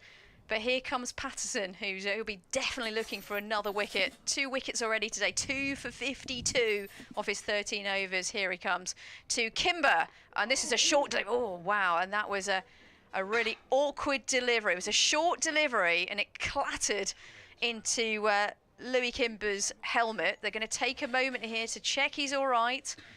Take a moment. That would have absolutely clattered into him. We'll probably get a speed check on that delivery in a few moments, but probably around the 80-mile-an-hour mark, straight into the helmet. In fact, Ackermann's got his hand around arm around his shoulder just to check he's all right, Lewis Kimber. But they're probably going to come on and replace his helmet, I would have thought. Yeah, I think first and foremost we need to get a physio out there just to check him, check he is okay. He didn't play it particularly well. Clearly thought he was going to bounce way over his head and sail safely through into the keeper's gloves, but he ducked into it. We saw Liam Travaskis of Durham do this against James Pattinson, and he actually did it twice. The first time the physio said he's okay and they changed the helmet and whatever, and then he did it again in a short time afterwards, and the physio this time said, no. I'm afraid you must retire, and they had to bring a concussion substitute into the game. James Pattinson offers a threat, a menace in many ways, but he won't like to see a batsman have to retire hurt, ducking into one like that. We can say that Kimber is stood okay. He's leaning on his bat. He's just waiting for the physio to come out and just check him over and the new helmet to be fitted out. So all is well. I suppose there's a case for saying, well, why don't they just troop off now and have the tea, and then he can check the helmet out. But there's also a case, I suppose, for Nottinghamshire saying, well, we want James Pattinson to give him another one. He's still got potentially 5 balls left in this over, and the batsman might be a little bit groggy. We want to get him bowling at him, but I think that. I think the most important thing is just to check that he's okay. But there seems to be more concern, I think, over the helmet than for young Kimber. He obviously is okay. I mean, all I'm saying from that is that he seems to be absolutely fine. He's obviously reassured everybody. Yeah, he's standing, and seems to be, taking a drink and taking some fluids, and seems to be okay. Yeah. However, I'm sure the physio will be asking all sorts of questions to double check, and they'll probably replace the helmet. That's what they usually do, don't they? But you're spot on, Dave. With that thought of look at Patterson right now, James Patterson. He's ready pretty much to bowl the next ball of the over. He's checking out his foot marks. Well, he's a strange old character. Like I said, he's bowled any number of no balls this year, and on one occasion, as I mentioned earlier, it cost him a wicket when Lloyd of Glamorgan edged it straight into the hands of Duckett at slip, and Notts were celebrating, and unfortunately for them and for Pattinson, it was a no ball. But even though he hasn't bowled any today, he was scuffing away there at the popping crease as if he's having all sorts of feet problems, landing problems, but seems to be okay. Importantly, though, young Master Kimber is ready to go. 2:33 for 4. I don't know if we're Louis-ing or Lewis in here, but Richard confirming that's what I always thought it was, Louis. Now, who sung about Louis? Louis. Oh. Do you find us on Twitter and let us know? Oh, come on. Oh, no, I'm be terrible in this pub quiz, won't I, with these questions? Right, I reckon it's going to be a short delivery. What do you think? Anyway, here comes Patterson to Louis Kimber, who is... Oh, he's wrapped on the pads. And that was an enormous shout from the Notts players. In fact, Patterson has got his hand on his hips in amazement that wasn't given out. the feeling in the commentary boxes is too high. Well, it's Let's take a look at it. Oh, it was a good well, shout. you've got the deciding vote. Richard Ray said too high, and I've got my finger up giving it out. So you've got the casting vote here. You see, I can't, hang on a minute. Who should I possibly go with? For me, just looking at that replay, that was an enormous. It's a massive shout. For me, it would be very close to hitting the leg stump. On to the next delivery. Kimber on strike. What's he going to get? Oh, and he's got a full delivery, and he drives this to the cover fielder. And nice stroke there actually, but there's no run. We'll never know. Let's be honest. But. We'll ask the umpire, says Richard Rees. Indeed. Yes. And the decision. I should like them to ask the third umpire. If only it could have gone to the TV people. But no, that's not to be. So was it called Louis or Brother Louis? Oh, the song? Yes. Oh, I don't know this one. I've got to be honest. Richard, any idea? Of course he has. Richard knows. Patterson to Kimber, and this time it is a short delivery and straight through to the keeper. I was waiting for the short ball. I expected it 2 balls before, but that didn't happen. In fact, here's the mind games that go on after you get hit on the helmet with an 80-odd mile an hour delivery. The next ball was actually a full delivery, wrapped him on the pads, did Kimber. Next delivery was a more foolish delivery, pushed to the cover region. And then, so I'll come on to what I'm laughing about in a moment. And then that last delivery there was a short delivery. We're still talking about song.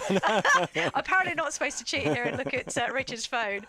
Kimber on strike to Patterson, who bowls this one. It's pushed between cover and point, and there's no run. I was actually going to say in the 20-minute break, will you be going off for a cup of tea, a cup of coffee, or a cup of hot chocolate?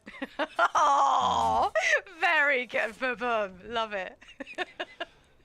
See, we're so much more than ball-by-ball commentary. You get full-blown entertainment here and a quiz. I used to like hot chocolate, Errol Oh, Brown. love it, yeah. Saw him at Newark Castle way back when Did in the you? grounds Any good? there. Oh, I bet they're can't beat brilliant. a bit of hot chocolate. Oh, definitely. Everyone's a winner. Kimber on strike to Pattinson. There's a game going on, don't worry. We're on it. On for the back foot, Kimber to point, and there is no run. At the end of an incredibly entertaining cricketing and non-cricketing over. Louis Kimber on 1, Ackermann on 71. The total is 233 for 4. And are we close to the tea break? In fact, this is tea, David. We're finally there, Dave. It is. It Got is all indeed. official there, according to David. Yes. Thank you, Mom. 104 runs scored in the session by Leicestershire. Notts picked up 2 wickets, both of them very deep into the session. Lewis Hill will be a little disappointed. He got to his 100 and then got out. Good swinging delivery from Stephen Mullaney, blasting through his defences to knock back middle and off. That was when the score was on 204 for 3, and then shortly afterwards James Pattinson, who bowled with plenty of pace towards the back end of the session, got rid of Vian Mulder, caught behind a sharply lifting delivery that went through to Tom Moores. He was out for 11, 231 for 4. Just a couple of runs added. Slight hold up to going for tea with Louis Kimber rattled around the helmet, but thankfully he's okay. We'll have a 20-minute interval as the players head off for their cup of hot chocolate, and we'll do the same. We'll invite you to come back and join us. When the players return, we'll be back with the commentary.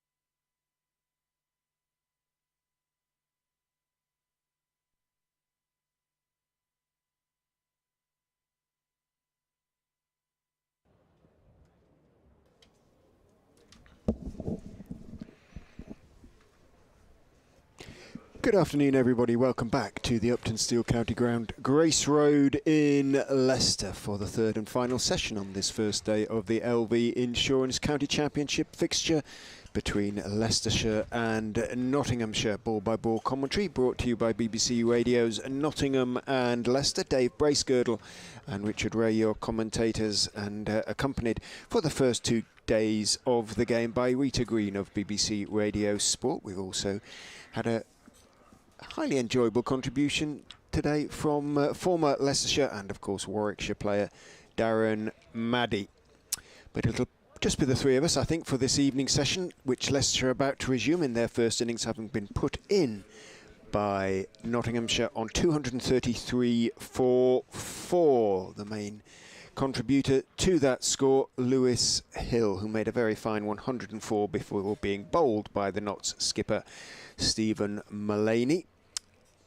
Colin Ackermann, the former Leicestershire captain, is there on 71 not out, and he's going to be facing the bowling of Mullaney, who is in and bowls to him on the leg stump. It's worked by Ackermann past mid-wicket down towards Ben Slater, who comes in from not quite on the boundary's edge, close to it, down there at deep mid-wicket, and a single is taken. Ackermann moves on to 72. It's been a hard-working innings from Colin Ackermann, who's been out of form for large parts of this season, and he's sort of working his way back into it.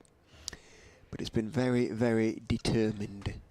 At the moment, the man with him is Louis Kimber. The young man faces the bowling of Mullaney, and he picks up a single, fullish delivery that swings a little outside off stump, and a slightly flat-footed push from Kimber sees the ball roll out through point down to the man on the boundary down there, and one is taken. He was struck on the helmet shortly before, in the over before tea, in fact, by James Pattinson. Horrible looking blow, which he sort of slightly ducked into as Mullaney is in to Ackermann on off stump. Ackermann is up on his toes, playing it out again through the point area, again down to the man coming in from the boundary, who is Lyndon James, and one is taken. 236 for 4 after the helmet was inspected, and presumably Kimber himself was inspected at some stage, or was pronounced okay, and he's come out to face the music. Will it be chin music in the next over from James Patterson? Forward goes Kimber to that delivery from Stephen Mullaney. Back down the wicket it goes. I've had a look round. I've not seen noticeably anybody loosening up, so I'm not sure. I'm looking around to seeing if anybody below us, or Second new ball's potentially 15 overs away after this one, so might be a factor. In his mind, must be. I would have thought Mullaney is in, bowls outside off stumper, half step forward from Kimber, allows it to go through to Tom Moores behind the stumps. the over rate is back at level. Despite the fact that tea was a good 25 minutes late, partly because of the delay while Kimber's ringing head was inspected and helmet.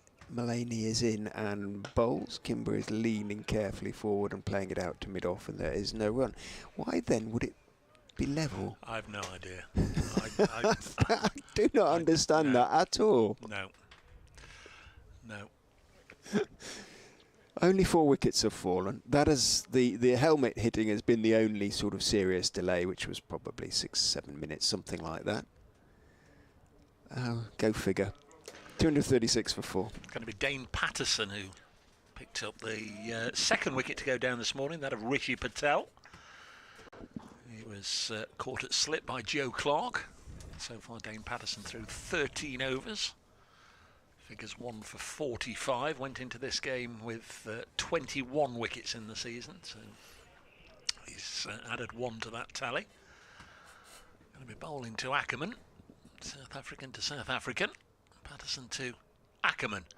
He's in and bowls, and I think we've seen that shot a few times today from Colin Ackermann. The straight bat, the forward defensive push. That one with just a little more intent. It very nearly got beyond James Pattinson at mid-off. He had to slide across and stop it. 236 for 4. I'm giving Leicestershire both sessions so far. 129 for 2 in the morning session, 104 for 2 in the afternoon session. Next ball kept out by Ackermann. Just jabbed his bat down on it just in time.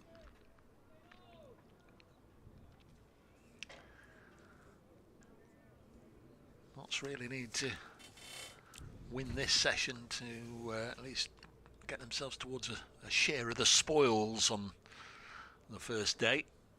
If Leicestershire have another session of 100 runs for just 2 wickets, then we'll be very, very nicely poised for the start of the second morning. Patterson in again, cut away by Ackermann. Down to Ben Slater. Down below, it's single taken. To 37 for 4, Ackermann on to 74. So earlier Lewis Hill becoming Leicestershire's second centurion of the season. Can Colin Ackermann follow him? He's 26 runs away.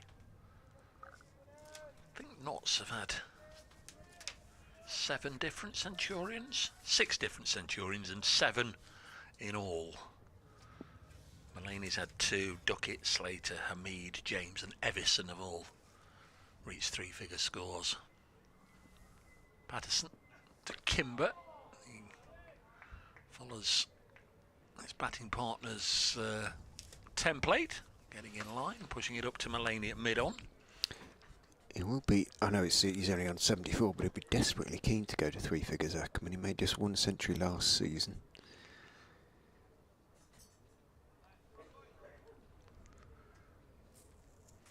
He's a better player than that, really. He's got a high of, well, you know better than me, I've got it down as 81, a high of 81 this season. This is punched away by Kimber through mid-wicket, and that'll go for 4 over towards the Sarah Millican Road side of the ground, underneath those covers. It's going to take a little bit of retrieving. Lyndon James has gone to get it. He'll be hoping that the ball has somehow found its way under the covers, and then, yeah, it has. It's come out on the other side, so it doesn't have to go crawling underneath, which is often the most inelegant thing you could ever wish to see on a cricket ground. A professional cricketer crawling along the ground like a member of the Marines trying to get underneath the covers to fetch the ball. I know it's a joke, but it is Milligan with a G road, you know, but as in Spike. Got him. 237 for 4. I wasn't sure whether you thought it with a C. Kimber forces it out, and this time Slater can't get there, and it is a boundary. Slater was down at third man. He ran round the boundary, or cut across the boundary edge there, and unable just to get there, and it goes for 4. 245 for 4. Just thinking, what do you reckon, 1930s houses, something like that, so it'd be pre-Milligan, so I don't know, it's obviously not named after a must be a famous Milligan. Might just be the builder, something like that. I always say can't see it at the moment with the trees in full bloom, but on one of the walls there's the Outlaws Motorcycle Club, which Hells I saw Angels, on Friday a evening. chapter. Is it?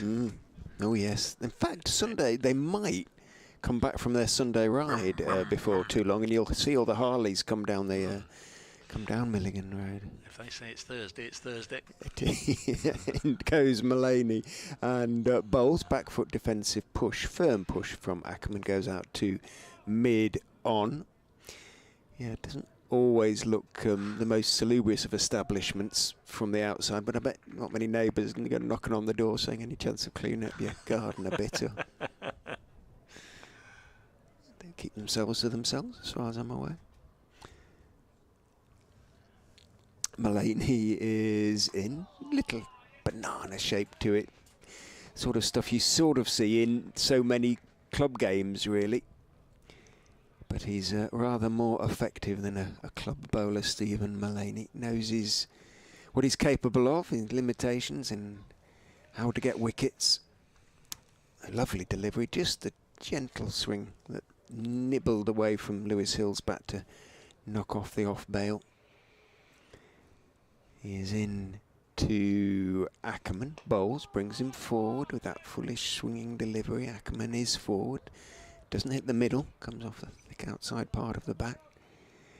Goes out to Ben Duckett, who is a shortish extra cover on one of the sort of semi-cut strips there, shining in the sun. One that will be used later on this season. Mullaney in. Drops a little bit short, so Ackermann can go back and work it neatly away down towards mid-wicket. Slater, who has been devoid of company most of the game one way or another, out on the boundary, comes running into field. Slats, as they heard him referred to in the field, comes in and feels one is taken. Ackermann on 275. Kimber on 10. Faces up to Mullaney, who is in. Bowls to him. Goes past the outside edge. Did it come off the gloves of, or was it off the pad? I thought it was off the keeper. Oh, I thought it was off the keeper's. Yeah, he's rubbing his knee now, isn't he? So, or flexing his knee. So, just drifted that one past the outside edge and not taken by Moores. Went through the gauntlets or below them onto his knee and bounced out into the offside. Rita made the point about Joe Clarke's position at first slip. I mean, he's almost behind Tom Moores. Very, very fine there, isn't he? A long way back. Mullaney is in again, slightly squared up, but it comes off the thick outside edge of Kimber's bat, runs out towards point, and the throw hits the stumps from Ben Duckett and bounces away. But happily for Notts, there are plenty of fielders making sure that no buzzers result. 247 for 4. Kimber has 11. Ackermann 75. 13 now until the new ball.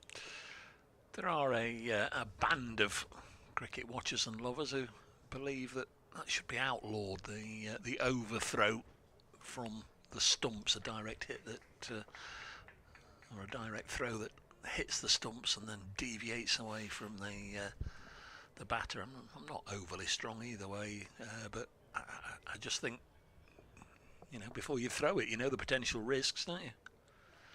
There's Patterson from the penny tent, bowls to Kimber, just rotates the strike, forcing it away with an open face down to Slater again.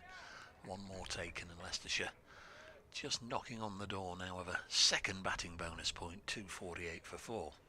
One that should be is when it comes off the runner, whether it's his bat or his body, as he tries to get in, for me. But and I don't know, there's an entire country, New Zealand would agree with me for sure, but that I've never quite. Yeah, that was a strange one, wasn't liked it? The World Cup final. Patterson in again. Bowles and Ackermann happy to leave it, let it go through to the keeper. Helps it on its way to Joe Clarke. From his position at slip, he throws it to the ball polisher, Liam Patterson-White. And then via the skipper, it'll make its way back to the bowler. 248 for 4. There may be an update coming, but no word in our earphones, so we'll just crack on.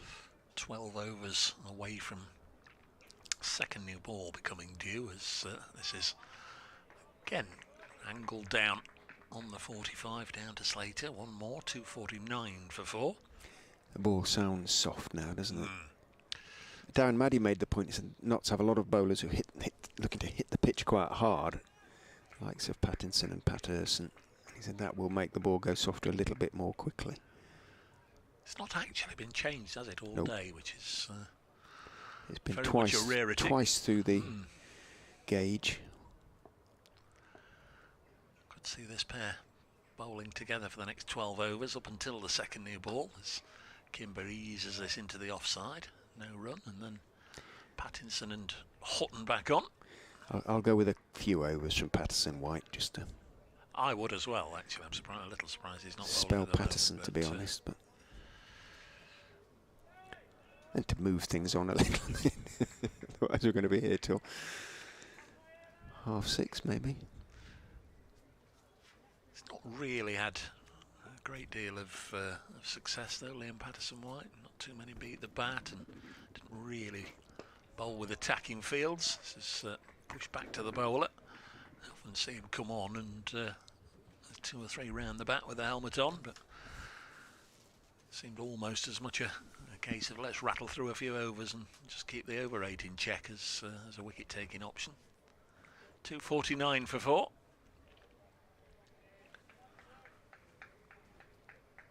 Kimber has 12. Last wicket went down at 231, so Kimber 12 of this 18 that's been added. Patterson bowls to Louis Kimber, and this has just helped in the direction of Mead in the covers.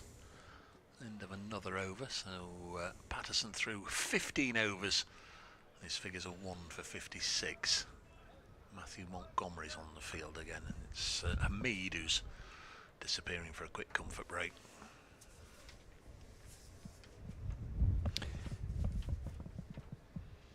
This is, believe it or not, already the 3rd highest first innings score that Leicestershire have made so far this season.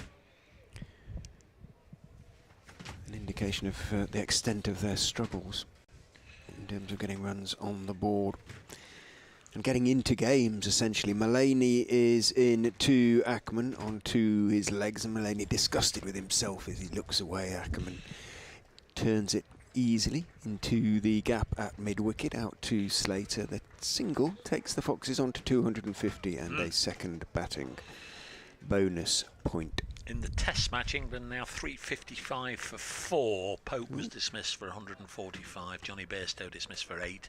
Joe Root has reached his century. Mullaney is in. Back foot defensive. Attempted force from Kimber. Doesn't really time it as well as he would have liked. And Ben Duckett can get across from that shortish extra cover position to make the stop. Not cleanly, but cleanly enough.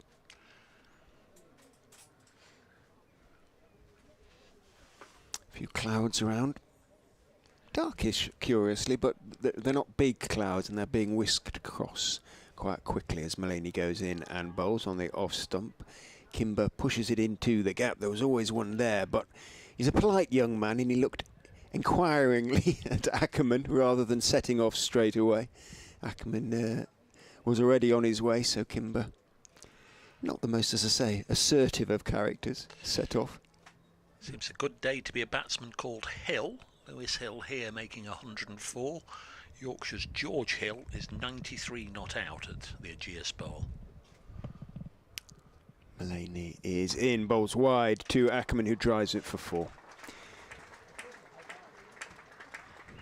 Just looking for swing, but it came from the arm rather than from the ball as such, and it went wide, and Ackermann, sense of relief perhaps about that, stepped out and drove it away for 4.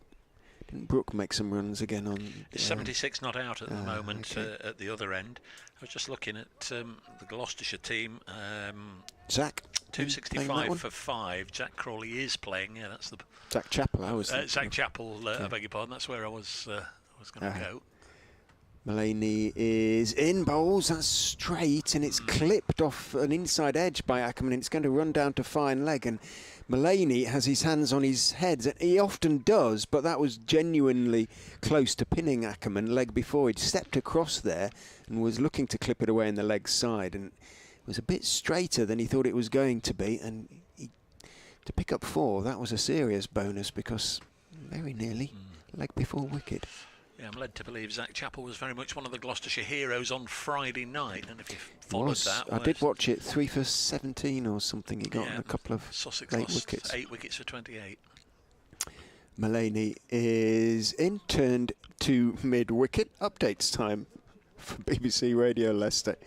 They are still doing pretty well, Andy. They've moved on to 260 now for 4, though they did lose Lewis Hill before tea. He'd made a very fine century, 104, before being bowled by the Notts skipper Stephen Mullaney, and Vian Mulder shortly before tea was caught behind off from a lifter from James Pattinson for 11, 231 for 4 at that stage. But Colin Ackermann, who is 86 not out, has been joined by Louis Kimber, who has survived a blow on the helmet from Pattinson Hansen pulled himself together, and he is okay, beginning to establish himself now. This is already at 260 for 4, the third highest first innings score Leicestershire have made this season, and with power to add, they'll be hoping to go somewhere close, perhaps even towards 400. They are at the moment 261 now for 4. Single taken at the start of Dane Patterson's new over. This is his 16th. It was pushed out to the subfielder, Matthew Montgomery. I think it's Hamid who's still off the field. Ackermann on to 87. Kimber on to 13. I was going to say, one's the Australian devil number, isn't it? They call it 87, 13 short of the 100. Unlucky for some and all the rest of it, down under, and here Kimber is on 13 at the other end. Supposedly the unlucky number here. They're not a particularly noisy team, Notts, are they? Compared to some. I know that these things are relative. There's Patterson in. Bowles clipped away nicely. And there's a single taken, 262 for 4. I know when they went, was it 32 games, something of that order, getting on for 3 years without a first-class win. That was one of the criticisms that was levelled from some quarters, that they were too quiet. Not entirely sure how much making a noise out there is to do with quality of performance, but I'll take your point. It wasn't a comment on quality as such. It was just a simple fact. Sometimes you're conscious of a barrage of noise, aren't you? But Patterson is in. Oh, down the leg side, and I don't know if he got a tickle on it or it was just no, it was buys. It was just a natural deviation away from the keeper for 4 buys. 266 for 4 is the score. No, it was a comment in a few quarters that when their heads were down, that there was nobody out there sort of lifting them and rallying them. We've all heard all the nonsense that gets said, but sometimes you do need big characters, your Luke Fletchers and the whatnots for the tough hours out there, grinding in the dirt or whatever it is they call it. And another one angled away fine. This time Slater will cut it off, and there's just a single. 267 for 4. But I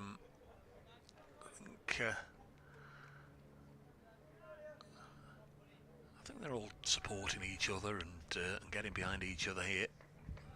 They will know that potentially there could be a cluster of wickets not too far away, and this game could have a different complexion, if not have a really strong 20 minutes, or keep Leicestershire quiet until the second new ball and make breakthroughs. But the applause is for a lovely looking cut through the offside, and that'll go away for 4 to Louis Kimber, who's very much enjoying his innings so far against his home county. I think he's Nottingham born. No, he's not Nottingham born. Lincoln. Oh well. Mrs. Kimber has been in touch with me, because it says in Who's Who that he was born in Scunthorpe. And I had this message from Mrs. Kimber saying, definitely was Lincoln, I was there, she said. Which is fair comment. A Lincolnshire. The ball's been retrieved, it has. There comes Patterson, 271 for 4. And he stroked this one away again. Slater quickly to it, and again they turn down that second run. Sort of falls within the Notts purview, doesn't it, in terms of potentially attracting young cricketers, but I suppose Yorkshire would say as well. Cambridge is sort of a catchment area for Leicestershire. Yeah, up to a point, yes. But they often go down to Essex from there, sort of Chelmsford area. Pick up a few from Staffordshire. We're going to have a little bit of spin. The captain's done. Stephen Mullaney for the time being, and Liam Patterson-White coming back. 7 overs, 1 maiden, none for 18. Looks like Lyndon James might get a few overs with the old soft ball as well, bless him. He's got it to move about today quite a lot as well, but unable to find the edge, get a wicket. only picked up 4 this season, Lyndon James. Patterson White, 7 overs, 1 maiden, none for 18 at the moment. Opportunity this really for Ackermann in these last 3 overs with the old ball to get across the line. He's not facing at the moment. Kimber on 19 is. Patterson White, ooh, horrible delivery down the leg side. Tries to sweep it. I don't think he got anything on it. Half stopped by the pad of wicketkeeper Tom Moores. Only one by conceded. He did well to make it just the one. Could so easily have gone on to fine leg for 4 buys. But he shuffled across and it hit him low on the pad. Patterson White is in. That's a better straighter delivery. Nice big stride from Kimber. Plays the ball back down the pitch to Patterson White.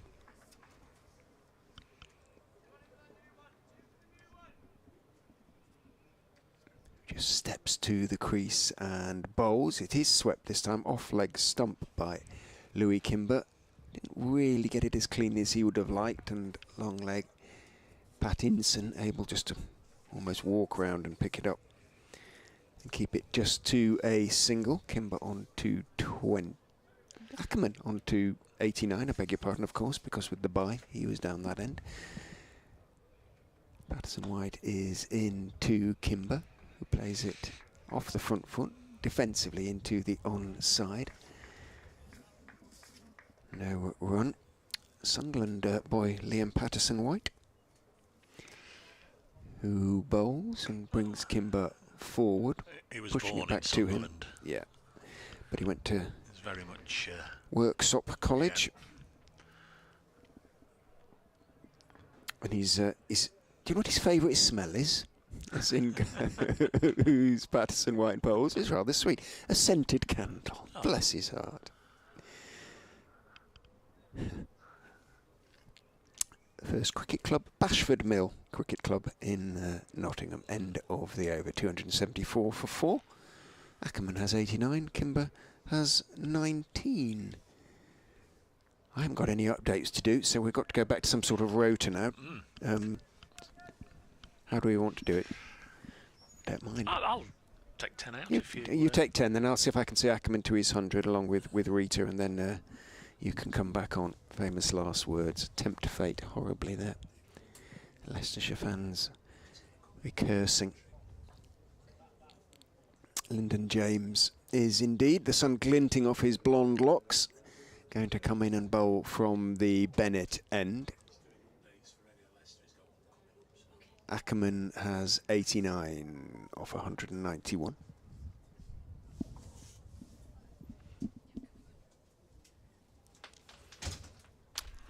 Little delay while Stephen Mullaney sets his field for Lyndon James. That is going to include sending Ben Duckett back from fairly conventional point to deep-ish point. He's walking fairly slowly and he's asking for further directions. Do I go all the way back? At the moment he's about 3/4 of the way back, so very much a single to be taken to the point area by Ackermann.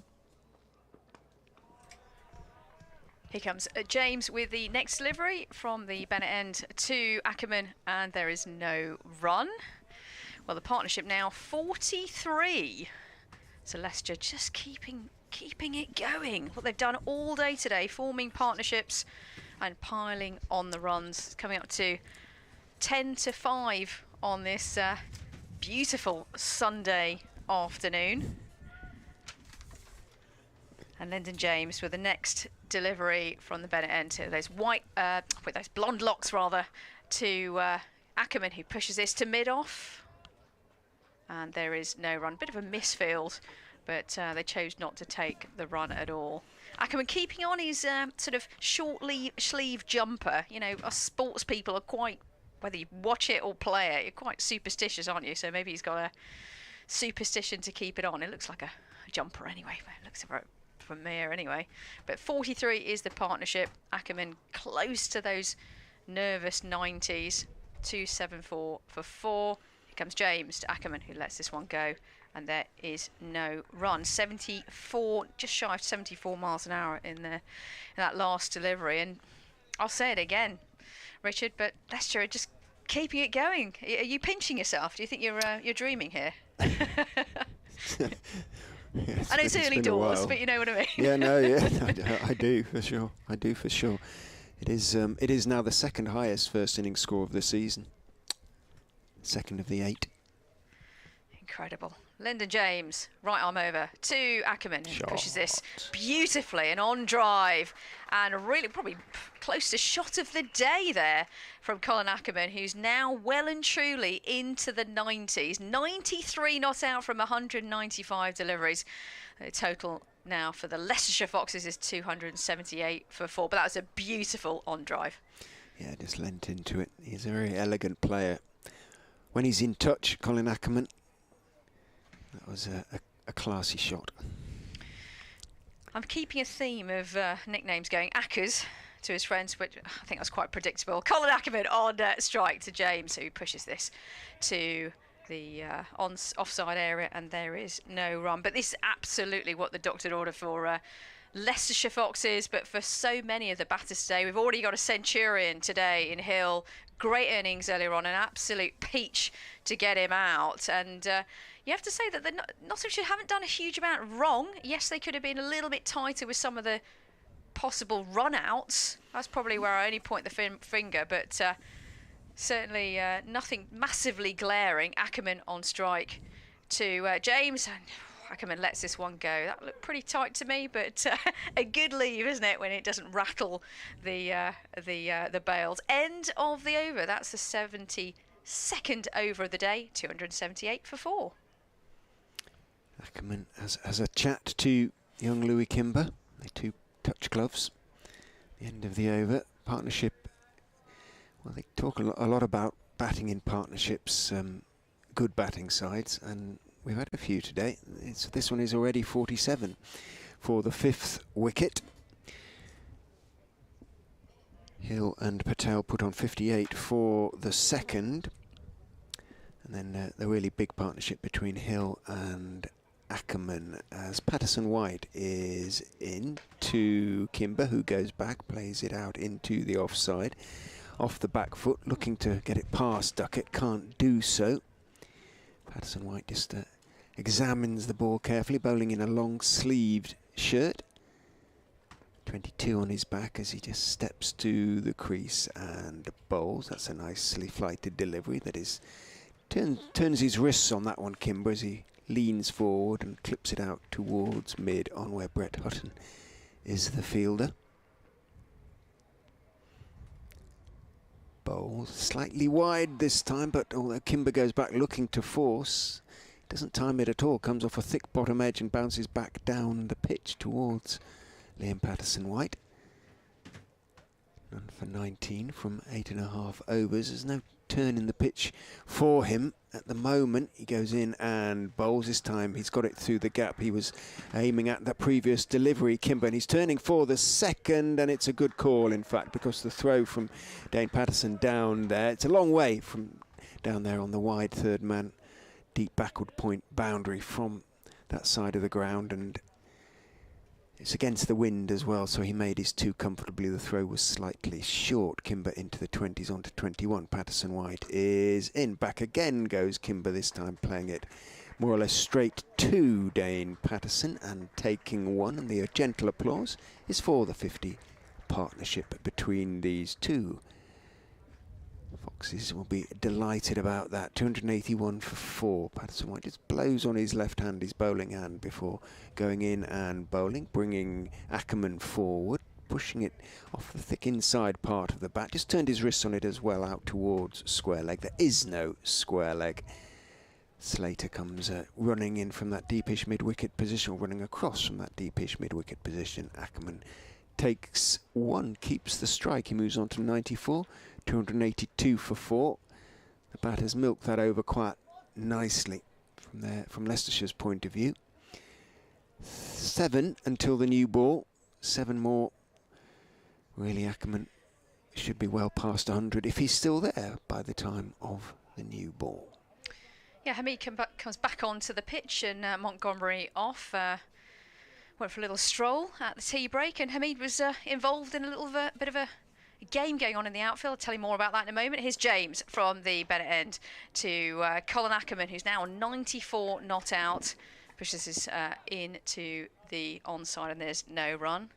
I do love a little game that you see in the crowd at the during the breaks, and yeah, Hamid got a little bit involved in throwing the tennis ball back again.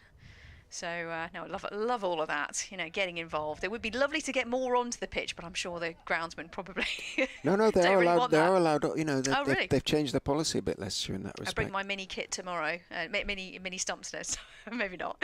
James to Ackermann. Oh, and that was a very, very, very times 100 good leave from a batting perspective. That looked incredibly close to the stumps.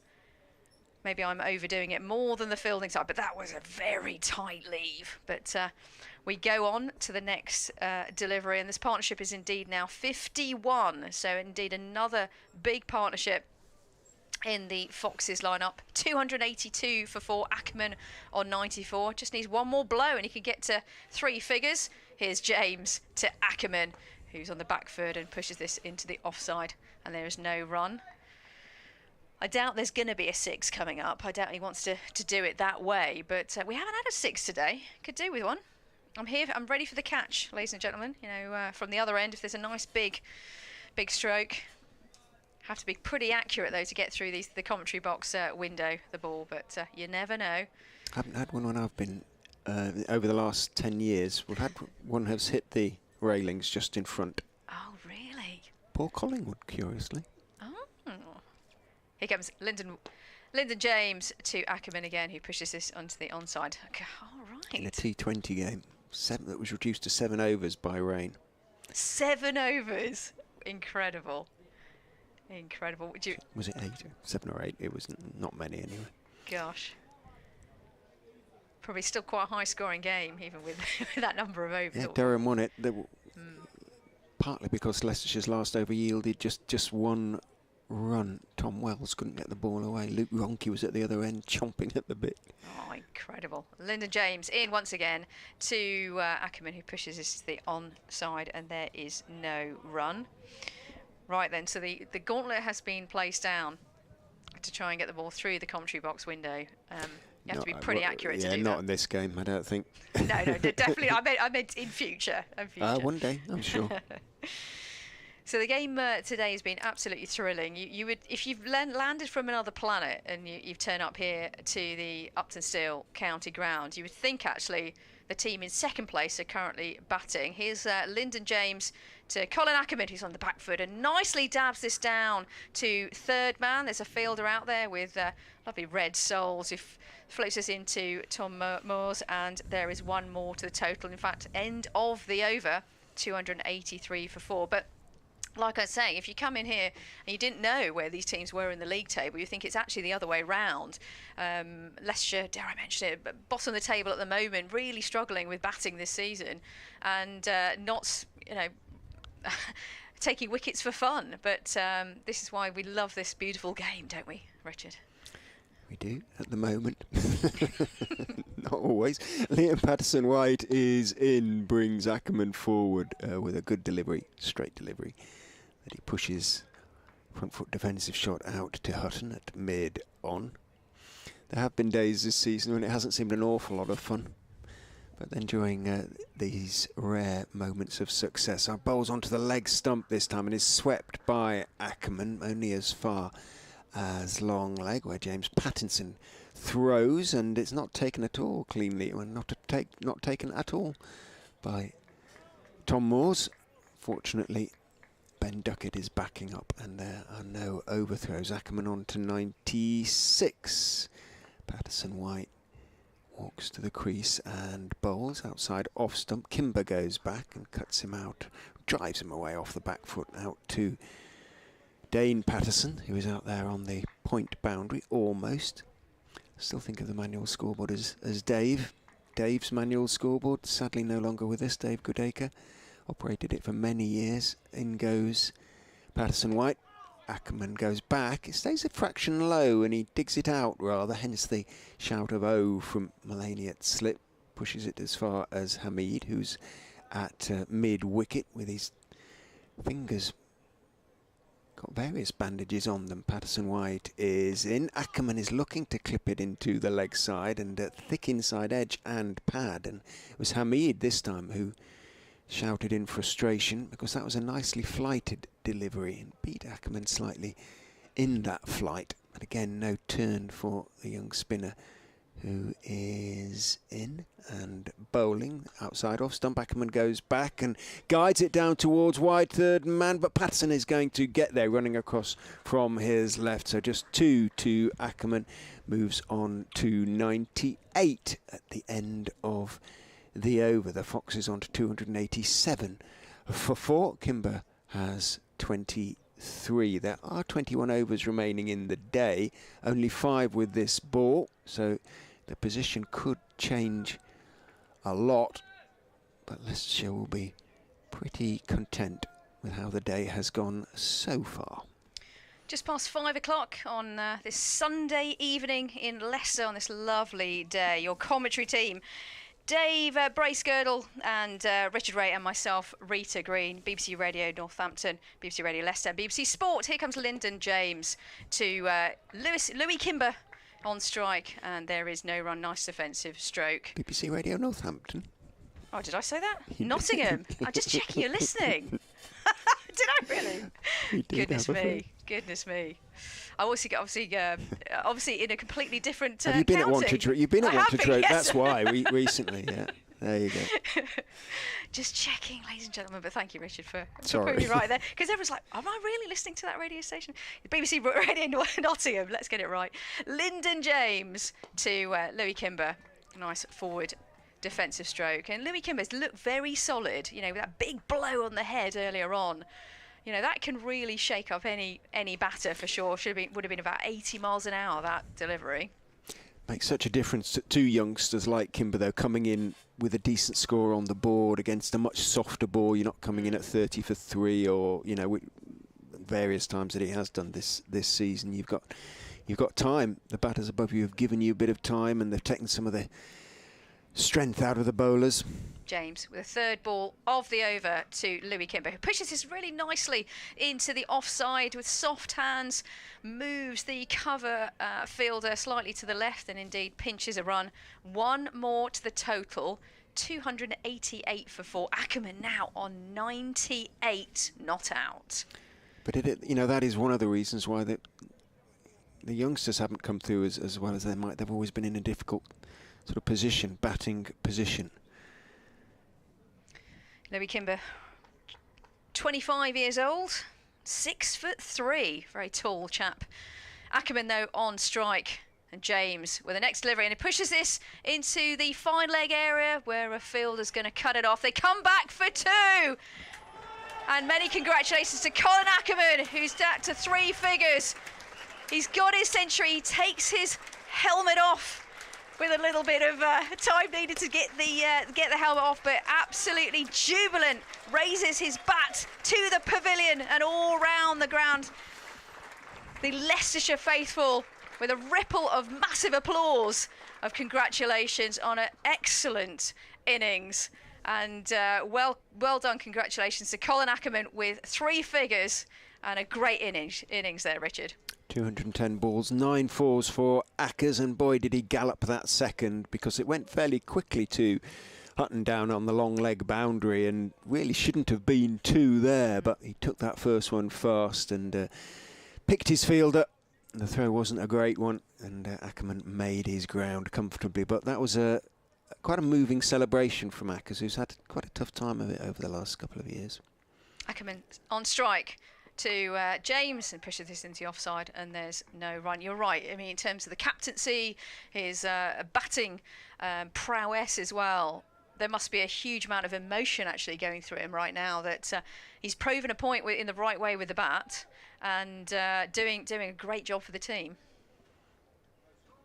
Massive partnership building once again here for the Foxes. Partnership now of 59. Louis Kimber with a very solid 42 at the non-striking end. And here comes Lyndon James, right arm over, very straight run up to the wicket, and then bowls to the Centurion. And this one really lifts up to Colin Ackermann. Bit of bounce there off the wicket. and actually came into Ackermann's gloves, but he defended resolutely, and there's a no run.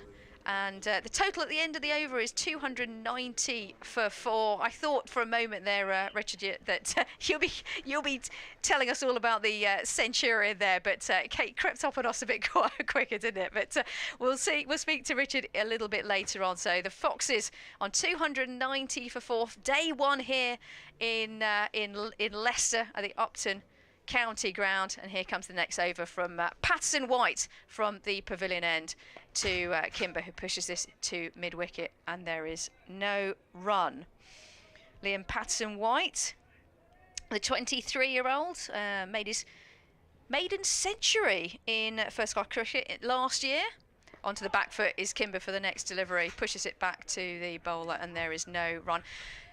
Patterson White definitely getting lots and lots and lots of revolutions on that ball. He's not getting any help really from the wicket itself, so he's working so hard with his fingers across the ball to get as much spin as possible. Here he is with the next delivery, slightly down leg side, flicks this one, does Kimber, but straight to mid-wicket, and there is no run. I can welcome back Dave Brace-Girdle, and welcome back, and we have another Centurion. We do indeed. Last time I sat down, a wicket went. Patterson White with a big hit into the deep, and in fact it is an enormous strike from Louis Kimber. Where did that come from? It was, I thought for a moment, going to be a 6, but it dropped just short of the boundary rope, and it's 4 runs to Kimber. Real lofted cover drive stroke, and definitely 4 runs for Louis Kimber. Yes, I heard you talking about hitting the ball through a commentary box window. He He heard me. lifted it and lofted it.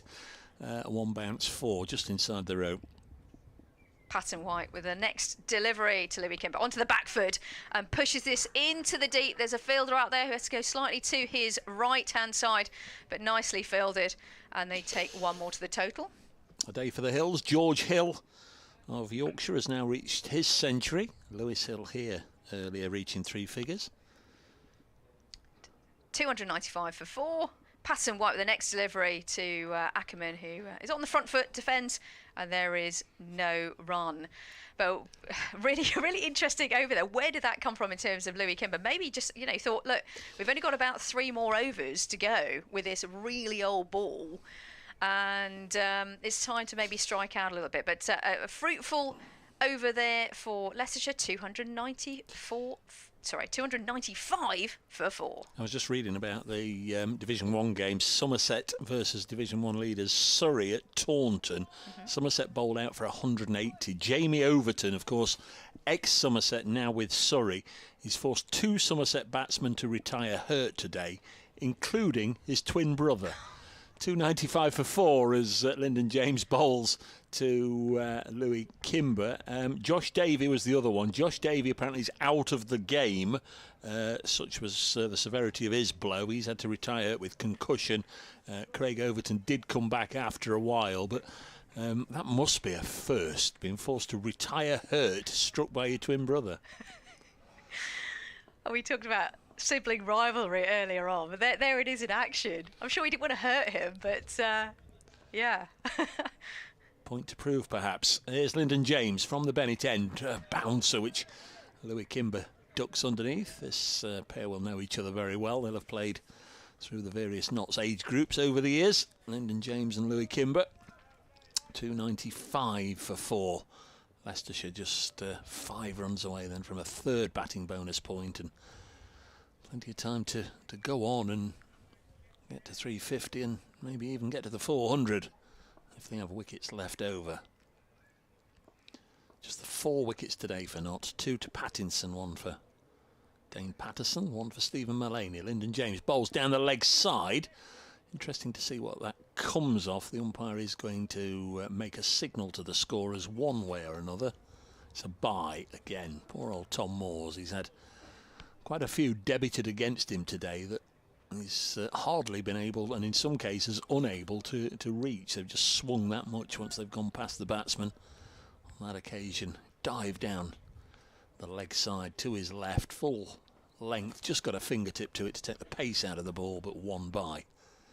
Foxes 296 for 4 as Lyndon James in again bowls to Ackermann this time, and Leicestershire's second centurion of the day, just happy to block it out to duck it. Yeah, wicket keepers never ever like any buys, do they? Let alone ones where it's so difficult to get anywhere near. But yeah, Tom Moore's with tough. Well, he did well actually to get any glove on that. Actually, could have been worse. Yeah, you've got to be philosophical, I think, as a keeper, because as I say, sometimes you just simply can't get anywhere near them, and you'll still have them down on the scorecard as going against you. Next ball is a sharply lifting bouncer, which Ackermann just leans back. A little bit of limbo dancing from the South African. Gets out of the line of that one, and it goes through to Moores. Yeah, definitely. For a few more bounces into the game so far for Notts. You know, what would be your view on... do you think we're in the lull of the game here, just waiting for that second new ball? Yeah, 2 overs away. Both Lyndon James and Liam Patterson-White will know that they're sort of in the holding role here, just trying to prevent the Foxes from scoring as many runs as they clearly are desperate to do against this soft old ball. If they can pick up a wicket, it's an ideal time, because I'm pretty sure that Stephen Mullaney will take the ball as soon as it becomes due, and then Brett Hutton and James Pattinson will be unleashed. 2 overs remain. Yeah, but they absolutely can't wait to get their hands on that new ball. They may feel that that will be the opportunity to nick maybe 1 or 2 wickets and end the day at least with a few more in the wickets column. But yeah, I mean 350 would be right now actually if Leicestershire don't get 350, I think they'll be absolutely gutted clearly. And really, they'll be looking for 400 plus, clearly. Yeah, Notts will be cock a hoop if they restricted them to 350. 18 Take overs a miracle, actually, wouldn't it? Yeah. remain in the day. Right then, Patterson-White continues with some spin from the pavilion end. And Louis Kimber on strike and pushes this to mid-on, and there is no run. Yeah, Louis Kimber, nice tall chap, 6'3". I'm quite jealous of my 5'1" frame. Although Sachin Tendulkar did quite well, not being the tallest. Here we go, Patterson-White again with a sort of almost a Yorker-length delivery, and really getting the revolutions through his fingers, through the ball, and doing his best to try and generate something. But he's not getting a huge amount from the wicket. 296 for 4. Patterson-White again to Kimber, and a lovely stroke into the offside from Louis Kimber, who looks as though he's just opening up a little bit the next couple of overs before the new ball. Indeed, the 300 is up, 300 for 4. Louis Kimber on 33 not out, and Ackermann on 100. Yeah, looking to make the most of these last couple of overs here before Hutton and Pattinson come back into the attack. It's a nice shot, that, actually. Deliberately lifted it up and over. Yeah. And more batting points for the Foxes. Here comes Patterson-White to Kimber, who defends. And in fact, bowled him completely. Beautiful delivery there from Patterson-White. Kimber tried to defend with all his might, but the ball snuck through the gate and clipped the wicket. And in fact, Louis Kimber's absolutely gutted. Probably cannot believe the ball snuck through there. But a wicket there for Patterson-White, who's worked incredibly hard to generate the revolutions on the ball. But indeed, there is a wicket now for the Leicestershire Foxes and for the Nottinghamshire Outlaws.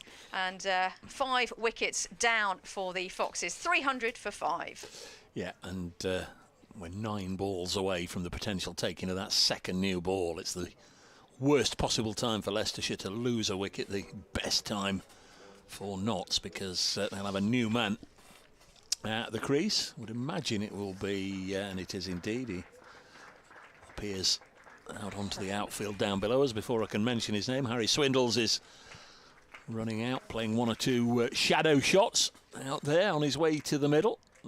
Fox's wicket-keeper, 300 for 5. But he will know that James Pattinson is already revving up. He's been fed some raw meat at the far end. Absolutely beautiful delivery there from Patterson-White to dismiss Louis Kimber. That one straightened up completely. He played the right stroke, but the ball just straightened up. And next thing you know, you could hear the bails flying. And for any batter me included, when you hear that sound, is nothing worse. And it probably would have surprised him a little bit that it turned as much as it did. But definitely credit where it's due. Patson White has worked incredibly hard. 1 wicket for 36 this afternoon. For today, rather, for Patson White. I'm going to just finish off the over, and I think Rich is going to take my spot. And it's been quite a day, but Swindles, Harry Swindles, who wears the gloves when the Foxes are fielding, is got the bat at the moment as he's on strike. Just over and a bit to go until they get the new ball. So Notts will be cock-a-hoot with that. Patson White to Harry Swindles, who's on strike, who takes an enormous step forward to defend that one and defends it well. And there is no run. Last ball of this wicket-taking over. Patson White from the pavilion end to Swindles, who defends once again, and there is no run. End of the over. Swindles yet to get off the mark. Ackermann on 100. The score for the Foxes is 300 for 5. Still pretty good as far as Leicester are concerned, but I wouldn't exactly say the innings was in the balance, but with the new ball very much on the horizon now, and James Pattinson revving himself up, he could easily be sort of 340, 350 all out if they're not careful. So important that Ackermann hangs around. 17 overs remain in the day, and it's going to be Lyndon James to bowl the final over with the old ball. Bowls very straight to Ackermann, who defends on the back foot. Thick inside part of the bat. Sees the ball run out into the on side. There's no run. Seems a while ago that Acker's reached his 100. Came off 210 balls. He's faced 7 since without scoring. Notts will know that they could yet have a good final hour, and you know, he's still very much in this game. James, very straight run, comes in and bowls to Ackermann, who's driving pleasantly. Good work out there in the covers, a sort of extra cover, diving away to his right by one of the sub-fielders who's, I can't Matthew identify. Montgomery. It's young Montgomery, dived away to his right. It was travelling, that ball, and he managed to get a good right hand to it and deflect it. In fact, both subs are across. on. Yeah, Montgomery made the stop, and Bud Inches out there in the floppy sun hat, he tied it up. Yeah, between them they saved, well, 4 runs. James is in, bowls, good bouncer to Ackermann, who has to duck quite a long way beneath it, goes above his back as he bent across. In the Test match, Ben Stokes is out, 410 for 5. It's a maiden Test wicket for Michael Bracewell. Stokes out for 46. Brunty's been in touch from on holiday in Mexico at the moment. He says it's our best performance of the season while I'm here. Means I shall have to stay in Mexico for the good of the club. It's a sacrifice I'm willing to make. I'm sure he is enjoying himself. Over there, in goes James and bowls up onto the hip, a bit higher than that probably of Ackermann, but he gets up on his toes, rides the ball nicely and deflects it away to square leg for a single. Got to try the old tequila. I'm sure he may have had one or two. I'm judging by 1 or 2 of the pictures. The disco, in the disco in particular. What is it, suck in a lemon or a lime and then a bit of salt on the rim of the glass? Mexico's not a country I've had the pleasure of visiting, I must admit, so I'm not sure. I have, but not for 40 years or so. When I was in the forces in Belize, 1981, I was right on the border there, so we used to pop over the border into Chetumal. In goes James and bowls onto the legs of Swindles, who works it away towards deep square leg. I'm not sure why there's a deep square leg for the new batter. Dane Patterson gets his throw away slightly wide of Tom Moores, who I don't know whether he was pointing at the stumps there, having had to run across and not being able to get there. Swindles picks up 1. 302 for 5. Swindles badly in need of a knock. A long knock, that is. Go through his scores in a moment. In goes James and bowls to Ackermann, who turns him directly to mid-wicket. Did get 57 here against Sussex. That seems like quite a while ago. That was by a long margin his highest score of the season. That's his only 50. End of the over, 302 for 5. That's this very second. They've got 13 players on the field, but Boo! Typical Notts. James Pattinson and Always. James Clark have just come back onto the field. And hang on. In fact, Ben Slater says to Matthew Montgomery, "You stay on there a minute. I'm going for a quick comfort break." But he's gone off, and Sol Buddinger now going off. 302 for 5. Off to 80. So. New ball time. Yep, second new ball's been taken. It's going to be Brett Hutton. So back in come the slips. And this a key moment, and ideally for Notts, they've got the brand new batsman on strike. It's potentially a key period of the game now. This next hour. Brett Hutton 13 overs, 3 maidens, none for 50, and amongst that were 2 quite expensive overs from the far end, but from this end he's been right on the money. I thought he was a little unlucky this morning. He's bowling to Swindles, armed with the new ball, and the first one does shape away nicely. So it's a fairly standard 6-3 offside field, 2 slips, and then there is a man down at third. We've got a point in extra cover and a mid-off, and on the leg side, again, just what you'd expect, really. A long leg, a mid-wicket and a mid-on. That's the 81st over. We play 96 a day, so another 15 overs. Hour or so from now. Hutton bowls. This one shapes away and goes into the gloves of Tom Morse. Saying to read to Richard while you were just outside watching on the balcony area there, down at Taunton. You just wonder about the various emotions there as Jamie Overton forces his brother Craig Overton, his twin brother at that, to retire hurt, hitting him on the helmet. 302 for 5. With family bragging rights, but the first thought would have been, hope he's okay. Here's a wicket for Hutton through the defences of Swindles. That one just shaped beautifully in the air and clips the off peg. Wicket for Brett Hutton. It's come late. The swing did for him. Super delivery, but he'll be disappointed the way in which he tried to play it. Obviously he will, but you know what I mean in terms of technique. Gives Notts another lift. Yeah, They've got a wicket absolutely. Just before the second new ball. That's 2 wickets in the space of about 12 deliveries. From 300 for 4 to 302 for 6. There's Ben Mike, who got a half century here in the Bob Willis Trophy game. The last time the sides met here in red ball cricket, the behind closed doors match. 302 for 6. He's on his way out to the middle. Best of 99 not out against Middlesex at Lords. Now, is that heroic or is it careless?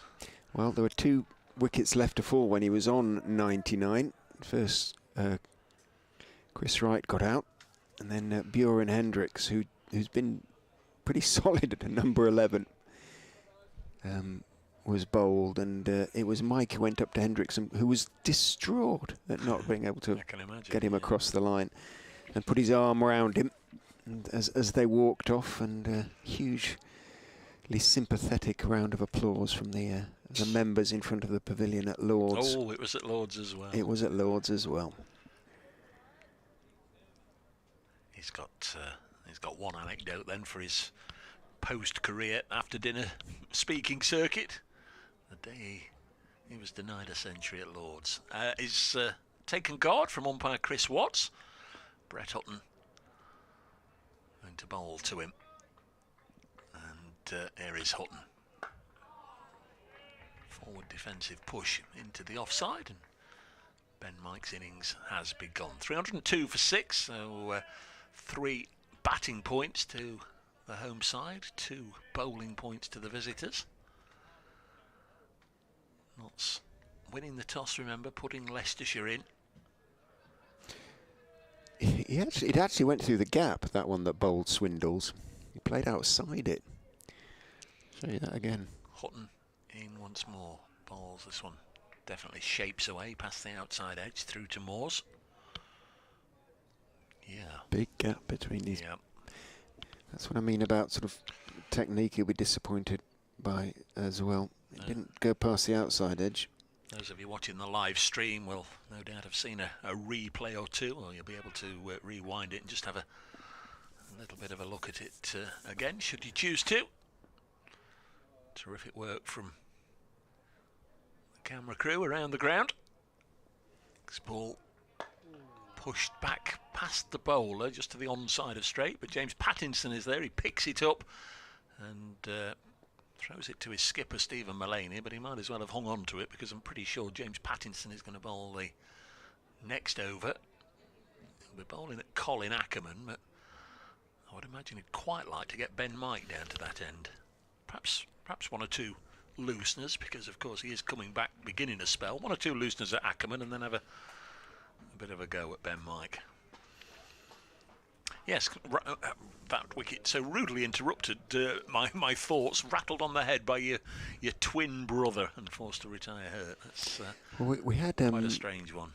We had the Parkinsons. I was going to say bowling at each other, but they weren't actually. I don't think. I'm trying to think. Callum, I think, bowled at Matt in the last time Leicestershire met Lancashire, but again the game didn't last too long, so there wasn't much opportunity. Would they be the only brothers on the circuit at the moment, the Parkinsons and the Overtons? The twins, certainly. I'm sure. James Pattinson then in from the Bennett end, bowls to Ackermann down the leg side. As Dave said, there might be one or two looseners, and actually Tom Moores did rather well just to get the edges of his glove to that one, diving away to his left, managed to slow it down and saved 3 byes. Just the one signalled as Brett Hutton got across to field at fine leg from long leg. Updates time for BBC Radio Leicester. They have lost a couple more wickets, I'm afraid. Louis Kimber was bowled by the left-arm spinner Liam Patterson-White for 33, having put on 69 for the 5th wicket with Colin Ackermann. Ackermann went to his 100 just before then. Very fine 100 from the former skipper. Came off 210 balls, included 9 fours. Notts have now taken the new ball, and it's already had an effect. Harry Swindles, who came in to replace Louis Kimber, was bowled through the gate by Brett Hutton for just 302 for 6. Ackermann is still there, though. He's 101 not out. The Foxes need him to be there at the close if they're going to get anywhere close to the 400, which will be the sort of target they're hoping for to put Notts under pressure when it's their turn to bat. At the moment, Leicestershire in their first innings are 303 for 6. Back with you on commentary. One delivery that you missed from Pattinson outside off stump. Mike let it bounce through into the gloves of Tom Moores. Just the 2 slips at the moment. Clark and Duckett as Pattinson is in. Mike is tucking one off his body into the leg side, just square, just wide of Dane Patterson, who has to run across to field, and so Mike is off the mark with a single. 304 for 6. Patterson then is sent out to the deep square boundary, and Point is sent back to the deep point boundary as well, or deep backward point anyways, slightly backward of square. Pattinson down the slope comes the Australian and bowls to Ackermann, who's up on his toes, slightly short of a length delivery outside of stump. He guides it down towards third man, who I can't see for a pillow. It's usually Slater, but on this occasion it isn't. It's young Armstrong, is it? Montgomery. Montgomery. Armstrong? Where did Armstrong come from? Don't know. And one is taken. You thinking of Pointless? Possibly. Not a programme I watch, though, by and large, I must admit. No. In fact, I'm not sure. I've kind of seen bits and then switched over, but never sat down and watched it, I must admit. What's opposite that? The Chase? I don't know, probably searching for some sporting highlights or something on the other side. In goes Pattinson. Bowls to Ben Mike, who's drawn into pushing at a slightly wider delivery. He has that knack, James Pattinson, of whether it's the extra pace or whatever it is that persuades the batsman or makes the batsman just maybe feel for a ball that against a bowler of lesser quality that they might automatically leave. Got away with it. He's talking about brothers, of course. There's the Roots, Billy and Joe Root. And Indeed. I think there's a couple at Leicestershire, Gloucestershire. Is it the Taylors and the Prices? A couple of pairs. Not sure if there's any more, folks. Pattinson in to Mike, who's looking to drive a full wide-ish delivery. He's late on the shot, and it bounces through to Moores behind the stumps. 305 for 6 remains the score at the end of the 82nd over of the innings. Henry and Ethan Brooks at Warwickshire. There's dozens. Every county's got some. Twins, though. It's certainly only brothers. They're the brothers that count. 305 for 6. It is. Gloucestershire 311 for 6. Just mentioned them. Yeah, the two Prices are batting together. Zach Chappell not yet at the crease in that one. Here Brett Hutton with ball in hand. Oh, Daniel, of course, points out on Twitter. Come back to that in a second. Bowling to Ackermann on 102. He's been a very model of concentration today. Pushes us into the offside. That Louis Kimber's brother plays at Surrey. Of course he does. Yeah. That's Nick. Yeah. So there's lots of pairs of brothers about. Younger brother of Louis, that is. And their older brother, James, played for Well, Lincolnshire. there's the Currans as well. 3 of them. Next one is ball to Ackermann. Again, he defends. That's the 225th delivery that Ackermann has faced. He's 102 not out. And James also played for Not Seconds.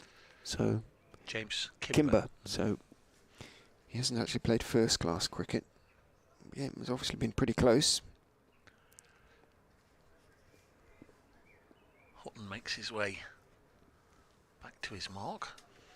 This is the 3 Currans, Tom and Sam at Surrey, and Ben is at North Ends.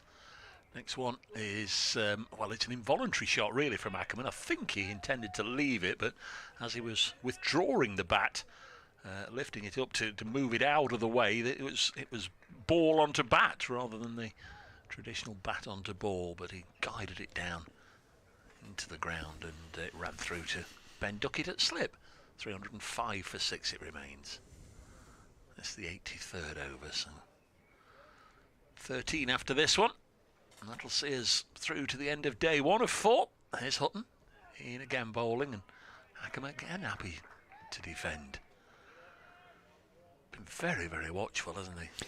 Yes, it's been a most sort of un-Ackermann-like innings. I don't mean not that he's watchful, but he's been very, very restrained pretty much all the way through. Just wondering how many... The 126 not out he made last year against Sussex came off. Let me have a look. 260 against Middlesex, sorry, 263 balls, hit 17 fours. 5th ball of this over. Hutton bowls wide of the pegs and goes through to Moores. 305 for 6. So 6 wickets down means just 3 more to come. Callum Parkinson, Will Davis and Chris Wright. I would think it'd be Parkinson, Wright, Davis in terms of batting order. Got a first baller the other night, didn't he, Davis? Dane Patterson mopped him up. Houghton again bowling, just guided down on the 45, down to third man by Ackermann. Takes the single, he'll keep the strike, 306 for 6. And that's the end of Breton's 15th over, 1 for 51.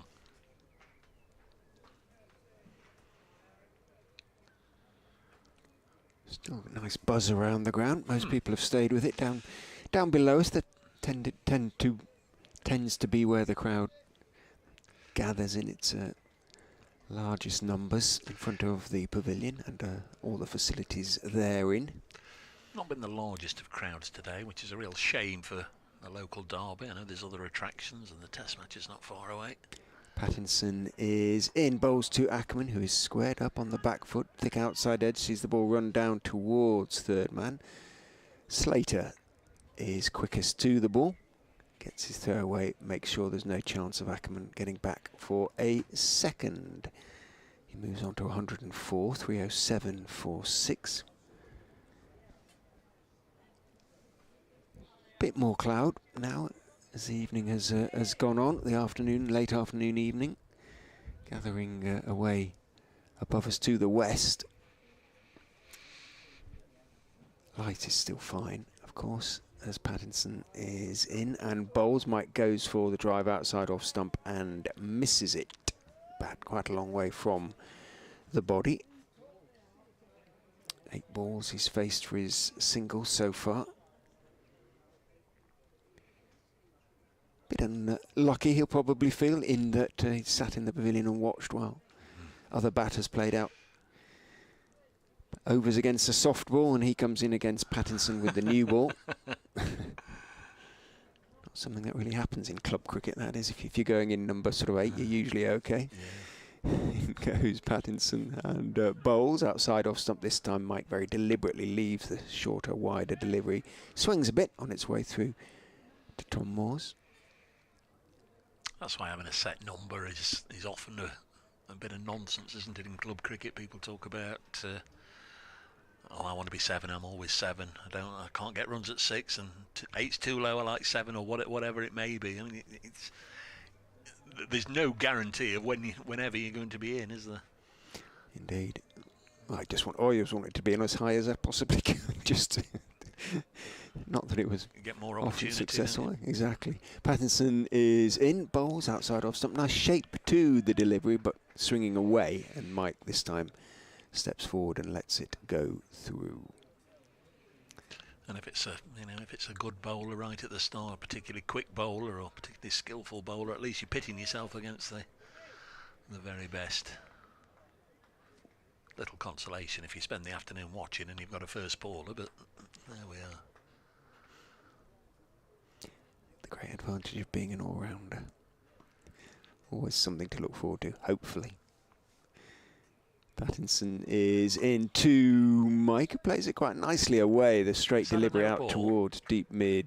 Sorry? Deep mid. No ball. It might well wicket. be his first of the day. And Patterson, who dived away to his left, body was over the line and signals it was a 4. Umpire Warren was already sticking his arm out to get ready to signal the 4. But for I was going to say, I'm not sure it was I don't think it was a no ball. No. Just watching the scoreboard to see if it has ticked over. No, he was sort of preempting that he was going to make a signal, but it did look as if he was stood there signalling a no ball, which, as I say, for those that have watched Notts this season will know has been a recurring theme with James Pattinson, but not one yet today. Famous last words. Yep. You're trying. In goes Pattinson and bowls up on his toes is Mike, riding it nicely outside off stump and guiding it down to third man for 1. No, it's clear he's been obviously working on it, and in the time away from the red ball game, because as you've mentioned a time or two, there is a little bit of a slope coming down from the Bennett end, and bowlers can, just overstep or whatever if they are running down a little bit of a hill. So I think he's done pretty well today. Indeed. Has the enforcer role. Just every now and again, if anybody's just getting a little bit of ahead of themselves, he'll bang one in short and test their ability to get out of the way. Comes charging in now and bowls to Ackermann down the leg side. Tries to just flick it on its way. Doesn't get anything on it.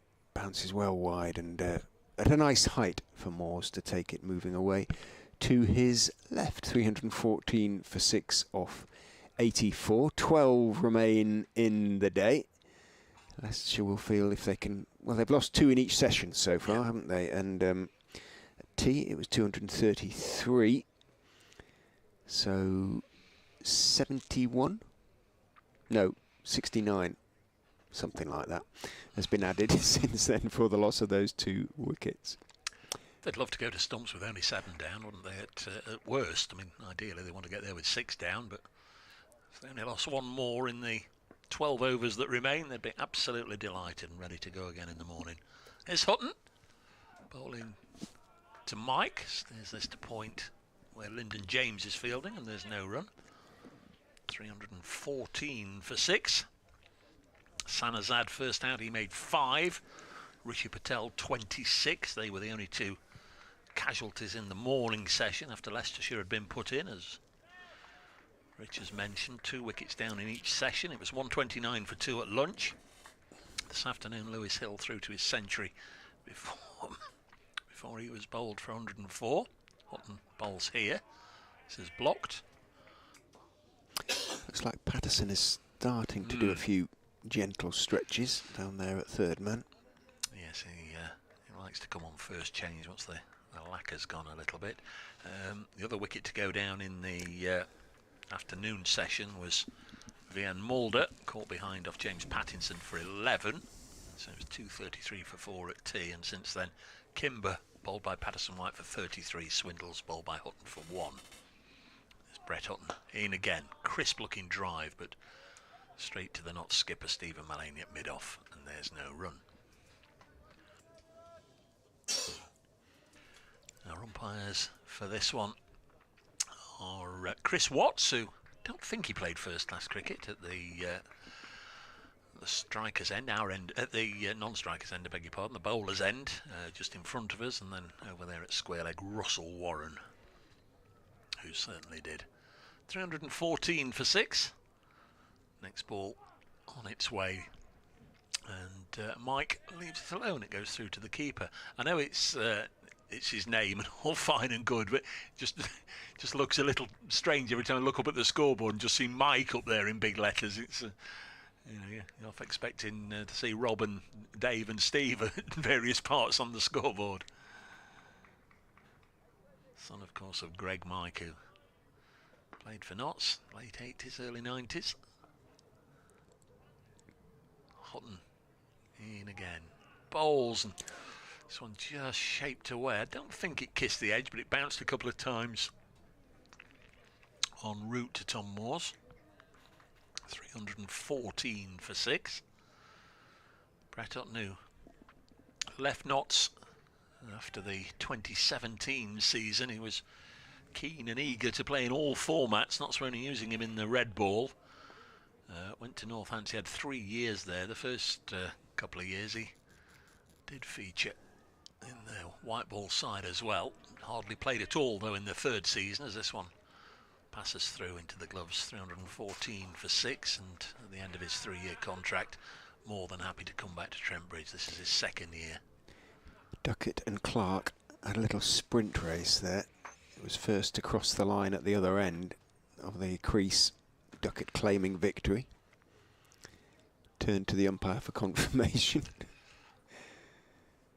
Keeping themselves entertained. Yeah, they're usually up to something. They're rarely far apart, on or off the field. We jump back on for a few overs before the close. Going to be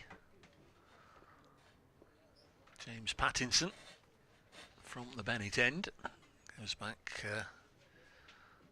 as far as the sponsor's logo. Comes in and bowls, and Ackermann dug that one out. He would have been absolutely stone dead had he not got the bat down on it. But of course, he did get the bat down on it. He's been doing that all day long. But fast, searing Yorker from Pattinson, honing in on the base of middle stump, and it was dug out nicely by Ackermann. 314 for 6. Here he comes again, lengthening his stride, accelerating up to the crease. Balls one just wide of the pegs and left alone. Goes through into the gloves of Tom Moores. Ackermann on 104. That was the score which Lewis Hill made earlier in the day. Splendid innings from Lewis Hill. It's been a splendid innings as well from Ackermann, of course, but Hill absolutely rattled along.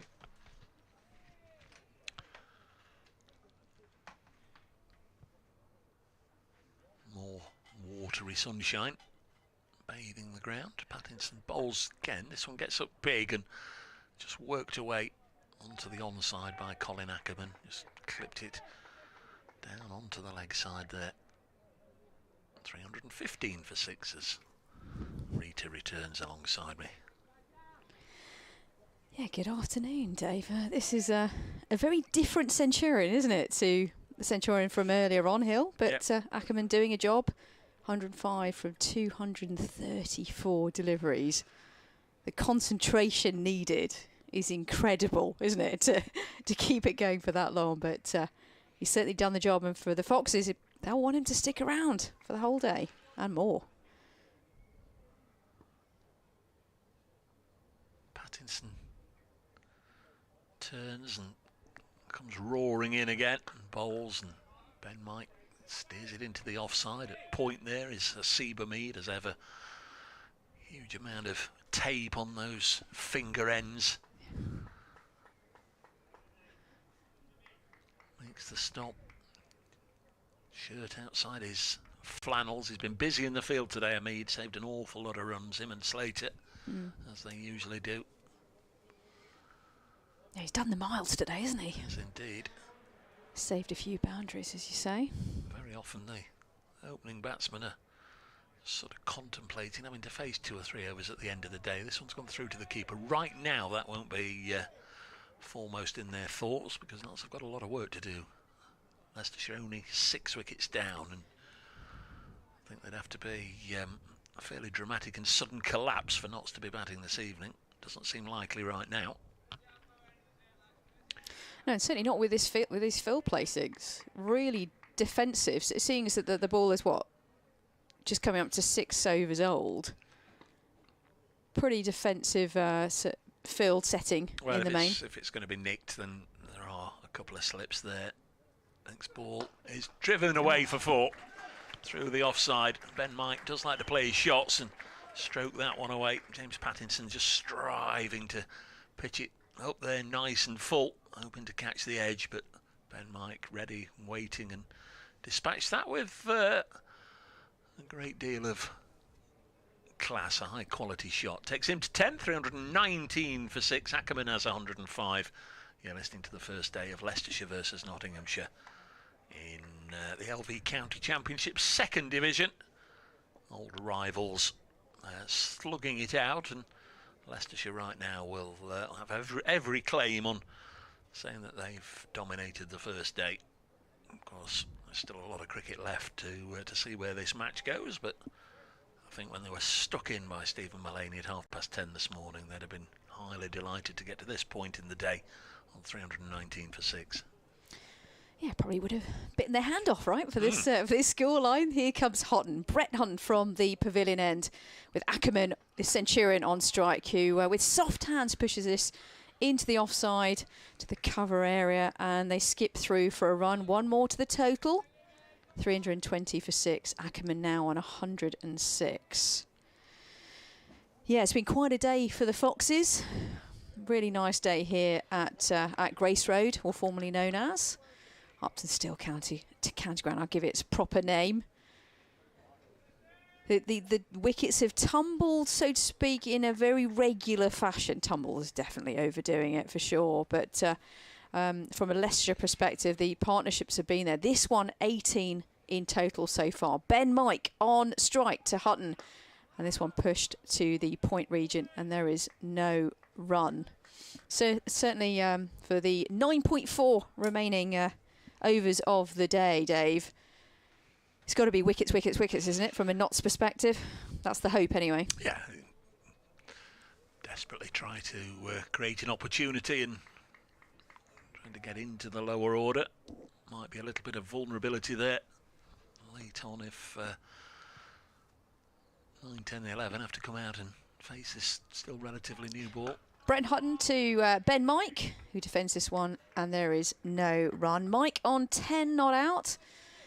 23 balls faced, and I think I calculate pretty much all of his time at the crease has been with this fresh new ball. He's got a job to do here, Ben Mike. Last time I saw him in action live was at Lord's for that match that you two were chatting about earlier on. And with the ball and the bat, did a tremendous job. So Ben Mike will be looking to pile the runs on 10 not out. On facing Hutton, defensive stroke here, and there is no run. 2 slips, a point, mid-on, mid-off, cover. We've got a third man and a fine leg as well. And also a sweeper out as well on the onside. So 3 on the boundary rope. So there's definitely runs to be taken. But with this newish new ball, you know what I mean, there'll be a feeling that it could be doing a bit, especially if it's still got that lacquer. Hutton to Ben Mike, who's on the front foot, pushes this to cover, and there is no run. BBC Radio Nottingham, BBC Radio Leicester, and the BBC Sport website. Thank you for your company all day today. We'll be here, of course, again tomorrow and for the forthcoming days for this match. It's absolutely intriguing. Dave, I said earlier on, if you've just landed late from another planet and you had no clue what the table looked like coming into this game, the Division 2 table, you think that the roles are reversed to a high degree. And it's great to see Leicestershire doing so well with the bat, but Notts have got plenty to do here. Hutton to Ben Mike, who pushes this into the onside, and there is no run. But I'm sure you're going to tell me there's plenty to play for, plenty of time. I was wondering if, coming from another planet, they'd actually know what cricket was. 'Cause, True. there's plenty of people from this planet that don't know. 320 for 6 at the end of the over. I was just thinking as well about Lords and the name Mike. I mentioned earlier that Ben's dad Greg used to play for Notts. I did the autobiography, wrote for him or with him the autobiography of Franklin Stevenson, Nottinghamshire's West Indian, who played in the late 80s, early 90s, made his debut in 1988. Here's James Pattinson from the Bennett end, bowls, and this is pushed onto the offside, and in it I'd asked him what was his greatest shot, and it was on his Notts debut, which was at his Notts Championship debut was at Lords against Middlesex, and he hit a 6 that went on to the visiting balcony at Lords, and it was caught on that balcony by Greg Mike. Oh, fantastic. Oh, that's a big blow. That's quite a strike, Yeah. yeah. Massive strike. 320 for 6. Next ball is cut away nicely by Ackermann. More work down here for one of the 2 Nottinghamshire openers. It's closer to him. It wasn't a race. Went straight to a Mead. Slater was also down here, both behind square on the offside, and the ball was generally played in an area where it would have bisected them, but was closer to a Mead, so he did the fielding. To say that was a lusty blow, is, I just think about that even more. Even if you weren't even a game situation, to try and hit the hit that area, you'd be doing well. I might be wrong, but I think it was John Embury, the bowler. This is short, but pulled away by Ben Mike. If you're going to pull a short ball, generally you'll see it going away on the leg side, maybe square of the wicket or through mid-wicket. This one went through mid-on, but it actually went through. His batting partner nearly took Colin Ackermann off his feet. He had to just jump up in the air like a schoolgirl in the playground with the skipping rope. Just had to time it nicely and jump up, so he wasn't struck by the ball. And Stephen Mullane at mid-on, well, it was just a blur as it went past him as well. 325 for 6. His first innings score of the season. Ackermann on 107. Stato is this one. Well, we've had one attempted pull which was driven through mid-on. That attempted Paul ends up down at third man. It came off the back of the bat down to Slater, as Richard tells us, Leicestershire's highest first innings score of the season. Yeah, against Notts. Maybe, just maybe, as we're getting into the so-called warmer months, perhaps conditions are better for batting, says he, clutching at something or other. Generally, you don't find this straight after 3 weeks of smash it and hit it and bash it cricket. Generally, the first championship game back carries on in the same vein. And Ackermann works this off his hips and work for Patterson to do out there. They'll come back for a couple of runs, 328 for 6. You very often see very low scores in the first innings of the first match back, but not here. Leicestershire have had a good day. Well, there's a lot of chat out there in the social media world regarding the ball playing a big part, the Jeep ball, and the fact that that is playing into the hands of the batters, and those grand totals are racking up. Of course, there's always conspiracy theories out there. Well, to be fair, the ball today behaved itself. They showed it to the umpire a couple of times, but it wasn't changed as Ackermann eases this into the offside, and there's no run. The first rain of the day has come at Durham, where they must be close to finishing anyway. 3:45 for 3, Durham against Worcestershire. They've just managed to sign a player in decent form. Obviously, Rashin Ravindra, the New Zealand opener, 164 not out on his Durham opener. And Wow. our North East correspondent, Mr. Emerson, tells us he's the 11th player to score a century on his first class debut for Durham. Fabulous day for him and the family. Been a few hundreds up and down the country. 2 here, of course. Hill earlier made 104. Ackermann's still there on 109. I'll give you an update on the test match pretty shortly, but here comes the next over of the day. Hutton to Ben Mike, who's on strike, who defends this one, and there is no run. So, yes, just down the road at Trent Bridge, England 431 for 5. What does that mean? That England trail New Zealand by 122 runs with 5 wickets remaining. Centurions today. Yes, 2 Centurions, just like here. Ollie Pope and Joe Root, who continues at the crease. Actually, he's on 137 not out. But Ollie Pope with a wonderful strike of 145. Root and Folks at the crease. Hutton to Mike, who pushes this into the offside and thinks about a quick single. And then scurries back again, and then there's an overthrow. They think about another single, and the decision is still no. I think Ben Mike probably ran a couple of runs there and got nothing for it. To you, to me. Ackermann wasn't going anywhere, and Ben Mike was scurrying all over the place. But it was one of those comical moments, but not a comical, disastrous moment for the Leicestershire Foxes. The score is 328 for 6. If you're a Foxes fan, you think you're dreaming of today. You know, it's been absolutely a Foxes day with the bat. There's still time to go. 7.4 overs to go of the day. Brett Hutton from the full in end to Ben Mike, who defends this one, and there is no run. Yeah, it's certainly been England's day at Trent Bridge, somewhere you know incredibly well, Dave. Been there once or twice. Indeed, it must be your second home, pretty much. It's not a bad second home to have, is it? It's not, no. Yeah, Brett Hutton with work to be done. 1 wicket today from his 17.3 overs for 52 runs to Ben Mike, who's beaten. Beautiful delivery. That one sort of came in, drifted in, and then came away, and was completely beaten there, Ben Mike. And through to the keeper, Tom Moores.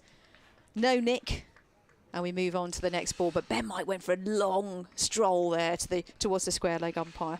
Usually have a look at the old cricket birthdays early in the morning. Forgot to do it today, but there's somebody who played for both Nottinghamshire and Leicestershire celebrating a birthday today. Hutton to Mike, who defends, and there's no run. Go on, tell us. And he was on this ground on Friday evening as the match referee, Peter Such. Born in Scotland, made his Notts debut in 1982. Went on to play for Leicestershire in 1987. Moved to Essex in 1919. It was there he gained England recognition with 11 Test match appearances off spinner Peter Such, born on this day 1964, so that makes him, I think, 58. But as I say, he was here on the ground on Friday evening as the match referee. Happy birthday. 328 for 6. Here comes Hutton to Mike, who lets this one go through to the keeper, and there is no run. The end of the over. And it's fair to say that it's been the Foxes' day so far, but still 7 overs to go. 328 for 6. I just got a message asking if I owned the black Audi that's blocking everybody in the car park. I wish I had a black Audi.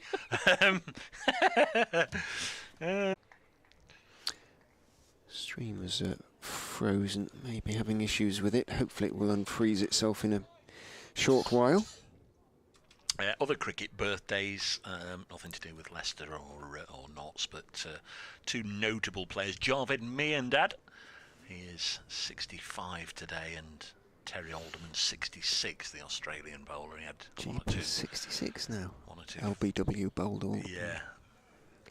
One or two good series against England, and his Patterson bowls. This one helped away on the leg side by Ackermann. Moves on to Nelson, comes back for a second. Miandad, I always connect with that picture, the photograph of holding the bat like a club, threatening Dennis Lilly. Yeah. And Alderman, I always associate, as well as taking all those leg before wickets, with him attempting to tackle the pitch invader and breaking his shoulder. That's right. What else can we tell you? 12th of June, on this day in 1937, Harold Butler took a hat-trick at Worksop for Notts against Leicestershire. They only won at the town ground for a Nottinghamshire bowler. This one's chopped away, 331. The Leicestershire batsmen were Ewart Astle, George Dawkes and Hayden Smith. There we are, 1937, and Notts bowler getting a hat-trick. Perhaps Dane Patterson will emulate him today. Ewart Astle made a lot of runs for Leicester, I believe. 331 for 6. False start there from Patterson. He was ready. Ben Mike wasn't even looking. Here comes Patterson. Umpire at the far end is Russell Warren. Bowls and Ben Mike defence. Here's one that we could have put to Darren Maddy earlier. The 17th and final hat-trick taken by a Nottinghamshire bowler in the 20th century was by Chris Tolley on this ground in 1997. It was the third day of the match, and the left-arm medium pacer sent back Darren Maddy, Paul Nixon and James Ormond in successive deliveries. It's a famous Leicestershire trio. 1997. Chris Tolley. 331 for 6. Next ball on its way, driven into the offside by Mike. Son makes a welcome return. Asiba Mead loses his cap as he slides to stop it, and then throws the ball to Tom Moores to shield his eyes. And we've got triple Nelson now up on the board. 333 for 6 at the end of the over, and we've got 7 overs to go. 6 now. Is it 6 now? Something of that order. As we, where are we? Go into overtime with about 6 minutes past 6. With over 8 level, 6 overs to go. Yeah, I don't think they want to change that since tea, so it'll be interesting tomorrow morning to see where Notts are. Hutton is in from the pavilion end, bowls outside off stump, and Ackermann, even on 112, can't help himself, just having a little fend for that one, reaching for it. Just an involuntary twitch. Yes, gets away with it. The rats and mice down the order at 9, 10, 11 will be hoping now that this pair can stay through until the end. Don't mean anything personal about the actual people that come in. We can always call 9, 10 and 11 the rats and mice. Parkinson has batted very well this season so far as Hutton bowls on off stump and Ackermann just leans forward, plays it back down the wicket on the on side. Picked up by Slater, who's at mid-on. I'm sorry, your vehicle registration number is only 1 digit away from the number left on that car. It's close. Mine's the red Ferrari Testarossa or whatever, whatever it. I wish. No, not mine. Hutton is in and bowls on the back foot. Ackermann is defending. Comes off the outside part of the bat, runs out towards just forward of point. Man at point is down on the boundary almost, so running across to his left. Famously, there's been 1 or 2 football commentators, haven't they, live on air that have heard their number read out. You know, can you please come and move your car in the car park? It's blocking a fire escape or whatever. It's in the way of the ambulance or whatever. Football commentators had to leave their post. Hutton turns in past umpire Watts and bowls. Fuller this time, leaning forward. There is Ben Mike defending it out into the off side, picked up by Liam Patterson-White. It's rarely likely to me. Usually end up at football matches about 3 fields away from the ground. Not you, Bracegirdle. We don't want you anywhere near any official car park. You can go down the road and over the hill and round the bend and past the roundabout, and you'll see a steward there. Hutton bowls outside off stump, grunt of effort, shout of effort almost, but it's slightly wide and swinging further away, and Mike can let it go and does. This is one of the grounds, and you know better than me because you come here every day. You've got to be a little bit careful and canny about where you park, because you are just about in range, aren't you, the car park that we're put into. It's a fairly decent hit, isn't it, to get it over there? So you should be okay. I haven't seen one hit over there for a long old time, in fact. In goes Hutton and bowls a straight to delivery. Mike on his back foot defends the ball firmly down into the pitch. Bounces back to Brett Hutton, and there is no run. I'd say Friday night it was a good job Alex Hales was hitting this way and not that way, because Hales hit a big one. I don't know where it ended up, but I don't know if it went in the cricketers or cleared the ground, didn't it? But he was hitting with the wind, wasn't he, on Friday? So I say it's a good job he was hitting this way and not the other way. It was a very big hit indeed. 334 for 6, 5 overs remain to be bowled today. So that means that in the session so far, it's 101 for 2, so the session's fairly similar. There's Patterson, 17 overs, 1 for 69, and great powers of concentration, you have to say, for Colin Ackermann. He's not allowed himself just to get a little giddy at reaching 100. You'd think he was only 25 not out. The difference between what he was playing then and what he's playing now is negligible. He's been just very, very careful, watched everything onto the face of the bat. He's left alone well. He's run pretty well, and he's put away the bad ones. Very efficient innings from a very good player. Though he nearly nicked that one. That one did just shape away. Looked as if he pushed at that one. Nearly got one. You did. Nearly. You knew what you were doing. Nearly got there, an assist Bracegirdle. late in the day. Just one slip in there now. Joe Clark. Ben Duckett's come out and gone to mid-wicket. Nearly got one. 2 wickets today to Pattinson. A rare bowl for Stephen Mullaney, bringing him a wicket. 1 for Dane Patterson, 1 for Brett Hutton, 1 for Liam Patterson-White. Just Lyndon James, those who've bowled didn't get a wicket. Next ball worked away. Out to Lyndon James. Spooky. I mention his name and he has to do some fielding. Single taken. 335 for 6. Ackermann onto 114. 1 or 2 starting to drift away and head for the night spots of Leicester. Probably going to Evensong, it being a Sunday evening. Perhaps not. 335 for 6. Patterson bowls. This time Ben Mike defends. What's the evening office? Compline, is that right? Trying to remember from school days. No, don't know. Why did you go to one of those schools where you had to go to? Not competent, services? thankfully, yes, but yes, yeah, indeed. No.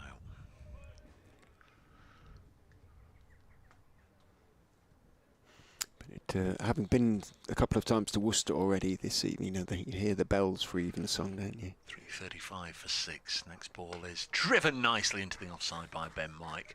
Saber Mead's out there. He'll do well to take his arm on, and they don't. One more. 3:36 for 6. Now, it was the annual Christmas Carol concert and cousins' weddings. I think they were the only visits to church I had in my early years. Seems the older you get, the more you have to go, though. 3:36 for 6. Ackermann back on strike on 114. Patterson trying to dislodge him, but Ackermann just helps it away. Looks all pretty easy at the moment. It's been a sporting wicket through the day, certainly in that first half an hour, 45 minutes, when Hutton and Pattinson were beating the pat, getting a little bit of movement, greenish tinge to the wicket. It did seem as if there might be a wicket go down at any stage. Rishi Patel and Lewis Hill were playing their shots. You wondered if they were just being a little cavalier, or they were taking the right approach just to get whatever runs they could before perhaps there was one with their number on. But they rode their good fortunes. That was an enterprising stand for that second wicket, and the third wicket took it on even further. Hutton is into Ackermann, bowling wide of our stump. Ackermann almost stepping away before it's in the gloves of Tom Moores. Yeah, it was an important little knock. People will look back at the season and see Patel 26 against Notts. But as is often the way with the opener, absorbed a lot of tough deliveries. 45 he faced, and that 26 was worth kind of a little bit more than that, really. That partnership with Lewis Hill of 58 for the second wicket. Hutton is in fuller delivery this time. Ackermann is leaning forward, turning it out into the onside. Saber Mead is very quick over the ground, comes bounding in almost, big strides, and then underarms the ball. Quite a long way. Well, they got them into the change bowlers, didn't they? And then on came Dane Patterson, and he got Rishi Patel in the 15th over, and you wondered if it might be Patterson's turn to have the good fortune that the opening bowlers didn't. But then another solid partnership in the second hour of the morning between Hill and Ackermann. Hutton is in to Ben Mike, who's having a little feel for that one outside off stump, and stands there and looks back down the wicket and cross with himself and wanders off towards short leg. If Notts haven't, no chances would have been dropped. I can't think of a drop today. Edges just haven't gone to hand, really. Moores, I suppose, that one from that he sort of maybe stopped Clark getting hold of. That was very early against Patel. In goes Hutton and bowls. It's pushed straight back past him towards mid-on. Slater gets across and makes the stop. Patel was on 15 at the time, so wasn't massively expensive in those terms. I think we did pretty well with the brothers, Rich. Scott says we got most of the brothers on the county circuit, but we missed Tom Taylor of Northants, James Taylor of Surrey, and they were both ex-Derby. And of course Tom was Taylor here as well. Yeah. Just briefly, wasn't he? 2 years. Well, yeah, it's a sore subject. In goes Hutton bowled, stroked out to mid-on by Ben Mike. He was injured an awful lot of the time. Well, up to a point. Leicestershire were very disappointed he left because they spent an awful lot of time working on his rehab and getting him fit, rated him very highly, and he was certainly a valued member of the first team, playing all forms. He played here in the COVID game, didn't he, in 2020 against Notts? And he was considered a really important part of the team going forward, and having invested so much time and effort into getting him fit again, because he was a serious injury. In goes Hutton, bowls outside off stump, bounces twice before it goes through into the gloves of Moore's end of the over, 338 for 6. They were very disappointed that he then chose to go to Northamptonshire. And bad feeling as such, it's his choice, but they'd hoped for a little bit more. You can only use they use the word loyalty, but it wasn't forthcoming. Was he under contract? That's no. Well, he was out of. He's perfectly Yeah, entitled to go where he wanted to, but that's the thing. they just felt that, as I say, they'd spent. He'd played for 2 years, or hadn't played too much because of his injuries, and been looked after very well in that time. Yeah. Just one of those Take things. your point. Liam Patterson-White going to come back. 12 overs, 1 for 36 for the spinner. Bowling from the Bennett end. Bowls edge court. Mullaney with the catch at slip. And Ackermann goes. Liam Patterson-White holds his arms aloft, pointing up to the sky. And first ball from the Bennett end brings the wicket. Ackermann just gently pushing at it and nicks it through. And Stephen Mullaney, who you don't see him anywhere near the slip cordon when the quicks are bowling, always goes in there for Liam as Pouch won. It came to him at a good old height, and you'd expect him to catch that, and Stephen Mullaney made no mistake. Good round of applause for Ackermann. Nice to see that he just spent a second there just to turn and wave his bat all around the ground, showing appreciation to the spectators. So not striking late in the day, 338 for 7, but that's been a terrific knock. 116 in, what is it, something like 250 253 deliveries for Ackermann. That was just a little bit of sort of bounce. It was a really nice delivery from Patterson-White. And he hit 9 fours. Colin Ackermann, so not painstaking as such, but he worked very hard and in a very determined way. Done a good job for his side. An important little breakthrough for Notts just before the close. 2.5 overs to go. Another one before the close, and they wouldn't necessarily feel it had been a balance today, but not the end of the world. 350-ish all out. They still feel that on a pitch that has maybe flattened a little under the sun, they're in the game. So the new man is the Foxes' skipper, Callum Parkinson, who defends his first ball. Captain out there for the closing moments of the day. He's actually second in the batting averages. Next ball is nudged to mid-wicket. Is that one of those? It's not a freak. It's more of a reflection of the poor batting of everybody else with respect to Callum. But 279 runs with a high score of 49 at 35. Next ball is pushed into the offside. Number of not outs in there? Yeah, there are 12 innings, 4 not outs. So that helps matters. But he's going in quite low. Not that huge a proportion. Sometimes you'll see a lower order batsman, 9 innings and 7 not outs or some such. 338 for 7.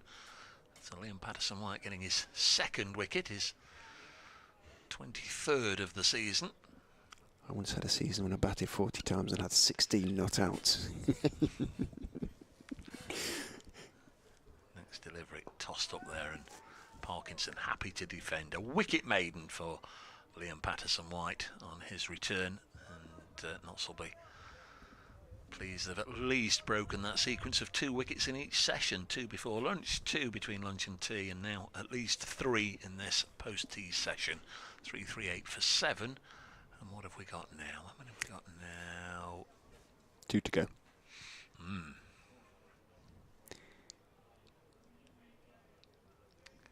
Been looking at that board all day, and I'm still... It remained 2 under Parkinson. Yes. You got it? Remain at no point today, honestly, at no point have I seen the word remain on that board. At no point. Has it been there all the day? time, yeah. That's what I say about, you look at certain bits and pieces. Upton is in to Mike, and he's beaten by the outswinger leaning forward, and it Turns past or 'Cause on the other swerves side- past the outside edge. On the other side of the board, you see, Yeah, it you've says got it overs. currently says 94.1, Yeah. and underneath that it says 3.6, doesn't it? But that Run is rate. the run rate. But Yeah. at Trent Bridge, it says the overs, and underneath that is the remaining. So all day Okay. I've naturally thought we're getting near to the end, but we don't seem to be getting any closer. In goes Hutton and bowls straighter this time, and Mike is able to get his bat to it and push it out towards mid-wicket. And mid-on has to run round to field Slater, so a single is taken. Mike on to 19, 339 for 7. I wonder if they can squeeze that extra batting bonus point before the close. It will not be in their minds. I guarantee that. Just survival is what Ben, Mike and Callum Parkinson will be thinking about.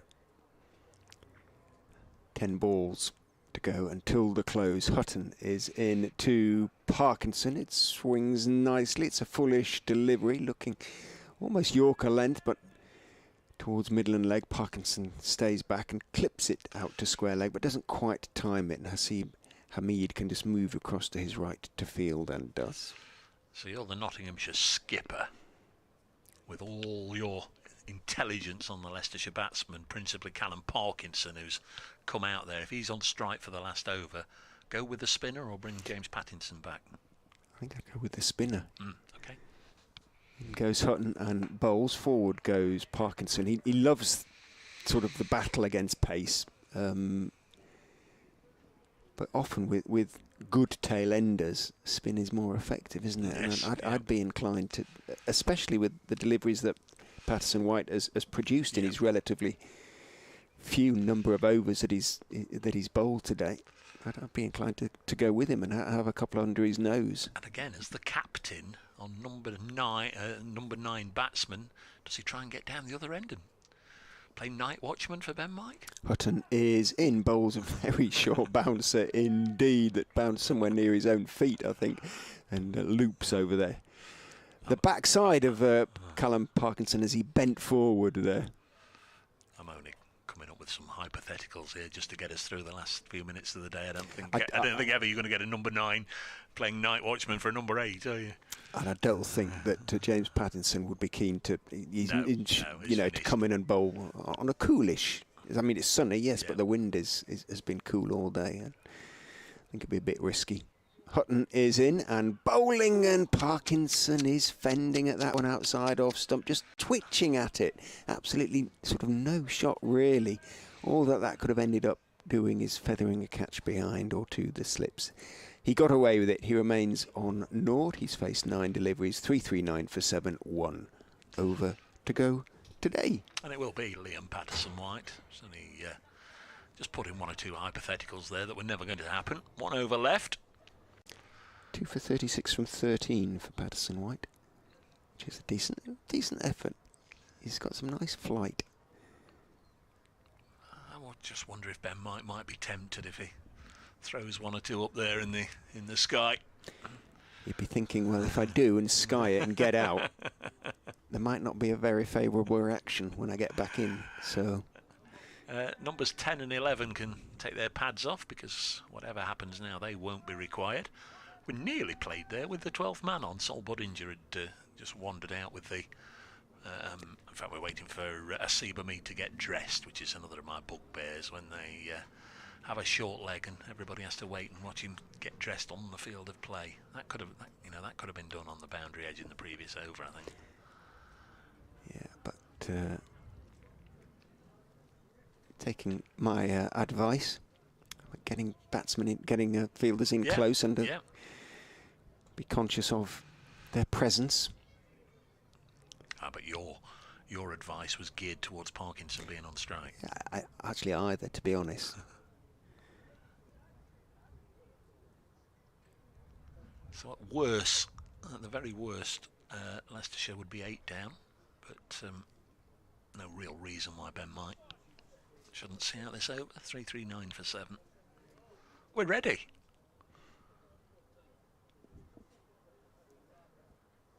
Here is Liam Patterson-White. Bowls. Ben Mike pushes it into the offside. It was to the left of Ben Duckett. Had it been a run chase, might well have taken, probably would have taken a single there. Duckett's throw back to Patterson White, not what he wanted. He had to leap and stretch for it. Next delivery pushed up to mid-off, and there's no run. Again, James Pattinson was deep enough for them to have taken a single there. So now Notts have decided that Ben Mike isn't going to take a single, whatever happens. So Lyndon James brought in from the mid-wicket boundary. Patterson White bowls. Ben Mike happy to defend. 3 dots, 3 to go. Many thanks for your company today, and I'm sure Rita will join me in thanking Leicestershire for their hospitality today. First day of 4. Very much enjoy our visits here, and it's been a good day's cricket. Ben Mike forces this into the offside. Now they will take a run out to Slater. Don't think you can turn it down, can you? And it has got the set batsman Ben Mike on 20 down to the non-striker's end. So Callum Parkinson's got 2 balls left. Liam Patterson White bowls. Parkinson defends, bat and pad. Notts perhaps trying it on a little bit with the umpire, or perhaps they did believe it was pad before bat, but a bellowed appeal from LPW and from Mr. Moores. But Russell Warren says not out. Last ball of the day. Callum Parkinson, the Leicestershire skipper, right-hander on strike. He's edged to Mulaney! Well, Notts, I'm laughing at your reaction, not the fact that a wicket's gone down. 340 for 8. Parkinson does nick it, and Stephen Mulaney, for his second consecutive over from the spinner, pouches a good catch. And the wisdom of taking that single now might just be called into question, because Parkinson has gone for naught. Final ball of the day, 340 for 8. Notts have got a little bit of something just to take into the evening with them. Parkinson caught Mulaney boldly, and Patterson White for naught. 340 for 8 is Stumps, and that's a decent day's cricket there. Lots for everybody to enjoy. 340 runs, 8 wickets. Had to wait late into the day for the last 2 to go down. Liam Patterson White with 3 of the wickets to fall. And when we start tomorrow morning, there'll be 14 overs left in which the sides can still battle for bonus points. Notts have a couple of bowling points, need 1 more wicket for their 3rd. Leicestershire 10 runs away from a batting point. I think that's been a cracking day's cricket, Richard Ray. yeah, really, really enjoyable. And the only consolation Callum Parkinson will be taking as a left-arm spinner himself is that there has been a little bit there for Liam Patterson White today, and he's bowled very nicely towards the end of the day, and they will be hoping, Leicestershire that is, Parkinson in particular, that turn is still there, such as it is tomorrow. Indeed, that it might even get worse. The 2 umpires are talking to Andy Ward, the Leicestershire groundsman, at the moment. Not sure what that is about. They're staying out there talking about preparation of the wicket, but I think it's been a really good cricket wicket. Hence, as Dave says, a really good day of first-class cricket.